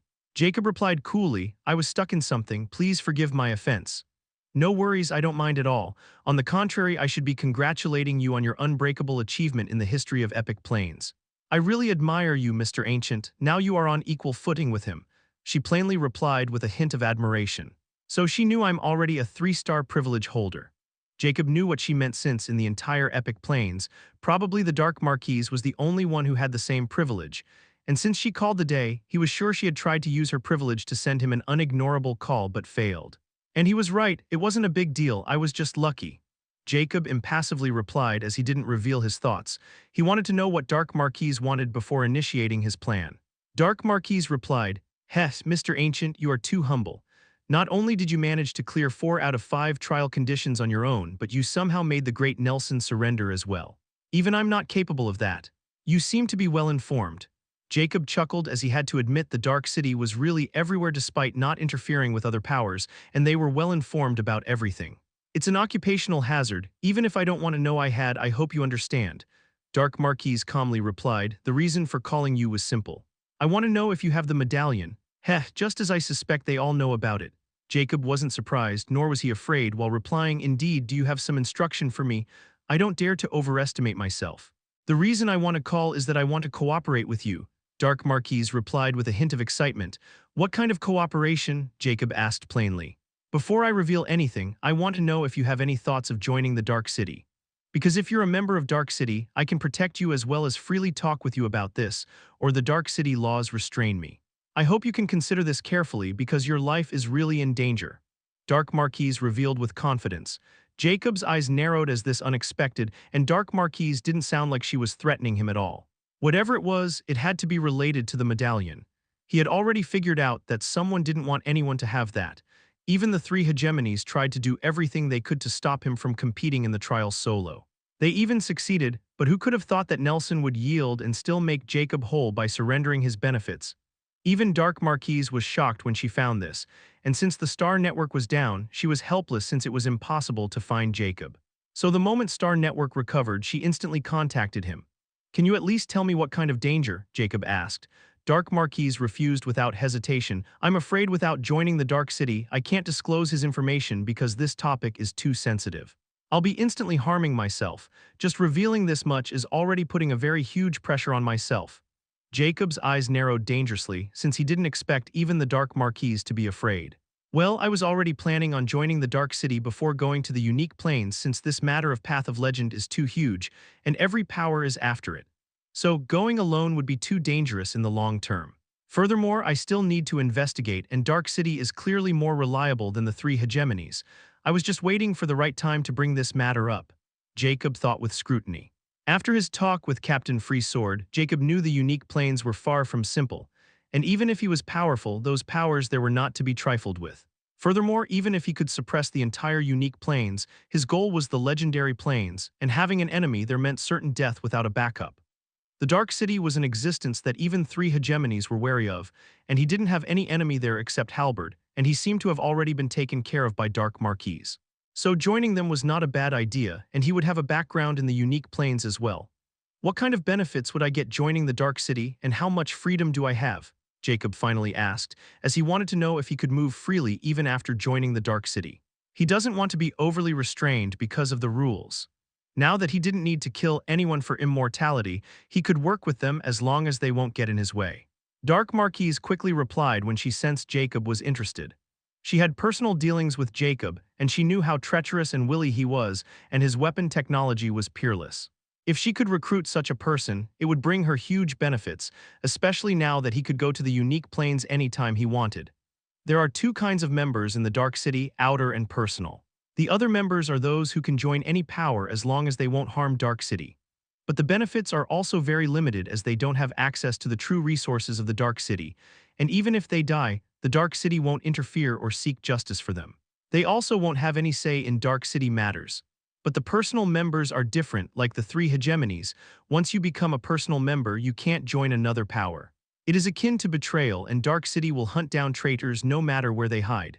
The personal members also have freedom, but they have to put the Dark City before their personal gains, and they can't leave the Dark City no matter what. They will live and die with it. As long as they won't break the laws of the Dark City, there is nothing to be afraid of. But the benefits far outmatch the little restriction, one of them being absolute protection. As long as you are in the right, you can kill the core members of three hegemonies, and the Dark City will protect you. If some dare to target you, the Dark City will also retaliate with full power. As for resources, they are out of your imagination and limitless. As long as you have merits, you can get anything like knowledge, treasures, materials, etc. You'll naturally understand once you become one. Now you can decide if you want to be an outer member, then you can join through my personal recommendation, and you can directly become Dark Viscount. Once you enter the Unique Plains, your Dark Noble rank will be upgraded to Dark Earl directly. But if you decide to join as a personal member, then you have to start from lower Dark Noble rank and compete in secret dark missions to raise your ranks. I'm really helpless in this matter. The Dark City rules are fixed and everyone has to follow them, but I can guarantee that you won't regret it, Dark Marquise stated. Now it was Jacob's choice whether to become an outer or personal member of Dark City. Chapter 549, Zodiac Night Guardian. Jacob fell into deep thought. He was expecting to think much, since the Dark City wasn't much different than the three hegemonies in regard to their member recruitment. But it was still far stricter than the three hegemonies because they give ranks according to a person's power and occupation. However, in the Dark City, everyone has to start from the bottom, and their rules also can't be taken lightly. At least Jacob was expecting something like that bronze invitation. Still, it seemed even if Dark Marquise wanted to do the same, she probably could only do it with the outer member, or she might have already found the matter between him and Ellie and don't dare to play tricks. Whatever the case was, at least she was telling the truth, so Jacob couldn't play any tricks. All right, I'm choosing the personal member slot, send me an invitation, Jacob stated. He didn't want to be an outer member, since his potion might not be enough to dig into the matter of legendary plains. The Dark City greatly interested Jacob for a long time, but he didn't dare to join before because of his misgivings, but now things are different. Very well, you won't regret this decision. Dark Marquise sounded very ecstatic since she had a very high opinion of Jacob, and she quickly said, please come to the Dark City for registration because a personal member has to join directly through the city. Now this is unexpected. Jacob frowned slightly since he thought he could join through Star Network. He didn't want to leave this ship, afraid those guys might rebel and flee with the ship. This ship was over 4,000 meters large, and he couldn't store it in his storage treasures. Even Captain Free Sword's advanced unique rank space rings were only 1,000 cubic meters large.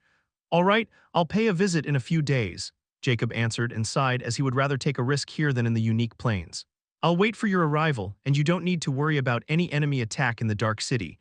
I'll also discuss further business here. In the meantime, please look out for an old man with a black moon symbol on his forehead. Although I'm confident in your stealth ability and prowess, this person is not normal either. If he finds you, it will be very problematic. You need to hurry. Dark Marquise sternly warned before the call ended.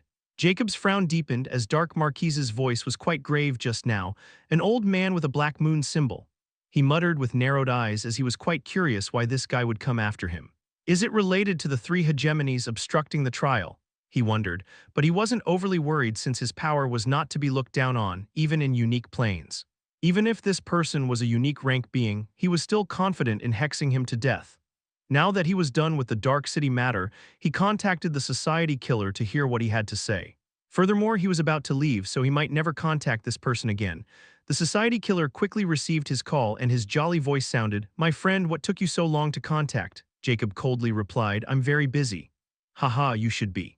After all, you are a celebrity now. Why would you have had time for a low life like myself?" His tone was filled with teasing. Jacob scowled. "What do you want? Always straight to business, huh? But this is the quality I like about you." The Society Killer chuckled before his tone turned grave as he said, "From my sources, I heard you have acquired something you shouldn't have. You have provoked a calamity, my friend." It was his second time hearing the same thing from two different persons. Although the Society Killer wasn't straightforward, his meaning was the same as the Dark Marquis. Now he was really curious about just what kind of calamity he had provoked by acquiring the unique Star Ocean medallion. Furthermore, how did the Society Killer know so much, and how deep was his network? "Just get straight to the point. I don't like beating around the bush, just don't tell me only you can save me," Jacob stated as he was getting impatient. The Society Killer didn't mind Jacob's tone as he replied, "I won't overestimate myself. All right, since we are old business partners, I won't hide it from you. The ocean paths towards the unique plains are guarded by an organization that even three hegemonies and a dark city didn't dare to provoke easily. They call themselves Zodiac Night Guardians, Tusk, those hypocrites. Just mentioning them makes me sick.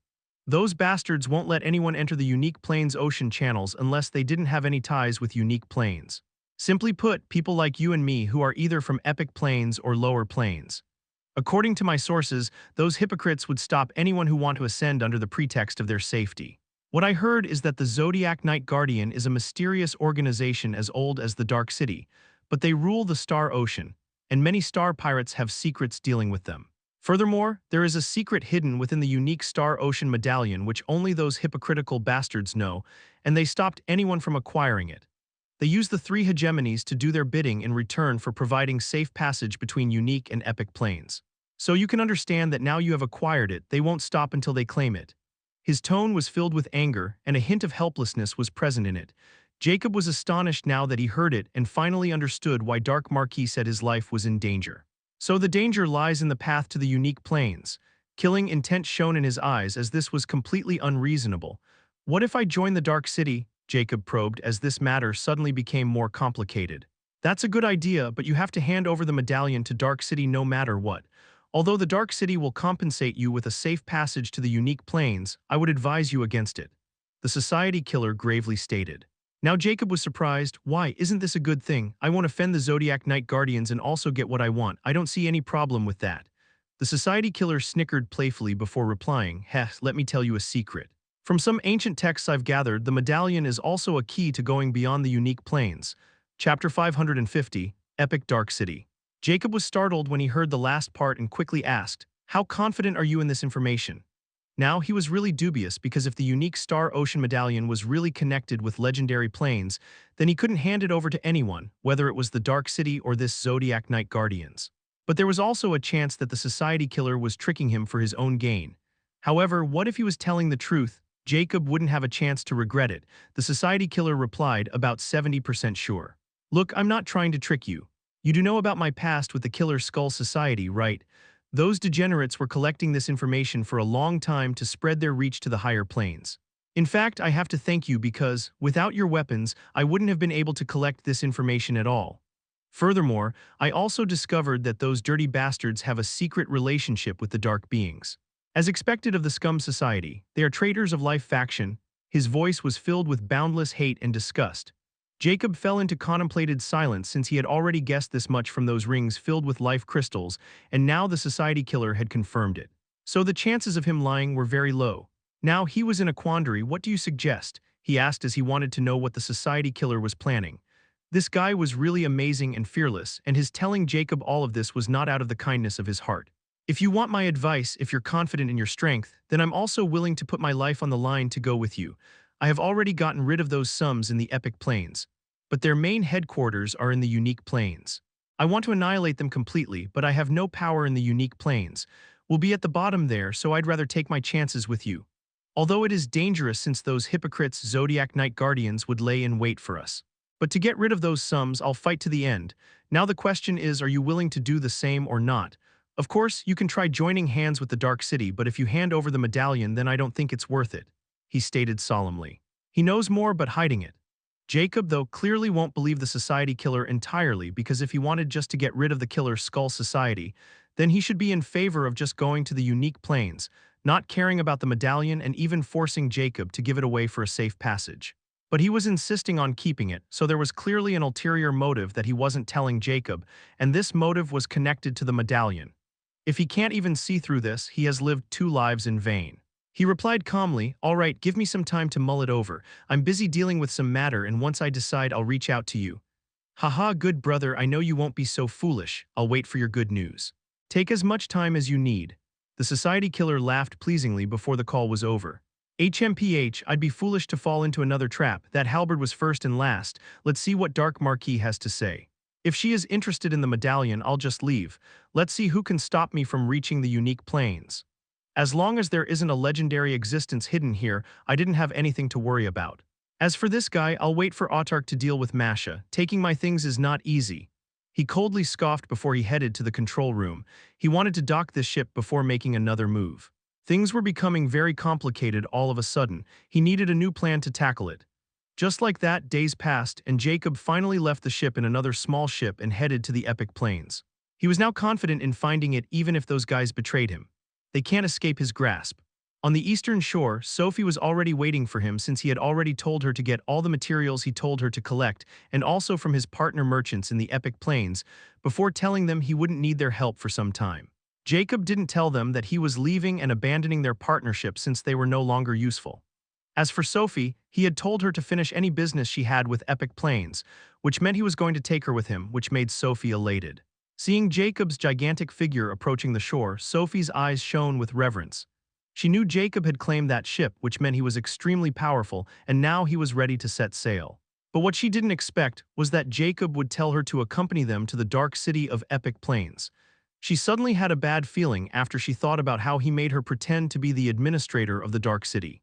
Nonetheless, she would follow him till the end. It was a test of her loyalty. There was only a signal dark city in the Epic Plains, and it was located in the neutral zone, which was actually the only snow region in the Epic Plains filled with snowy mountain range known as the Snow Peak region. In the center of the region was an extremely tall snow mountain reaching the clouds, and on top of this was the dark city. Just to reach this place, one needed to be at least a tier -5 epic, for this entire mountain was filled with magic beasts. But for Jacob, it was just a stroll as he quickly reached the familiar entrance of the dark city. However, for Sophie, this was her first time coming here since an alchemist like her had no fighting experience to speak of. Once they bought the passes, they entered the huge, bustling city filled with large skyscrapers. But just as they entered, a large beast-drawn carriage with a special symbol of a wolf was waiting for them. Anyone who saw this carriage was extremely startled because it belonged to the Marquis mansion, and they wondered what they were doing in front of the city gates. The moment Jacob and Sophie entered, an armored kobold approached and respectfully asked, secretly shocked by Jacob's size, "Are you a guest of Marquis Mansion?" Jacob had already contacted the Dark Marquis before coming, so he wasn't surprised to see this escort waiting for him. He nodded, "Let's go." The guard led them to the carriage respectfully before it steered away under countless curious eyes and entered the depths of the Dark City. Chapter 551, Dark Marquis Decisiveness. The epic Dark City has the same structure as the Rare Plains. The difference was its size was 10 times grander than the Rare Plains one. At this moment, in a luxurious hall, Jacob sat in front of a masked woman adorned in a blue dress, but her face was hidden. However, her curvaceous body, long silky green hair, and creamy white hands showed she was a beauty. Her calm emerald eyes were looking at giant Jacob with a hint of shock. This was naturally the administrator of Dark City and held the highest Dark Noble rank, Dark Marquis.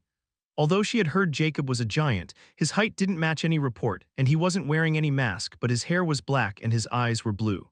He was extremely handsome, not like the stories at all. As for Sophie, who was calmly standing behind him, she didn't know who she was, but since she was with Jacob, she had to pay more attention to her. Moreover, she felt apprehensive of Jacob, as if he was a slumbering beast with terrifying might. She was extremely sensitive toward danger because of her unique bloodline, and Jacob gave her a sense of danger like she had never experienced before that she didn't dare to look down on him. Nonetheless, she didn't pry and was thrilled about Jacob appearing here since it meant he was serious about joining their side. "Thank you for coming." She finally breaks the silence. Jacob coolly nodded and replied, "The honor is mine. I hate talking in roundabout ways. So let's not waste each other time. Before joining the Dark City, I want to confirm something. If I become a personal member, will I have to hand over the medallion?" He directly gets to the point since his main concern in coming here was to confirm what the Society Killer said. If he really had to hand over his medallion, then he would instantly leave since there was no room for discussion. He won't give away his medallion no matter what, especially since it was connected to higher planes. This. Dark Marquis was startled hearing this since the last time Jacob didn't ask this, but this time he sounded quite cold. She replied hesitantly, "Mr. Ancient, this matter is far more complicated than you think." Jacob shook his head. "No matter how complicated it is, I won't hand over the medallion no matter what. I'm quite confident in handling myself, and joining the Dark City is for convenience's sake. But if I were required to give away the medallion, then I would rather try my luck alone. This is not negotiable. Now you can decide how to proceed. Don't blame me for being boorish." Now it was confirmed that the unique Star Ocean medallion really held importance even in the Dark City eyes, so the Society Killer's words were true. Jacob is even more determined to keep it now. Dark Marquis really didn't expect Jacob to be so stubborn, and she wanted to pursue him. "Mr. Ancient, I know you earned the medallion through risking your life. But it involved too many variables. Besides, you don't even need it, so why put your life at risk?" Jacob smiled coldly. "Variables like the Zodiac Night Guardians, right? How about you let me worry about them? You just tell me if Dark City would let me in with medallion or not." Dark Marquis's eyes widened when she heard that name, as she didn't expect Jacob to know about the Zodiac Night Guardians. But despite knowing, he was still being nonchalant about them. She had clearly underestimated Jacob's resourcefulness and even suspected that he knew about the medallion's mystery. She took a deep breath and deeply looked at Jacob's impassive expression as she gravely said, "Since you know very well, you can join the Dark City, and to tell you the truth, Dark City will never ask their members to hand over anything, especially treasures they put their lives at risk to acquire. So please don't misjudge me. It's just that people's greed knows no bounds, and I'm very helpless in this matter as well. So I hope you won't blame me for hiding the truth." Jacob's eyes narrowed as he thought of something from her last words. "Don't tell me someone from the higher planes is after this medallion and they belong to the Dark City." Dark Marquis's heart raced slightly as she didn't expect Jacob to guess the crux of the matter easily. No wonder those three wanted to eliminate him. He's too sly for his own good, but he has the power to back it up. I wonder if he could shine in the unique planes as well. Dark Duke will definitely make things hard on us, but this is also an opportunity. In the end, she nodded with resolve before a triangular black mirror appeared in her hand and placed it on the table in front of them. "Since you think it through, I don't need to worry about anything.